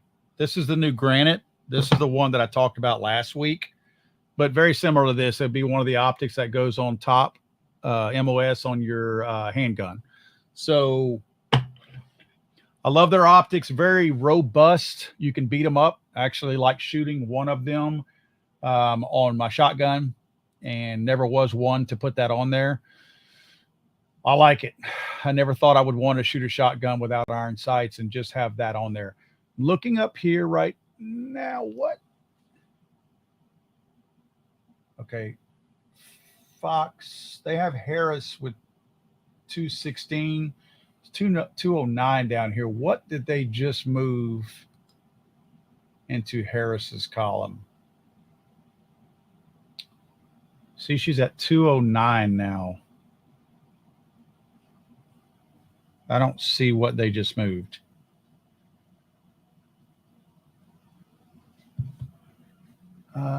Well, while we're here, let's look at Pennsylvania. 83% reporting. So, again, Trump is gaining ground. He's 200 and something thousand as they add more percentages to Pennsylvania. But I don't see what they added to Harris. Washington, Oregon, California were already accounted for. Oh, Hawaii. Yep, they moved Hawaii into that category. It was 205. They added the 4 electoral votes from Hawaii to Harris, and now it's 209. We expected that. That's certainly no surprise. So 230, 209. We still have Pennsylvania, of course, at 83% reporting in, and Georgia at 93. Boy, Georgia's close. Golly. You know, we're talking about 120,000 vote difference right now. Geez, that's so close. Michigan still looking pretty good for Trump. Seems like he's kind of gaining some ground, 130,000 ahead there. Wisconsin at 76% reporting. Yeah, Trump's 100,000 up right there. So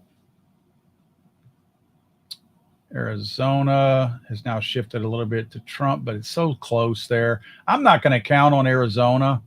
It'd be nice to have it, but I think Georgia, Pennsylvania, those two right there, man, those are humongous if those those turn. And I think they are because those are so pivotal. They're waiting until they get way more of the majority in there. And I mean, 93% of Georgia, it's practically ready to be called for Trump. And 83 on Pennsylvania has a little ways to go, but very, very close to that. Let me pull some of these other charts are garbage. I mean, they really, I'm looking at Fox's now. Yeah, see, they have 216. Okay, is that why? I think Nebraska, doesn't Nebraska split their vote like Maine does? I think they do. Pretty sure Nebraska, they've got 5 electoral votes, but I think theirs are very similar to Maine's in that they some can go to one candidate and some can go to the other. It's not all winner take all in Nebraska. Trying to think, because I'm looking at Harris 216 on Fox News's Colorado, New Mexico, Virginia. It might be those couple that they got from Maine. And Trump, they've got him at 232. Yeah, okay. So Maine, Kamala Harris got 3. Yeah, Kamala Harris got 3 electoral votes from Maine. Trump got 1. And Nebraska looks like Trump got 4 to Kamala's 1. Again, kind of screwy how they do that, but that's the way it is in those 2 states. Yeah, man, I don't see where they called any of the other states yet. I'm going to keep having a look at this one, though. See, Pennsylvania's not even budging right now. Looking at Fox's coverage up there, talking about Pennsylvania right now. All right, let's see here. I do have someone else about to join us here in a minute. And you guys are killing it with the emails. Good job. Everybody's got Gideon in the subject line. I'm looking at probably 100 emails already. So good on you guys. You guys are definitely nailing it. Heck yeah. I mean, page after page after page after page. Subject line Gideon. So thank y'all. That was perfect.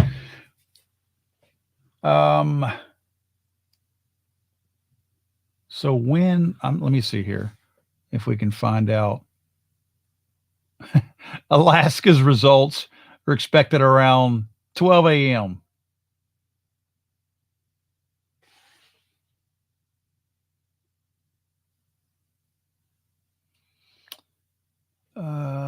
Let's see.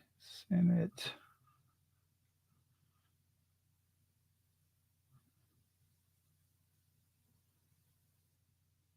I don't know where is my remote? Guess I don't need these on right now. So I want to see.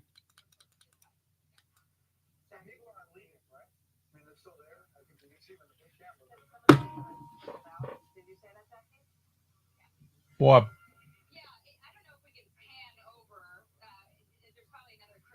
the Harris, they have the camera on the Harris headquarters right now.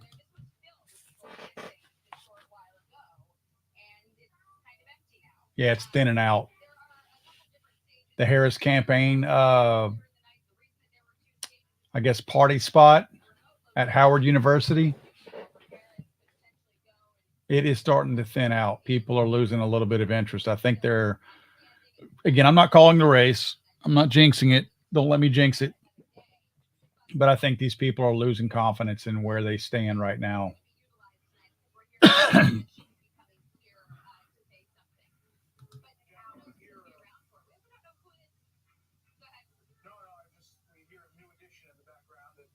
Yeah.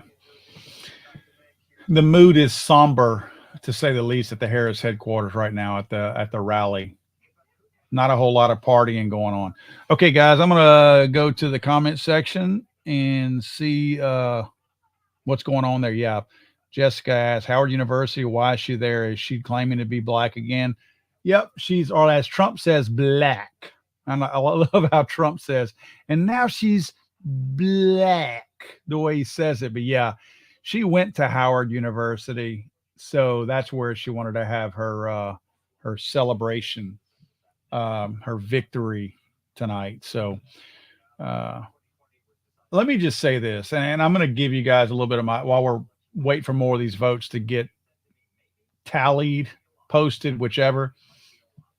The Democrats, other than pushing Biden out and putting Kamala in without so much as one vote cast for her, they have a knack for nominating or pushing as their candidate the most unlikable people, the clearly most unlikable people that you've ever seen. To me, it started with Hillary Clinton. One of the most unlikable personalities I've ever seen in my life. Hearing her voice was worse than nails on a chalkboard. And I'll be darned if Kamala is not right up there with her. Just the difference between Kamala and Hillary is Kamala's lazy. Like, at least Hillary had some pedigree to her. You know, even though she was just a first lady, she became a senator, did some stuff, Secretary of State. Her credentials looked a little more respectable than Kamala's. We know what Kamala did to get her attorney general job. Was she state assembly or something like that in California? I forget what it was. I mean, let's be honest. She blew Willie Brown. I mean, that's how she got there. And, you know, her turnover rate was 90% with her staff as vice president. Nobody likes her. Her own employees didn't like her. Let's see.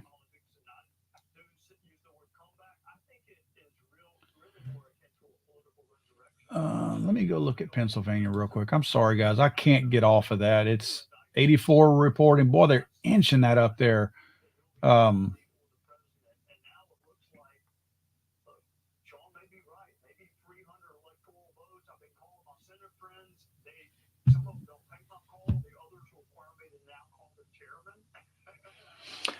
Trey Gowdy's talking about right now the different people he's talked to, that it's a possibility that they're saying this. I'm not saying this. They're saying that it's a possibility that Trump gets 300 electoral college votes tonight. I mean, we're talking about Ronald Reagan type numbers whenever he beat the brakes off Dukakis.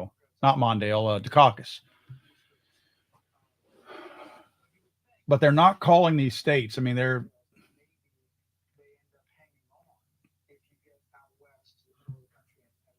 Georgia 93.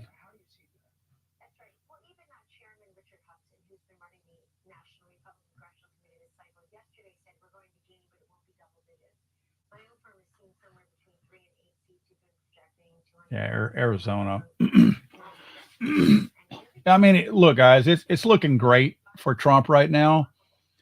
But with us not knowing in some of these key states what's not come in yet, like Pennsylvania, up to 85% now reporting. And Trump's lead, let's see here.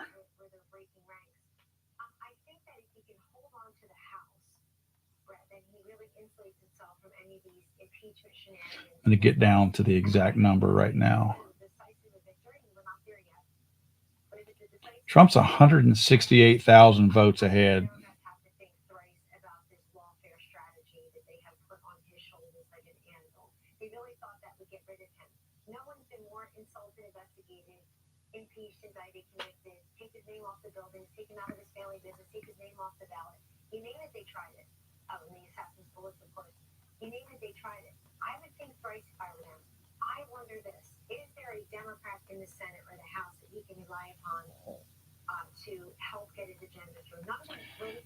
You know what would be really interesting, and it looks like it's heading in that direction. Again, not calling anything.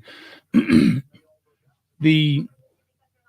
wackos on the far left have continuously gone after a lot of things that have been a part of our history for a very long time, and that includes the Electoral College. They're still butthurt that Hillary Clinton got a few more votes than Donald Trump in 2016. That still drives them crazy.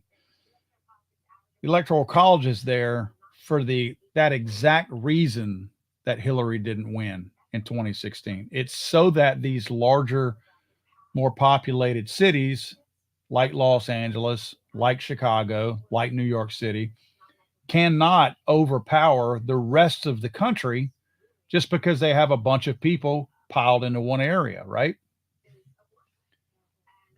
They've been complaining about that since Hillary lost. If Trump would win this time via the Electoral College, but lose the popular vote to Kamala, they would say the same thing. Remember how they've been saying we want to go to a popular vote and get rid of the Electoral College, which you can't just do that with the stroke of a pen. That's not possible. But that certainly silences that argument right off the bat. I mean, immediately that argument goes away if Trump takes the Electoral College vote and the popular vote. It shuts everybody up. I mean, they have no argument at that point. Now, what it probably does is makes them even more angry, so they go after him even harder from impeachment standpoint and whatever else. So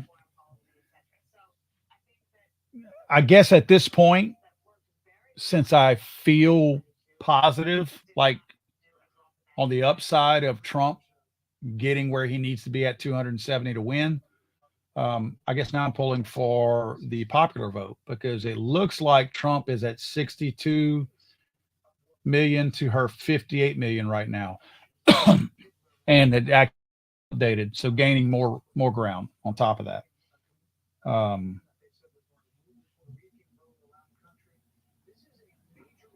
Oh, that's cool. My wife just sent me this picture.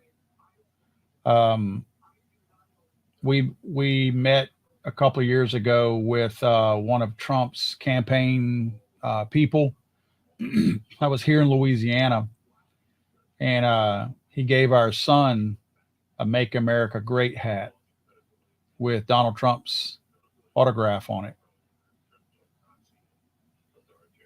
And my wife just sent me a picture of this. You can't see my son's face, so I can show you this, but this is kind of cool. Let me get where I can see what I'm showing you.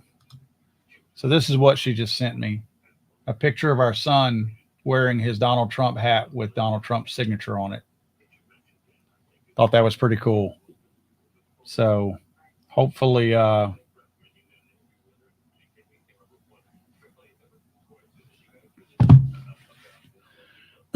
hopefully that's a sign of things to come.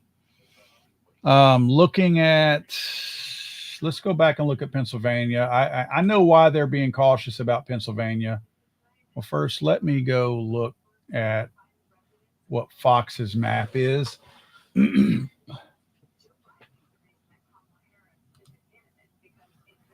right, let's go to Pennsylvania. 86% reporting. So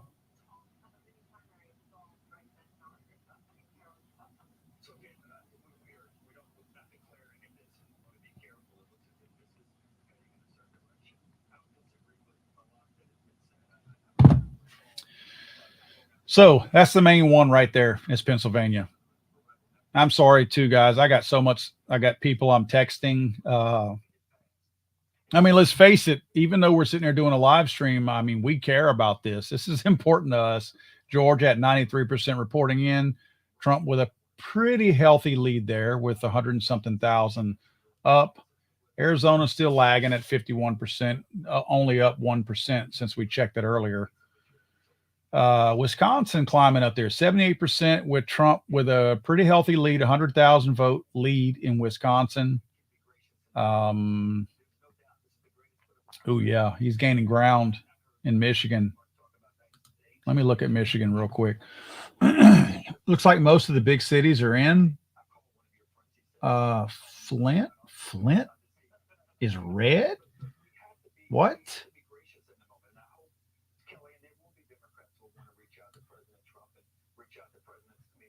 Okay, that's wild.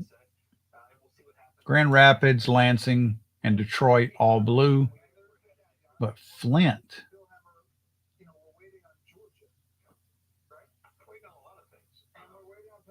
Huh.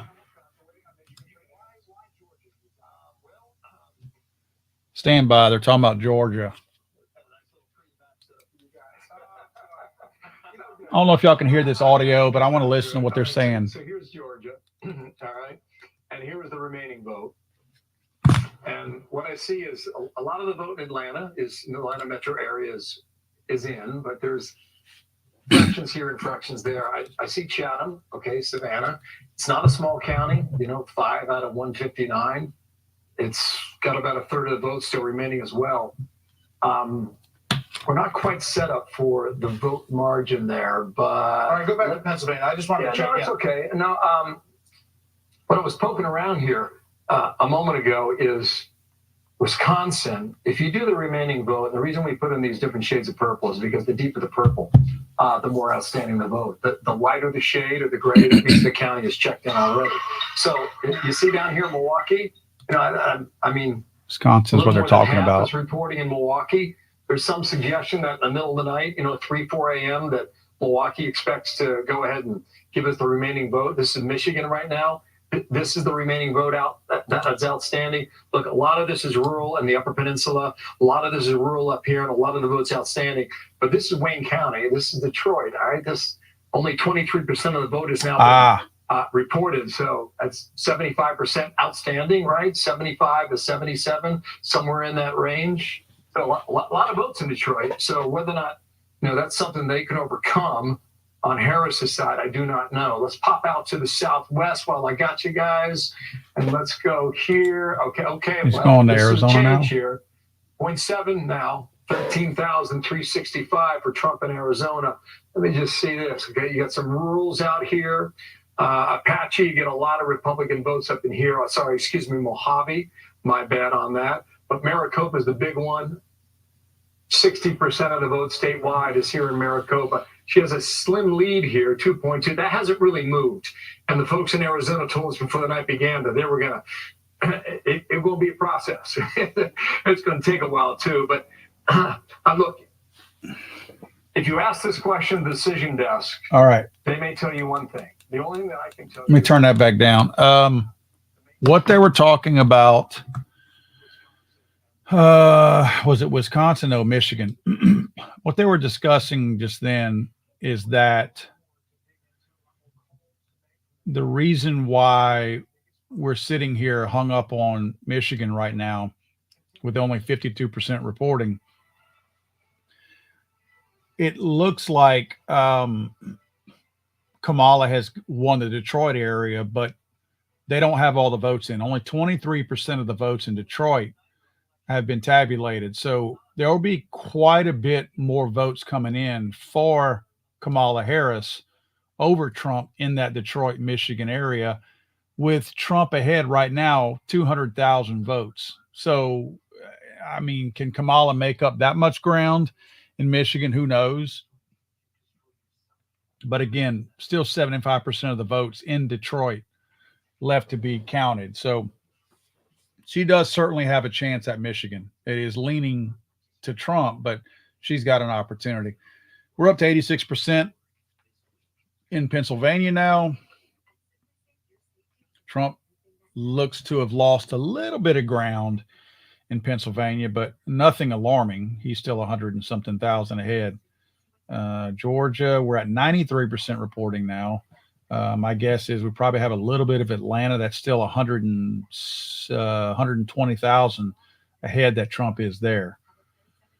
What was Alaska? 3 electoral votes. So, not that big of a deal there.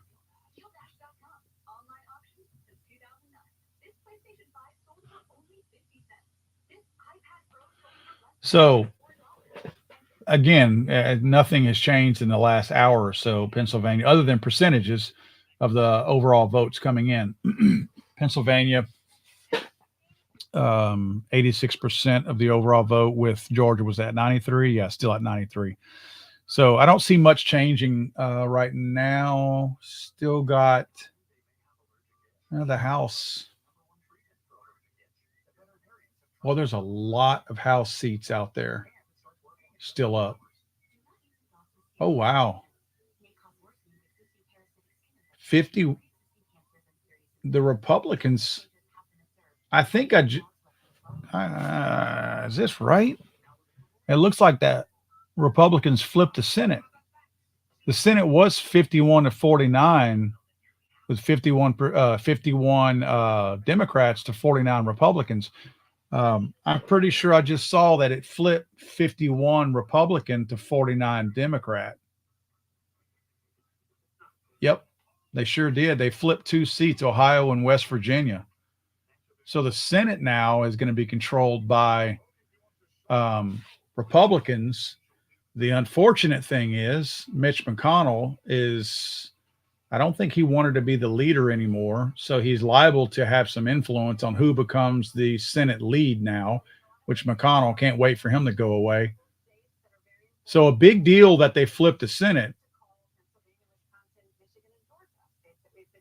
But who gets the leadership there now? Wow, that's surprising to me. I'm not sure I expected that. I was expecting possibly them to strengthen their position in the House, but not to flip the Senate. That's a big win right there. That's a big win.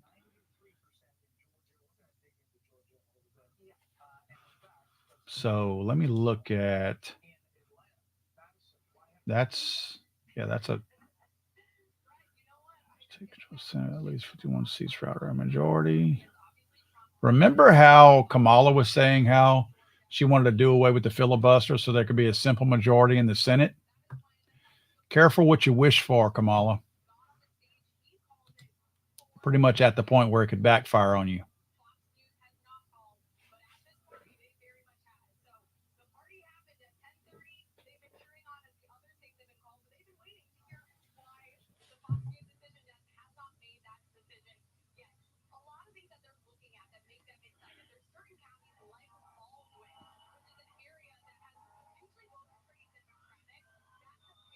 Well, a lot of people are pressing these news agencies to call Georgia for Trump. Like they think Georgia's a done deal. I don't know if I would get that confident knowing that potentially not all of Atlanta is in. I mean, 93%.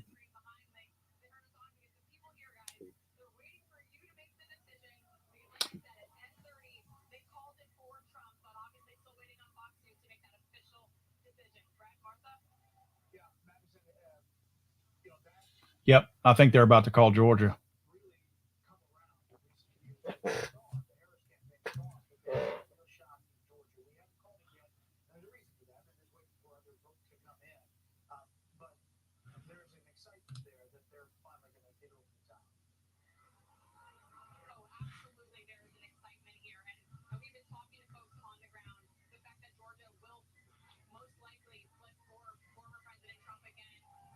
So what does that do for us? I'm curious.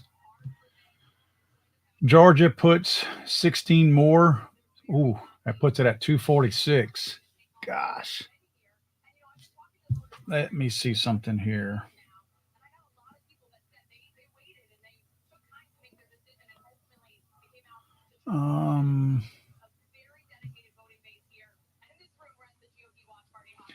So it looks like Georgia's about to get called. And if Pennsylvania, which is at 86% now, Trump still has a healthy lead there. With Georgia going to Trump, if Pennsylvania goes to Trump, that will put Trump at 265 electoral votes, 5 shy of 270. So what out of the other states out there, I mean, Alaska, he's going to get that one. How many we say was there? 3. So he would be 2 votes shy if he got Pennsylvania and Alaska once Georgia is finally called. He'd be 2 shy. So look for Georgia to be called any second now. In fact, some of the networks are calling it. You know what I'm curious of? Our friends over there at CNN. I bet you they are setting their hair on fire right now. If you guys don't mind, I would like to see if I can't find.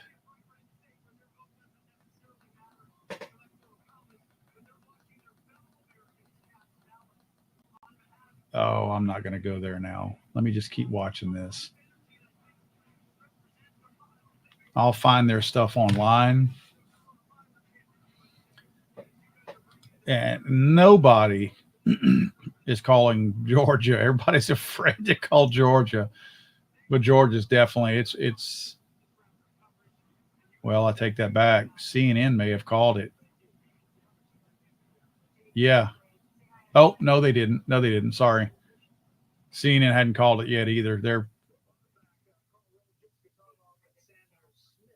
CNN has it at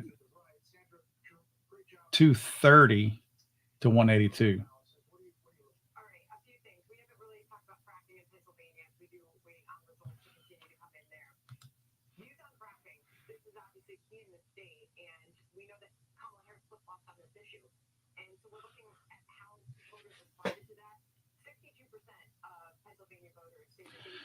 Can you guys hear this audio if I turn this up?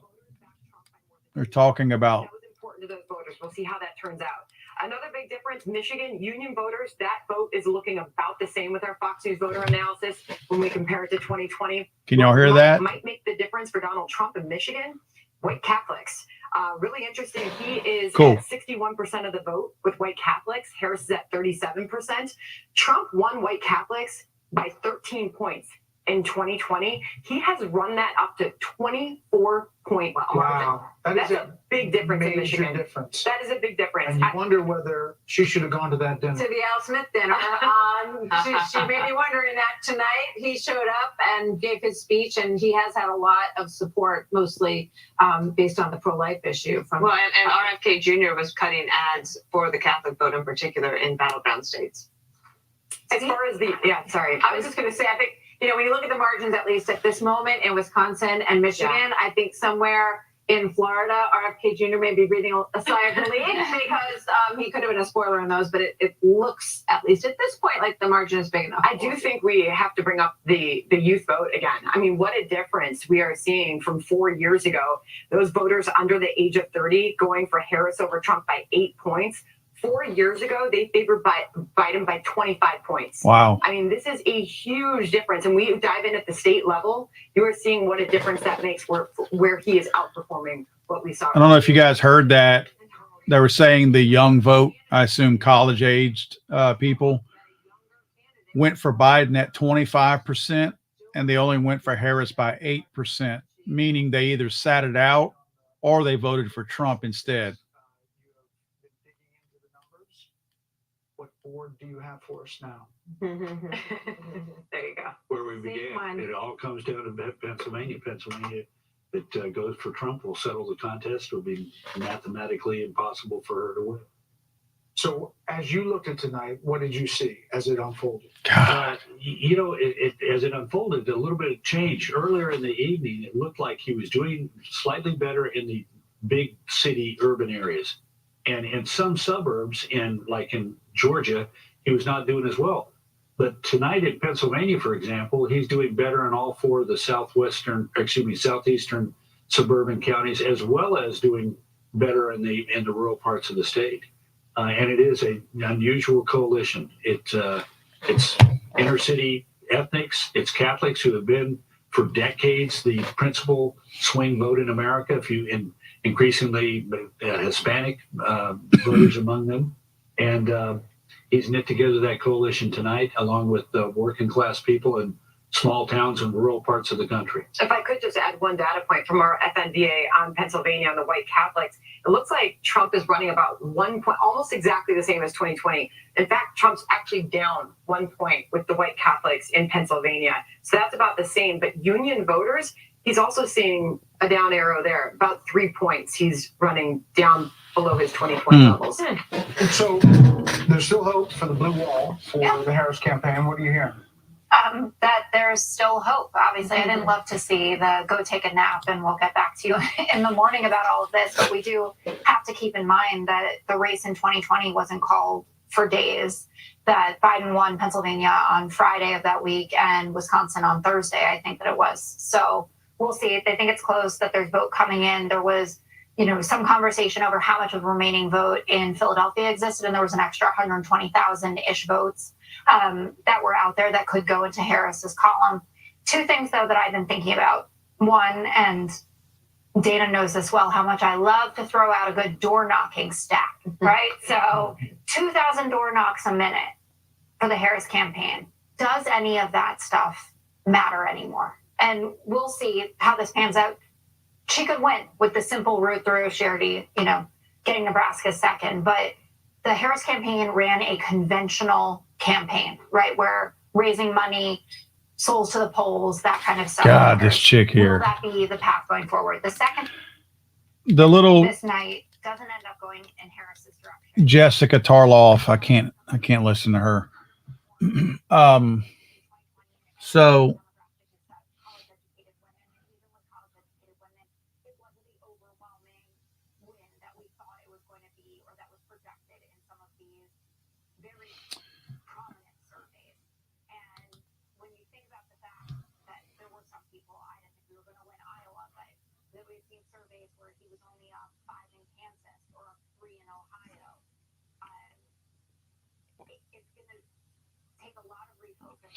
So it's looking like, my guess, with them stalling at 11:36 Central, I don't like the looks of that. I don't mind telling you, based on their track record of finding votes in the middle of the night. I'm not saying it's time to panic. I just don't like America going to bed and then waking up with a mystery bundle of votes that happen to show up. That certainly bothers me.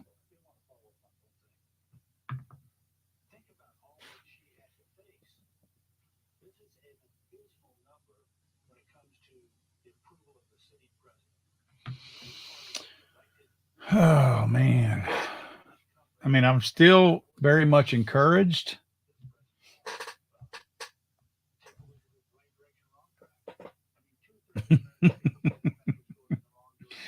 Oh, God. That's funny.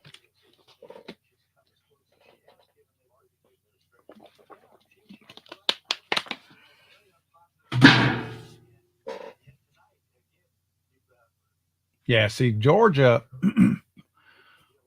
I know some people have called it, but Pennsylvania is not budging right now. Pennsylvania is staying right where it was at 86%.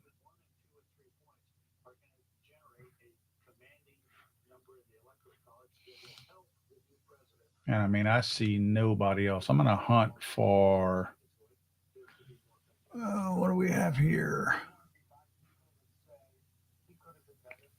Did CNN call? Yep. Of all people, CNN projection that Trump wins Georgia. Wow. Of all people to call it.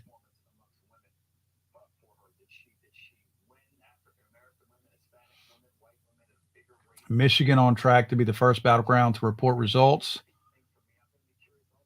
So apparently Michigan is expecting to be called very, very soon. Georgia is being called, which is a flip. Georgia flipping from Democrat to Republican. So that will, in essence, push Trump. What did we say it was? 16. So that's 246 electoral votes that we're now going to have in Trump's column. 246. If Pennsylvania gets called, it's not, I don't think it's mathematically possible for Harris to win. We've been saying that without Pennsylvania, Harris can't win, but if they're calling Georgia now, which technically it's not called on here, but it's, again, if CNN's calling it, it's Georgia's done for Trump. So Pennsylvania will be our only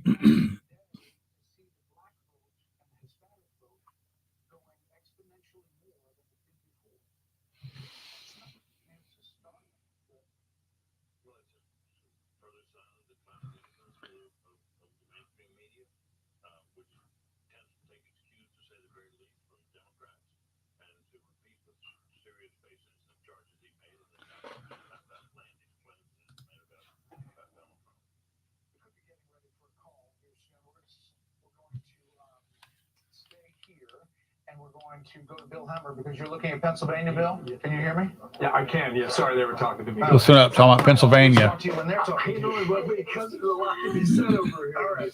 So You're right. Pennsylvania, we're still looking at, but Yeah. we're also looking at the national popular vote, Yeah, which he's currently leading. yeah. One thing I was looking at here. Okay, this is Philadelphia. This is 2016. This is Trump's margin in Philadelphia, 15.5. Okay. Then he comes back 4 years later. Philadelphia, that's where I mean, it's a Republican running in a blue part of the state. He's just shy of 18. Okay, so where is he tonight? He's almost at 21. Okay, so hold on that moment here, okay? There's a reason for this. Wow, that was a nice move. Yeah, like that. You caught me off guard. So let's go ahead and look at the vote difference for Pennsylvania. Some things I want to show you right now. Now, we talked about this Democratic march over here. And really, when we talk about the blue wall, here's where we stand right now, okay? Retire that. Trump's just shy of 3 percentage points, now ticking down to 2.7. That's a live number that continues to come in. Go ahead and clear this. What's up, the Texan? Hey, Hoss, how you doing, brother, man? Thank you for having me on tonight. Yeah, bud. Let me bring Bob in also. Show you the blue Hey, wall. Bob, come on in when you get ready. You know, if it's moved every direction for the past 3 decades, is it about to move in the same direction? What's up, Bob? Of course, as soon as I stood up. What's No. up? Thanks for having me, Paul. Good God to bless see you, man. God bless you for being out here doing this. Oh, thanks, man. It's actually a lot of fun, man. I'm enjoying this. We've got the audio from Fox News playing because they're breaking down the Pennsylvania area, which, Bob, that's where you are, correct? Yeah, and I don't know, but I could speculate. I'm right, and maybe I'm remembering wrong. I think we were one of the late or didn't get called till the next day states previously, were we not? I think Pennsylvania wasn't called till Thursday or Friday the last time. And again, this is speculation. I'll say just based mostly on my personal experience, right? So for 6 years, I worked at the polls. Okay. And I guess I'm going to use my little bit of knowledge of what goes on there to tell you why it might not be till tomorrow. And maybe it's the same in other states, but poll workers, right? You've got a judge at elections, you've got a minority inspector and a majority inspector for each ward, each individual ward in each borough or township in the state. And it's completely volunteer. and it breaks down to pay less than minimum wage. So you basically pay them as a contract worker, right? And they pay them one flat fee that breaks down to less than minimum wage. Plus, that's just based on and those same 3 people for each individual ward work the whole day, right? They start an hour and a half before the polls open. They stay till an hour after close, and then 2 of them have to drive those results to the county seat in a car. And there were times that we didn't have even all of the appointed poll workers that we were supposed to have at our polls. Okay. So if I were to guess, right, we were just talking about Cameron County, I would guess there's places where they just couldn't get enough people to work. Or somebody doesn't have a car. We had a judge of elections one year that didn't have a car, that had to have somebody come pick him up to physically drive our votes, right? The USB drive and all the paper ballots up to the county seat. Wow. If I had to guess that 14%, right, just based on what I saw being behind the scenes for the 6 years I was working our little individual ward here in the town where I live, I would guess that other 14% isn't going to come in. Okay. And I'm not an election mathematician, but I would guess based on what the margins are, so there's like almost 9 million registered voters in Pennsylvania. When you look at that margin in PA, I would guess that's why everyone's scared to call Pennsylvania, right? Right. I mean, it's a lot of those battleground states. And when you look at there being 150,000, 250,000 between Trump and Kamala, I'd guess they're a little nervous to call that while there's still enough to swing that hanging out there.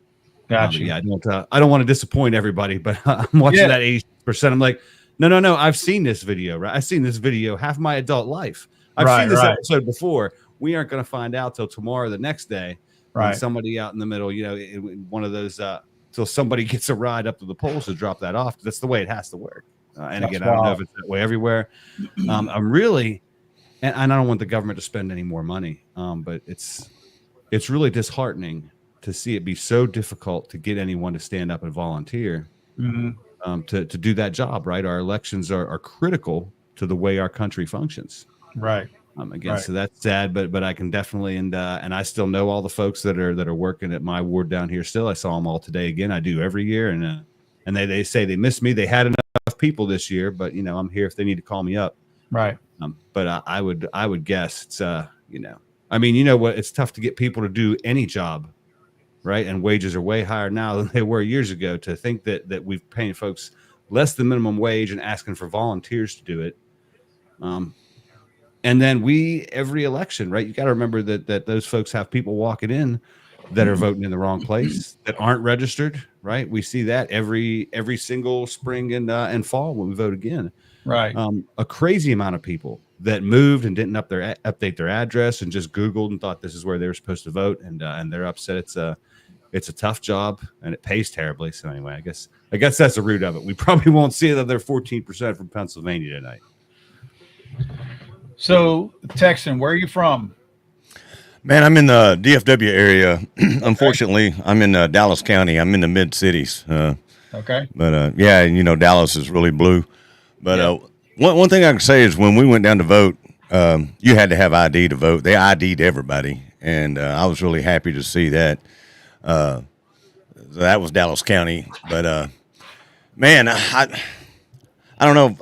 So many different maps I'm looking at, and everybody's got different numbers, man. I mean, they're kind of close. I really appreciate what you're doing, man. I want to thank you for that. I've been following you for a while. I mean, I put a lot of stock in what you bring to the table. Thank you. I appreciate it. What I'm looking at over here, Decision Desk HQ.com, they got Harris at 213 and Trump at 248. And so that's kind of close to what you got. But they called Georgia like an hour ago on this one. And what's that map location? I've got a Decision Desk HQ.com. I got it. Actually, somebody else sent that to me earlier, and I forgot to pull it up.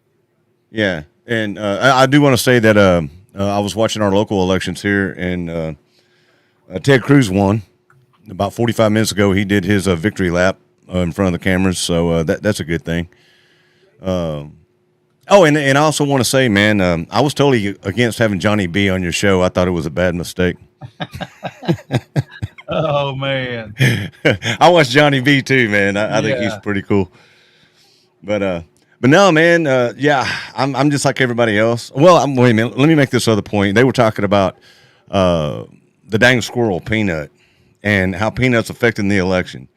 And you know, man, I've seen you report on it and others report on it too about all these raids that the feds have done across the nation and all the innocent people that they've killed. And it makes a news cycle for, a couple of days or whatever. And then it just goes away.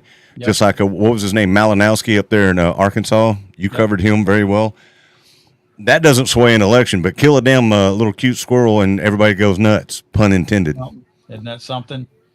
Yeah, it tells you the mentality, man, of, the American voter. I mean, I hate to sound like that, but it's true. Yeah. They're literally going crazy over a squirrel and a raccoon, but a human life, not so much. Yep. No, for sure. So this is that decision desk map that everybody was trying to get me to pull up earlier. Yeah, that's what I'm watching. So yeah, Georgia, Trump got that by 130,000. Let's see, where's Pennsylvania at? There we go. So numbers are about the same there. Yeah. The 240. They heard me talking. I think it just went up 2% reporting, at least did it? on the AP. It just jumped from 88 almost as soon as I was done speaking. I said, "Oh wow, somebody's Yep, listening. sure You want did. me to shine a white hot spotlight on what Yeah. you're doing down there, PA? Yeah, I'm looking after him. I'm looking out down here. So Jill Stein still got 30,000 votes and Chase Oliver got 20. That's crazy, man. So I'm trying to see what did they put? Oh, Arizona. They've got Trump pretty much winning it right now. They're not calling it. Yeah, and that's 55% is in. Yeah. So that's still pretty close. So what else do they have that they've called in? And see, they've still got Trump leaning in Wisconsin, Michigan. Sorry to cut you off. That's 86% is in according to to this map. Yep. So Trump's got a healthy lead there with 86% in. Like a really good lead there. Yeah. 110,000. So Harris looks like Minnesota now, which we kind of expected that. Take a look at Pennsylvania, man.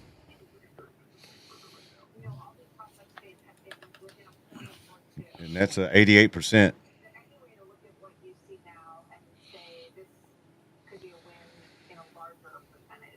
So we're at 22. Let's see. So really, any two states at this point, is that right? Arizona. What's Arizona's electoral votes? I don't see it on there. Oh, I don't know. I've got I just know Texas 11. was 40. Arizona's 11. 11, yeah.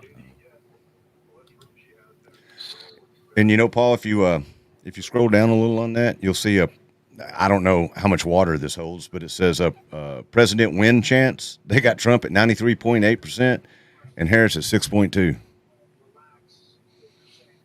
See that? Yep. And that was just updated. Eastern time. So what time is it over here? 12:47 Eastern. You're in Louisiana. You're still in Central, right? Yeah. Yeah, 11:53 here. I don't know. It's kind of crazy watching, and I've even got CBS pulled up, and they got different numbers. Everybody does. Yeah. Now, did we have? Yeah, Trump was at 230 on the Google poll. 248. Yeah. See, now the Fox News poll has been updated to 248. CBS is reporting right now that we got a new Senate, 50 to 41, 50 Republican, 41 Democrat. 51-49. Is that what you're showing? Yeah. Yeah. Yeah, They flipped. I'm sorry. Yeah, they flipped the Senate. It's Yeah. now Just the I flipped 2 seats. It went from 51-49 one way to 51-49 the other way, which again is one of those things that I'd mentioned earlier, that Kamala through her campaign was actually talking about getting rid of the filibuster so a simple majority in the Senate could actually rule. And I'm thinking to myself, you asked for it. What if they do it now, Right. Oh, you know how they are. They'll flip. They always do. But no, man, I just wanted to come on and say thanks, man. I don't have a whole lot to add to it. Like I said, I really appreciate what you bring to the table, brother. And I've been subscribed to your channel for a while. Well, thank you. Yeah, I'll holler out at you as my neighbor, because you are. You're just right over there. That's right down the street. Well, I appreciate you, man. Thanks for coming on here. Sure, brother. Y'all have a good night. Hi, bud. You too. Bob, you still with us? Yeah, if somebody, if you hear a knock on my door and I get drug out, you see some gloved hands come in here. PA just jumped up to 90%, and I wasn't joking, but it's like 86%. I've been here with y'all even when I wasn't on the camera, just staring at this thing, refreshing, looking at it, and that 86% was what, an hour or two? It just sat there? Yeah, it just sat there. I came on here and run my mouth. There got to be somebody down the block or something waiting to grab me up. Somebody's. Oh yeah. Yeah, somebody's watching. You spilled the beans on that one, man. Yeah, we might get that tonight. Good. That is a pretty freaking healthy look. He's dragging that lead too. That's 220,000 now ahead. So who? Yeah, they just updated Fox News at 90% also for Pennsylvania. Wow. So Wisconsin, that shows 84%. Let's see.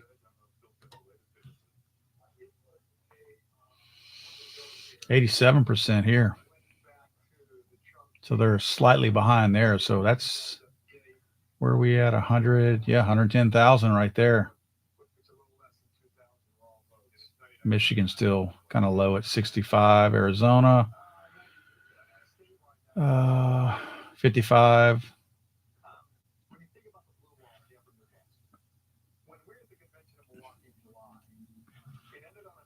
Interesting. I tell you what, Google surely doesn't want to call Georgia. God, they are freaking hanging on to that. We're going to hold on to Georgia for a little bit longer.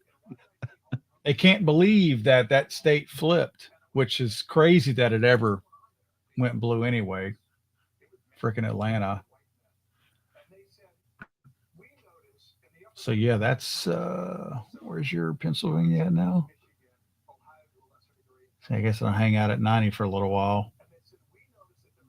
I'll talk some more crap. Maybe they'll. Yeah. Let me find something else bad to say about the way we run this state. I got plenty bad to say, but I ain't gonna dump it out right now. I'll tell you what, our Governor Josh Shapiro has been quiet though. We were real worried because Jordan had I'm not going to get deep into it, but had tangles with him, right? Wasn't his favorite person. We were really worried we were going to come under some serious scrutiny, I guess we'll call it, when he got in, and it hasn't been as that. I mean, we've been attacked from other angles, but he really has just kind of left us alone. Hasn't really pushed a whole lot gun rights wise, which we expect him to. We thought that, because that was what a year, 18 months before the gubernatorial election. We really expected him after he went on TV railing against the 80s and almost blaming us personally, right, in corporate name. We really expected him to just come right at us. He just didn't. That's weird. Maybe that's typical politicians, though, huh? Like, right. Just all that bluster and wanted to get people that support whatever that cause is worked up, just like Kamala with reproductive rights. Is that you was talking about reproductive rights? Anybody with a brain knows she can't do nothing about it. That's right. But if you spend a year whipping people into a frenzy about this, what you're going to be upset about, and I'll promise I'll do something. It doesn't matter that everyone can see that promise is hollow. Right. Just whip them up and get them upset to get the votes. Well, they've got a lot of those votes right there that she pulled in just based on falsehoods and things like that they brought. I mean, the whole Trump wants a nationwide abortion ban and things like that. I mean, that's never been talked about. They're making that up completely. Yeah, it ought to be criminal. I don't know why we don't lock them up just for saying some of those kind of things. All of them. I'm not playing partisan here. If they tell a bold-faced lie on television to get a vote, yeah, that should be the same as fraud. I don't know why it isn't, or maybe just nobody prosecutes. But that should be felony fraud or something, and we got to be prosecuting people and putting them in jail. That'd stop it real fast, man. Somebody just asked about Nevada. I forget what the screwiness of Nevada is. Gosh, what was it that goes on over there? It may be something about, you know what?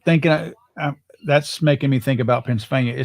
Isn't Pennsylvania the state they were talking about that said all of the absentee votes or none of the absentee votes are counted until the election day results are tallied and then they count? Yeah, and I think we don't do that anymore. Okay. Or that's I'm assuming since we've got 90% in, I'm assuming they changed that to a wide degree. At least the absentees. Now again, they just started really doing this, this broad mail-in voting, right? Absentee ballots used to be the last thing that got counted. We did everything else for the whole day before we even cracked those envelopes. Some of them got delivered straight to the county. Some of them came to the individual wards where the absentee folks lived. Okay. Yeah, it used to be absolute last. If I understand correctly, they changed that. I'm trying to read about Nevada right now to see if I'm on Wikipedia, see if it says anything about what happened last time.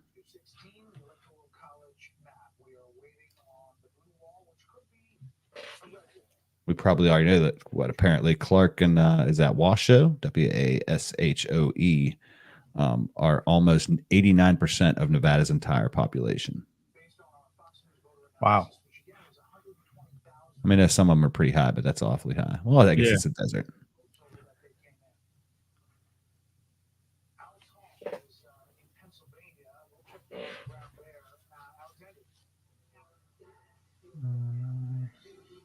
So here's somebody talking about Pennsylvania. They're seeing, not necessarily expecting to result tonight. Pennsylvania's results and the count is historically slow. It took 4 days in 2020, but the Commonwealth Secretary does believe that it's going to be faster this time. New technology, more trading will come into all this. Now, looking at Philadelphia, both the Trump and the Harris campaigns, they're saying they're outperforming there, but Team Trump feels that this could be good news for them because there are pockets of support inside of South Philadelphia, Northeast Philadelphia, and there is a saying that goes that Republicans can gauge how well they are doing in the state by how much they are losing Philadelphia by. Simply, it cuts into the margins that Democrats need. And here in Bucks County, they're seeing themselves on the screen right now. It means a lot. If we were to win this county, Bucks County, I mean, that would be the first time a Republican presidential candidate has taken this county since 1988. And these suburbs of Philadelphia, this is what pushed Biden over the edge in 2020. Harris needs to do well in these counties if she stands to have a chance of taking the state, guys. Right, Martha? Alex, thank you. So let's go to Bill and see what are you cooking up over there, Bill? I was just looking at New York. We heard so much about MSG and the insult comic about the Puerto Rican joke. And, Trump, is New York's his home, right? I mean, not living in Florida, Mar-a-Lago, but just look at this. Pennsylvania's still inching up, 91%. And that Bucks County, that might be what they're holding on. I don't know how many total, So what is that? Bucks County's got let's see, 280,000. Where is Bucks County? Just a little to the right of Philadelphia. It's the last county at the very southern right border. There it is. Yeah, it's only 69% in. I'm over on that the Decision Desk HQ. It is nice that you can zoom in at the county level, but that's what I'm on right now. Yeah, that one's only 69% in. So that might be what's holding it up. I'm just looking at the counties now. Most of them are 95% in. Who is it? Who's that? Cameron. Come on, Cameron County. They only got 25% in. 270. So even around the blue wall, it's possible too. That goes back to Somebody in the chat just said, "Don't count out the Amish." I did see a parade of Amish carts, horse-drawn carts with Trump flags flying on them earlier. Well, I should know. Are they allowed to use the computer to vote? Yeah, true. Maybe they have some paper ballots for them. Provisionals. Oh no, I guess they could do the mail-in. The mail-in's all envelopes. That's probably what they do. Oh yeah, that makes a lot of sense actually. Now I feel kind of dumb for even saying that. Obviously, that's what they do. Trump's holding on to this 4.2 advantage in Wisconsin. Associated Press, or what I'm looking at on Google, did finally call Georgia. Wisconsin's up to 88% now.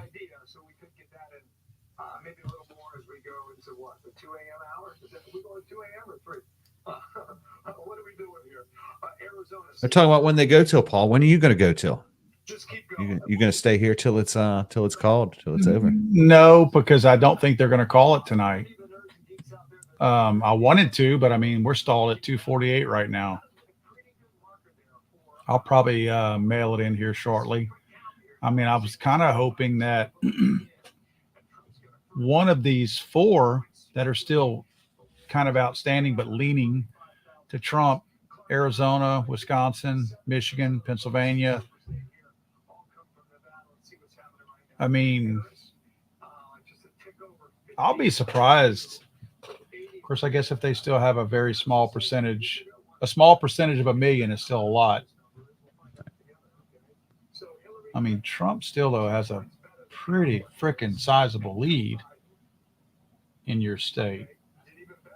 I'm cautiously optimistic they'll get Bucks in tonight, right? So it seems like, looking at these other ones, at least these major sites are waiting until they're, 93, 94% in these swing states that have a small enough margin to be, I guess, a percentage of the remaining registered voters. So right. I think we could get PA at some point tonight. I'll probably stay up long enough to see it jump over 92 and see if they call it. I don't know. Yeah, if they're hanging, it sounded like from what those that audio you were playing was saying that Bucks County is what we're looking at. I'm scrolling across the rest of these counties, just looking at the numbers real quick. Everybody else is at 95. There's an 86. That's Harrisburg. I don't know how many registered voters are there, but Harrisburg is only 86% in too. But it's and it's primarily Kamala votes. So that could change something, but Bucks County could do more. I guess we're waiting on Bucks. So it's bigger. It's twice as big, population-wise. It's twice as big as. Where's this over here? Harrisburg is in or on the border of Dauphin County. So like Dauphin County is at 86% reporting, 52.7% for Kamala. And Bucks County over there, just a little to the east of Philadelphia, that they were just talking about in 2016, I think. 2016 was blue. It's currently for Trump 50.3%, but they've only got 69% reported. Okay. So those are our slackers, which is incredible to me.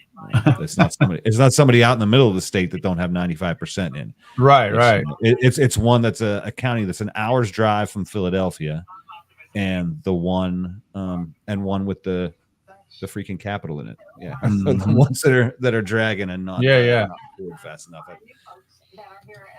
The state capital. No, we're going to be last. Thanks, guys. Williams here. Great to have all of you with us. Kevin McCarthy, let me start with you. Give us an update on what you everything is at a freaking standstill right now. And then maybe drill down on some of what you're seeing in these House situations as well. The Senate Republicans did an extraordinary job. They surpassed all expectations. President Trump is on his way. And I think President Trump is going to help the Republicans hold the House, but it's going to be very narrow, maybe even narrower than we have now. But you think they can do it? Maybe even narrower. See, Yeah, it may be exactly the same. are you looking at what I'm looking at right now? I'll hop over there. Good. This projected electoral votes. Look down there at the bottom of this screen right here, and you're going to see they're projecting Trump to win with 295 electoral votes. Yeah, and what was it? It was John Crump, I think, that kept ripping off the Vegas odds every 10 or 15 minutes. It looks like this Decision Desk HQ is running right with Vegas. It got 94% chance of Trump. So I guess our best chance, whether it's tonight or hopefully early in the day tomorrow, right? Our best chance to get an answer is to get Pennsylvania, which is looking good, but I'm not going to count that. Pennsylvania, any other one? 19. Yeah, Pennsylvania and any of them, because Pennsylvania is right at 20. Yeah, so would Nevada be big enough? Nevada's only 6 electoral votes. Yeah, it would. You got to figure Pennsylvania's going to get you to 266. Yeah, you're right. Yeah, that puts them over. The only one that doesn't put them in play or put them where they need to be is Alaska. They fall one short of that. One short if they got Alaska. So really at this point, if they get Pennsylvania, any of the other states besides Alaska puts them over the top. Yeah, I need Wisconsin and Alaska. Wisconsin's at 86% reporting. So hopefully tonight or I will wake up tomorrow, one of them will be done. Now, I'm looking at this. What's this map show here? Okay, so now votes are coming in from Nevada. I was going to say, because I'm showing it on another map. 53% are in Nevada. It's leaning Kamala by a good bit, actually, by 13,000 votes. I say a good bit. That's actually not a lot. Apparently, their big communities haven't come in because there's way more people than that over there. Yeah, Biden took Nevada 703,000 to 669 in 2020. Now, see, look, if I go to the Google map, they have 75% reporting in Nevada, and they got Trump up. So it's definitely the numbers aren't consistent. Yeah, let's see. We got 67 right there on this poll. Yep. And 75% on this other one. And this other one shows Trump up 50% to 47%. The numbers 465, 462.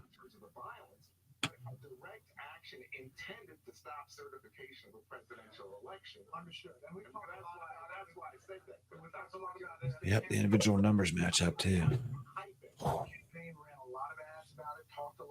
Now, this is interesting. What's his name? The guy. What's his freaking name? I'm not sold on this idea that it was the cost of eggs. I worry that it was. Well, I'm not voting for this woman, or I'm not voting for this black woman. I don't know. That's not what we see in our data. Well, here's the thing. Where do you see that? Because a moment ago, Darren was out here and he said, in fact, not only did the bro strategy work, and the bro strategy largely worked along the lines of white men. They're trying to say it's a race thing now. Had some impact in terms of Latino and black men. So stupid, man. And gave higher percentage. All right, Carl. Can they realize? They just don't realize that they ran a stupid candidate that nobody likes, and she has no real world experience doing anything. It shouldn't be funny. Maybe I'm laughing to keep from crying that when it looks like things are slipping away. I mean, this is national television that we're pulling out a race card when it looks like things aren't going our way. We're like, oh no, people just didn't want to.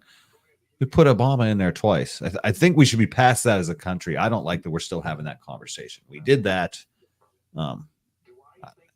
Well, now they want to say be over that. It's, I guess, because it's not just a black person now; it's a black woman now. That the bro vote didn't want a black woman in there. Give me a break, man. It's so funny. I talked to my wife earlier. My wife's an engineer, and I told her about the ads that some of the Democrats have been running, telling them to tell the wives to vote for Kamala and then lie to their husbands as if their husband had influence on who they were going to vote for. And my wife just died laughing. She said, "You've never even hinted to me who you think I should vote for. And she said, if you told me to, I'd tell you to go F yourself. I said, exactly. I said, same for you. If you told me you don't need to vote for Trump, I'm voting for Trump if I felt like it. I don't understand. Are these people this detached from reality where they think that we're still living in the 50s and that we go home and if our wife doesn't have dinner cooked, we bitch at her and say, hey, I don't hear any pots clanging in there. Let me prop my shoes up. Honey, go get me a drink. And oh, by the way, tomorrow's election day. Make sure you vote for so-and-so. It's freaking 2024, man. Jesus.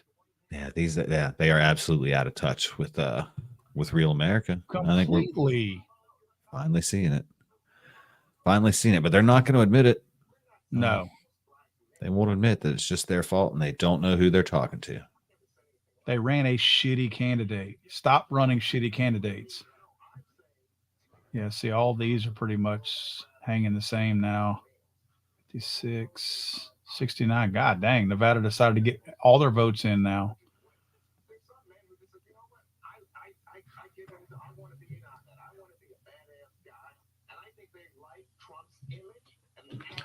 Well, Juan is really driving this home. We offered to make their life better.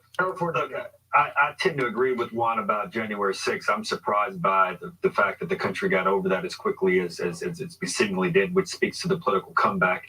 I've said here earlier, I think that the fact that some of these issues around the economy and the border were not addressed more forthrightly. They're still trying to bring up January 6th. In the meantime, you can't afford a dozen eggs. Which one is more important? Whether or not the driving up support amongst How many years ago was that now? You know what? As much as they beat that horse, you'd think it happened last year. Oh, yeah. Did black women, white women, Hispanic women? We still don't know those numbers. We'll have an opportunity to dig into some of those things, but I don't interpret what Juan is saying any more than that. All right. More to talk about here. There's a lot more coming up as election night moves on at 1:15 on the East Coast. We continue to get more vote in. We will be able to make some calls when that vote is in full. Our coverage continues next. Stay with us.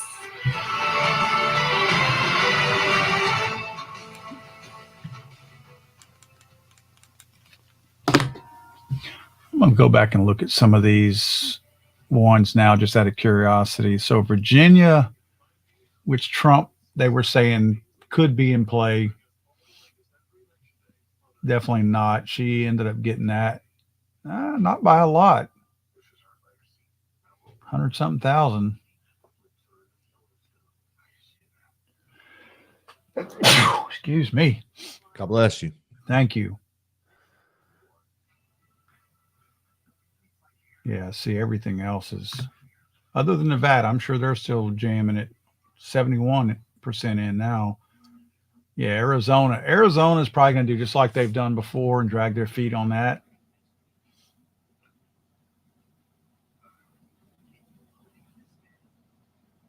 Well, screw it. We'll just get Wisconsin or Nevada to cook it. I think that article said how long it took them to get all their votes in. Maybe it doesn't.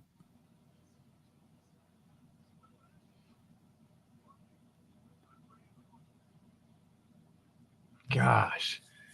Sure would like to go to bed tonight knowing who won the freaking election. I don't want to have to wake up in the morning and see the same freaking map. I don't know if I am. I don't want to stay up all night, but I'd like to leave my wife a note and a text to let her know, man. She's been pretty upset. I mean, I think a lot of us are about what we've seen happen to the country in more ways than one across the board over the last few years. But the closer it got to this, the more really stressed out she got. Well, she didn't want to watch any of it.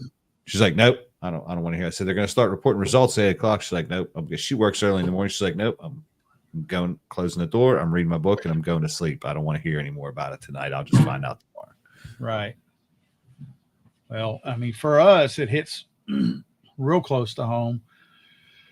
Oh, excuse me. My wife is an engineer and she's less than 2 years away from retirement. she started working for the company she works for straight out of college. So she was able to get her 20-something years in early, and she's literally ready to retire. And, you know, between 401ks, retirements, and everything like that, taking such a beating in the last 4 months, she's like, you know, I'm probably not going to be able to retire, you know, in May of 2026, like I thought I was going to be able to. So she'd have to work a few more years just to kind of work on her retirement if Kamala were to win. You know, if we were to get a rebound on 401k and investments and everything like that, she'd be back where she needs to be, you know, and be able to retire. But right. I mean, and our thing, you know, with our son, you know, it puts it in a weird situation because, you know, in 2 years, he'll be 18. And if the school decides they don't want him there anymore, I mean, he's special needs. I mean, they could ask him to leave. It's a private school. So we've talked about it. We're like, man, if she can't retire in 2 years and they tell him he can't go to school anymore, I guess he rides around with me all day. You know, I mean, it's like, there's so much uncertainty. And it's like she says, based off of who wins. She said, if Trump wins, we'll be fine. You know, if things get back to normal. And I think they will, if the Democrats don't try to disrupt things. I think that's why earlier it was such a big deal to me that the Republicans flipped the Senate, because I'm like, all right, well, my biggest fear was Trump gets in there and the Democrats control the Senate and the House, then that Trump gets nothing done, you know? Right. Now, if they can get the House, where do we stand on that? Let's see. Where's the House count? Let's see here. U.S. House. Oh, that's just the races. Let's see where somebody had a map that showed all the seats in Congress. Where is that map at? Just curious. Here we go. It's not a map, but I can see. So, yeah, the Republicans definitely flipped the Senate. So it's 51-40. Well, they're saying 41, but it's going to be 49. The House, 218 to control the House. The Republicans have 190 to the Democrats 157. So those races have not all called yet. But the Republicans have flipped so far 3 seats in the House. So that's moving in the right direction. It's just not there.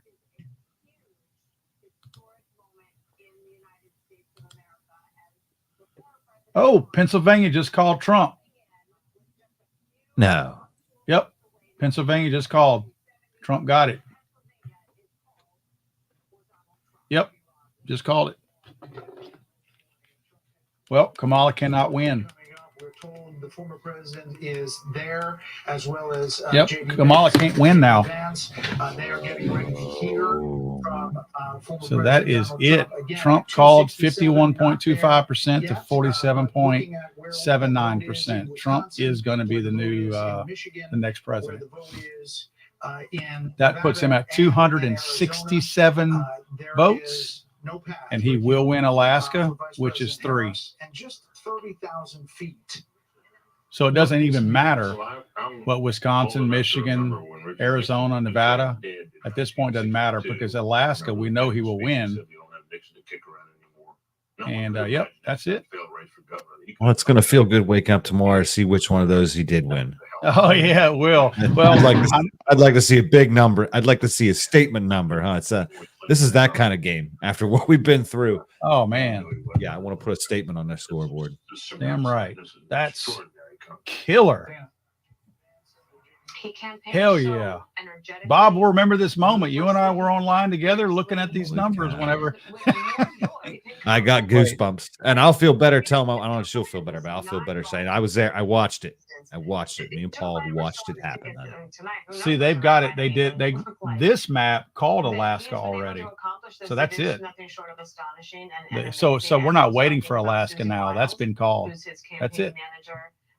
Very quiet. Does not like the limelight. Chris Larson. Let me take a screenshot of all that. those people who work so I hard will to be stop saving Trump, that. No matter what was said about him, they were called every name. Let's see what these, if anybody else is lagging right now. Nope, nobody else wants to call it. Last night. And look at this. Okay, man, I'm sorry. I got to go back to 2020. Donald Trump is elected and basically 65 million votes to 60 million so far. Now, I know not everything is in yet. But you're going to tell me that Joe Biden had 20 million more votes than what Harris is at right now? No. I don't buy it, man. Not a chance, man. There was more everything this year, right? And maybe you can't just feel it on the street, but there was more talk, there was more signs, there was more flags for both campaigns, man. There was more. In my lifetime, I haven't seen people activated and engaged the way they were for this election. I agree, man. We're gonna beat that horse too much, though, are we? Yeah. I was thinking about that driving around the car earlier, thinking about watching this, thinking about watching these numbers go. Like, what was it? Like 81 million. It's just an absolutely remarkable. All right, so that's the number to beat, huh? That's what we're looking at. Would say, yeah, this never happened in the United States of America. All right, so I've said this before. He's the single greatest political athlete I've ever seen. And tonight, God, boy, that's cutting it close, huh? Moments in the campaign where I thought so we, yep, some things and did some it was things Alaska that they called that 3 sent them to 270. He also ran a traditional. So they connect with voters on issues. Pennsylvania never went up from the 91%. They just decided to call it. He didn't talk about it the most. Yeah, I guess somebody must have done some math. Right. Let me go in here and look at these. You figure that's 220,000 difference. They probably figured we don't have 220,000 votes out there that haven't been calculated. Yeah, that's what I bet. Voting for President Trump, he did something we got 134,000 with 86% reporting in Dauphin County. To revamp, and perhaps we should think about that's that. Called another 15,000 she could have got there. And they made this evening. Charlie Hurd. Well, yep. She was losing bucks. The trend wasn't going back the other way.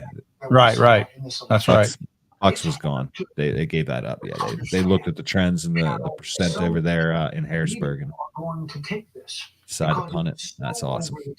So, how many days until the wackos on the far left start burning the shit and rioting? Just your guess. Yeah, it's true. I think they start tomorrow. I do too. I wouldn't be surprised if they haven't started tonight whenever they see this, because they're waiting for this to happen. For the White House tonight, but also, this is the I don't know. I think they'll succumb to whatever their chemical of choice is to dull the pain tonight.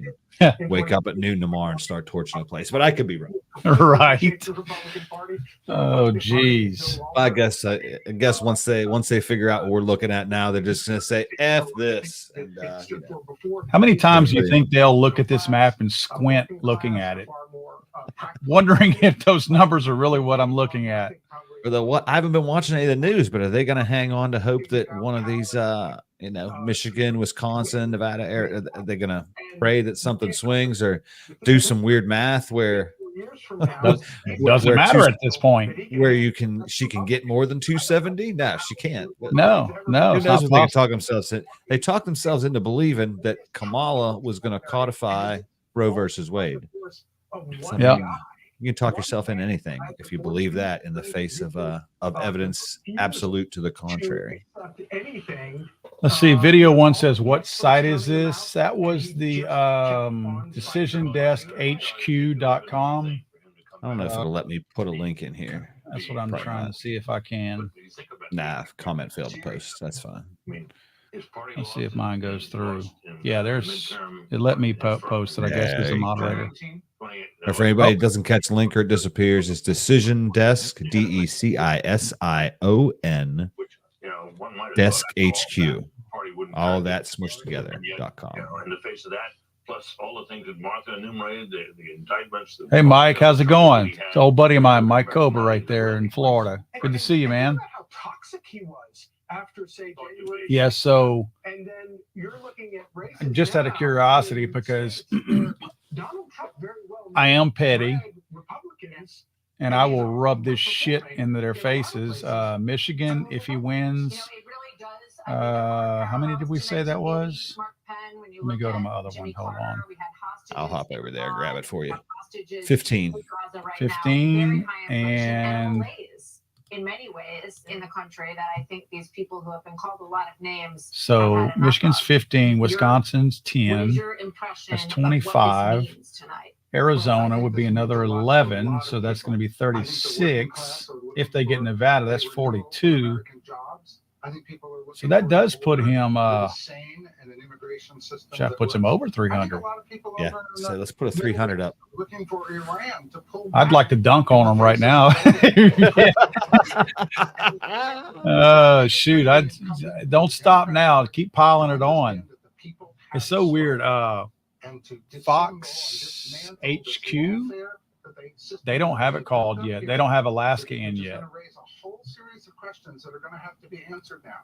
But they cannot say that they are better than. But I mean, we know Alaska's going to Trump. It's not like that's not going to happen, but still. And the people have spoken, and he is going to be the 47th. What I want now, and I mean, I think it's going to happen based on the numbers that you see right now. I mean, he's 5 million popular votes ahead of her. I want him to hold on to that, because that was the other thing when he beat Hillary that they raised hell about, saying that, oh, we need to do away with the Electoral College. It's not fair because Hillary won the popular vote. It's a slam dunk if he has the popular vote too. They have nothing to talk about if he wins the popular vote, which it doesn't matter. We have an Electoral College. Just they complain about it. Still doesn't change it. But I certainly would like to see him turn that argument off.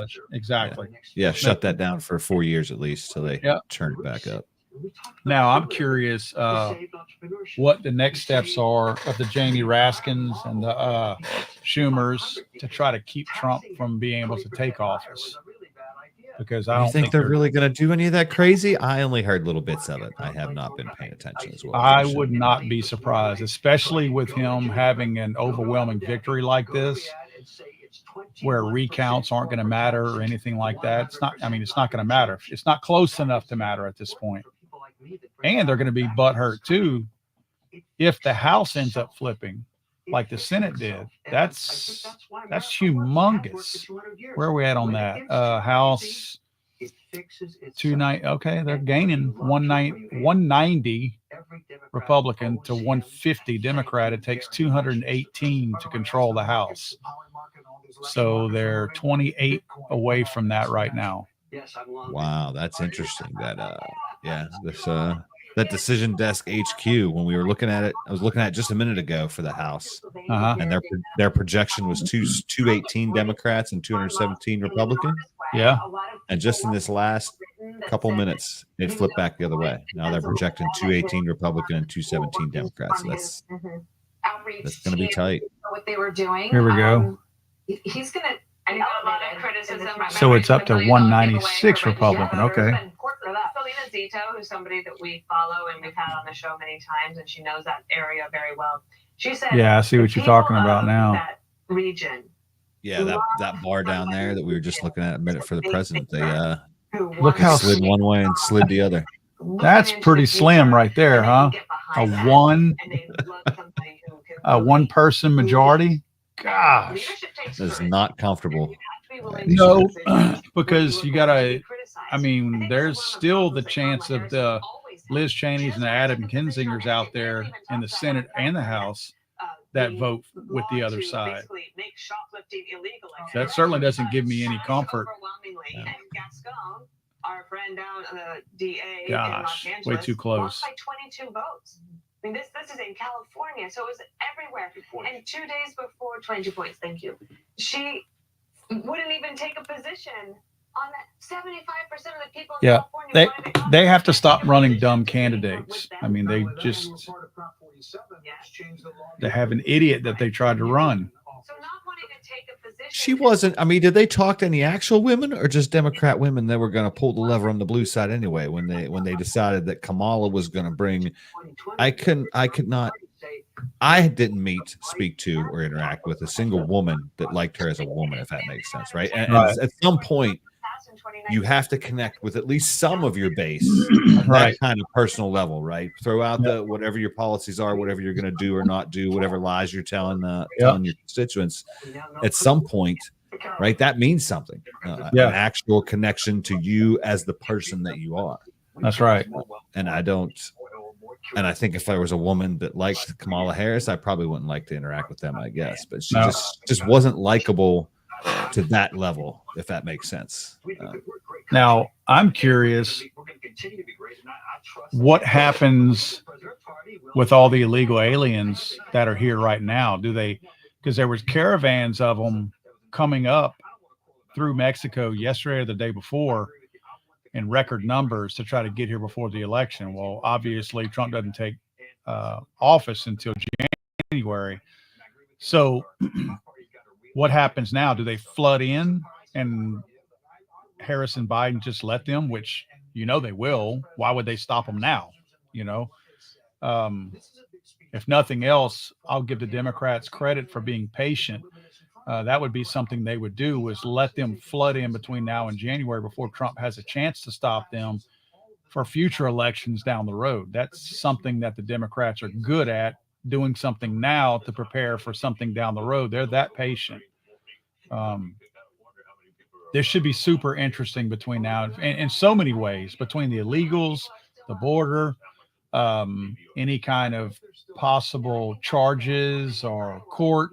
Isn't it next week that the what's his name, Jack Smith, doesn't he hit Trump with something else next week? Isn't that whenever they postponed it to? I think that's the date they've been talking about. Yeah. November. I don't remember what the exact date was, but yeah, right. It's supposed to be next week. So the hijinks start next week and will probably last all the way through till January. Of course, it's not going to stop once he's inaugurated. Wow. Let me go back and look. I'm curious what some of these other sites are doing. I can't PA's wait. up to 93% reporting. I know we're calling it based on a couple of sites, but I'm still keeping one eye on it. Right. Make sure it keeps. Yeah. I feel a personal accountability over there. Right. Anyway, go ahead, Paul. Sorry. No, I was just going to say I'm excited to see the leftists lighting their hair on fire tomorrow. I actually get a kick out of that.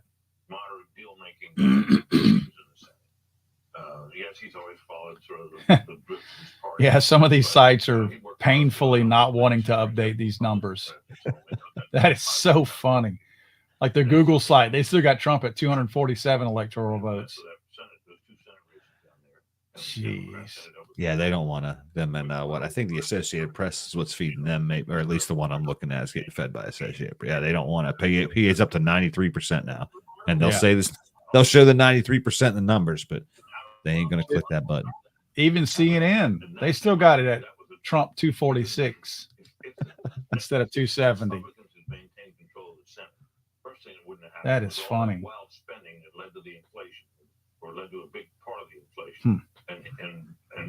Wisconsin's up to 88% reporting. Trump's up 130,000, 129,000. They probably won't call that for another hour or two as long as it keeps trickling in. Return norms, and then the historians came in and said, no, you could be bigger than FDR. So he said, it's fine, okay, I'll spend all the money. Then they cause inflation, and now they end up with this result. Well, he had said that this looks like new President Trump, if he gets to 270, which we expect he will fairly shortly. Yes, exactly. Has a moment to bring about the unity that people expect. Fox is not called Alaska yet, but they know he's going to get it. Ourselves to think that there won't be a tremendous response to this, tremendous backlash in a lot of corners of the country. So listen, he's going to get there because Alaska's going to be Republican, but we're not done as far as calling states. There could be even more states that go Trump's way. This could be a massive landslide just by what we're looking at in the polls. Fox News Decision Desk can now project today Vice President Harris will win Minnesota, and her running mate Tim Walz serves as the state's governor there. So they gave him Minnesota. 267 to 226. But again, Donald J. Trump will be the 47th president of the United States. More Democracy 24 special coverage next. That's good. I think they said it out loud enough times that we can't wake up tomorrow morning. And have it stand up. That's right. There's way too many receipts that everybody said this. Everybody knew it. I've got witnesses. I want to see the camera footage from those last polls in Michigan. That's right. Or that last 7% in Pennsylvania. Let's go ahead and reel that back. I'm going to interview everybody that's there. Yeah, there's right. Yeah, that we put enough away. They can't do it. They said it enough. They said it 3 times. It's just like Beetlejuice. You can't That's exactly right. There's no way. I'm not going to let them. I'll go burn shit down. Wake up tomorrow and put a 270 next to Kamala. And Yeah. You'll see how upset we really been for the last 3.5 years. That'd be rough. That'd be a rough way to wake up. Yeah, it's funny. This I'm looking at CNN's live coverage. Hang on. Let me see if I can plug this in.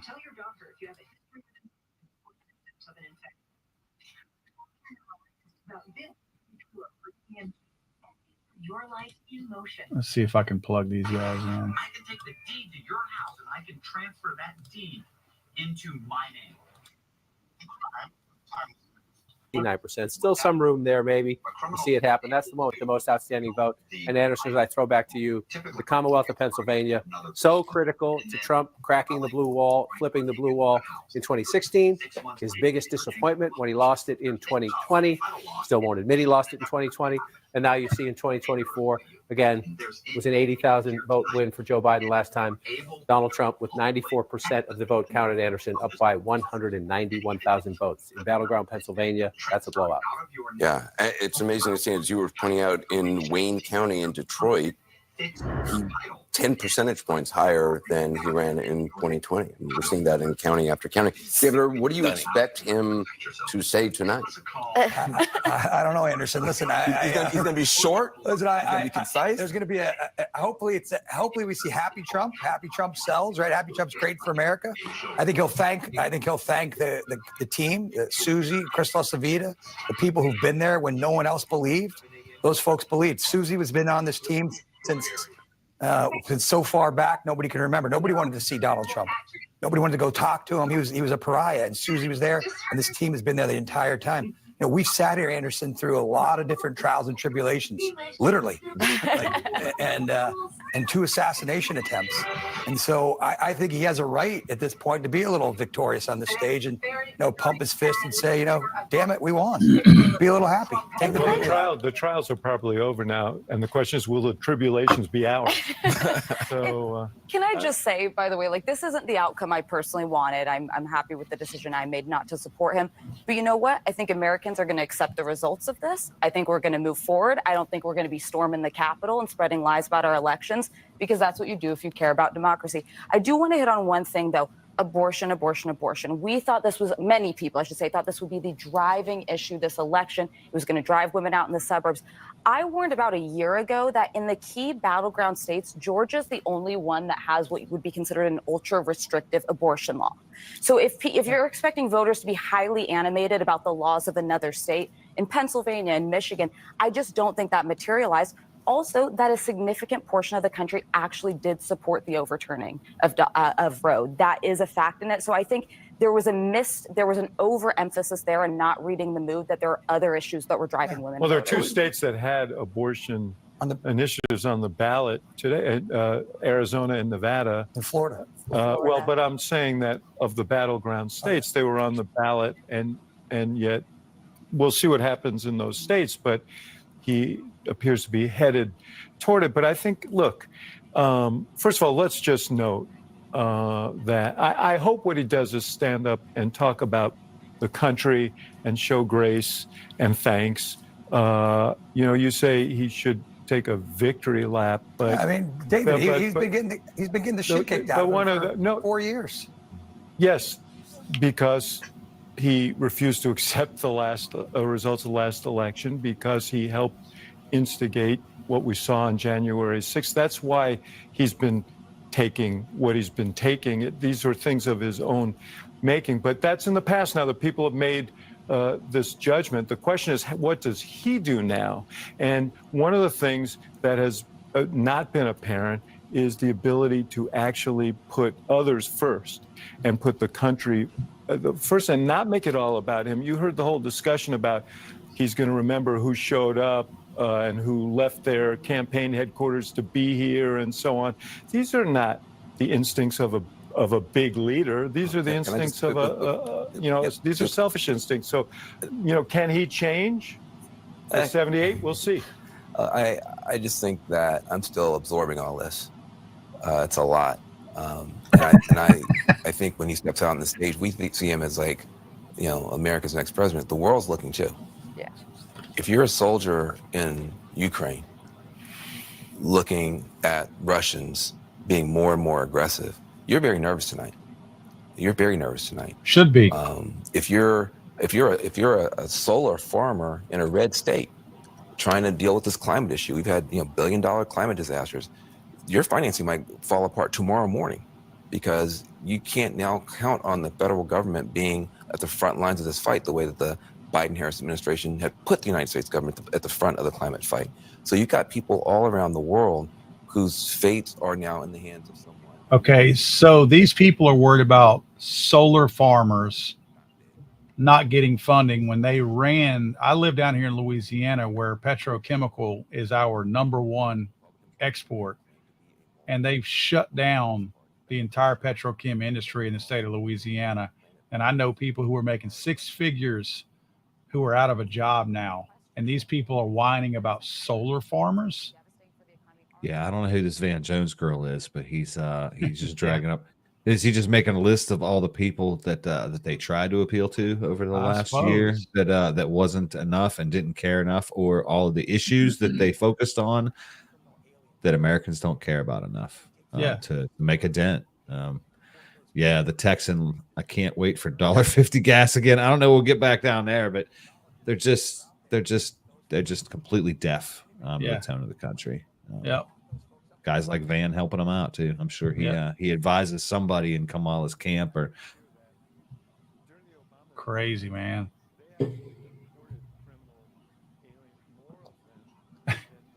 Thank you, Peanut. All right. Well, I think I'm going to shut it down, guys. I've seen all I need to see. Hey, thanks for having me here, Paul. And you did a heck of a job. I'm not kidding you. I mean, these guys watching out here know, but you're the number one notification every day that I like to see pop up on my phone. So I knew I'm going to get some real information and somebody that kind of thinks like me, right? That's going to give me what I want to know about something. And I don't even remember when you started this out. You're an absolute champion for being out here. This is probably why people love you, because you do stuff like this when a rubber meets the road, and we need the truth, and we need somebody to tell it to us like it is. Well, truth with opinion, right? Yeah, we need somebody to tell us like it is and not to BS us. That's right. You're here. I really appreciate it. Well, I appreciate you. And look, again, for those of you, we still got a ton of people in here right now.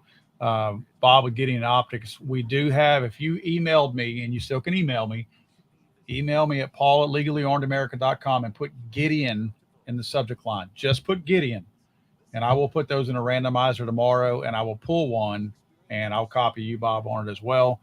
Jordan had sent me a text earlier, say, hey, do a giveaway or whichever. So we're giving away one of y'all's optics tomorrow. I'll pull from the people who emailed us. So, Bob, I appreciate you guys. Is it all right with you if we let the winner choose what they want? Sorry, I talked over you. That's perfectly fine with me. If you guys are okay with that, you guys are the ones supplying it. So I would love to do that. That make it easier for you, easier for me. They can get whatever they want to put on their gun or put on under their Christmas tree.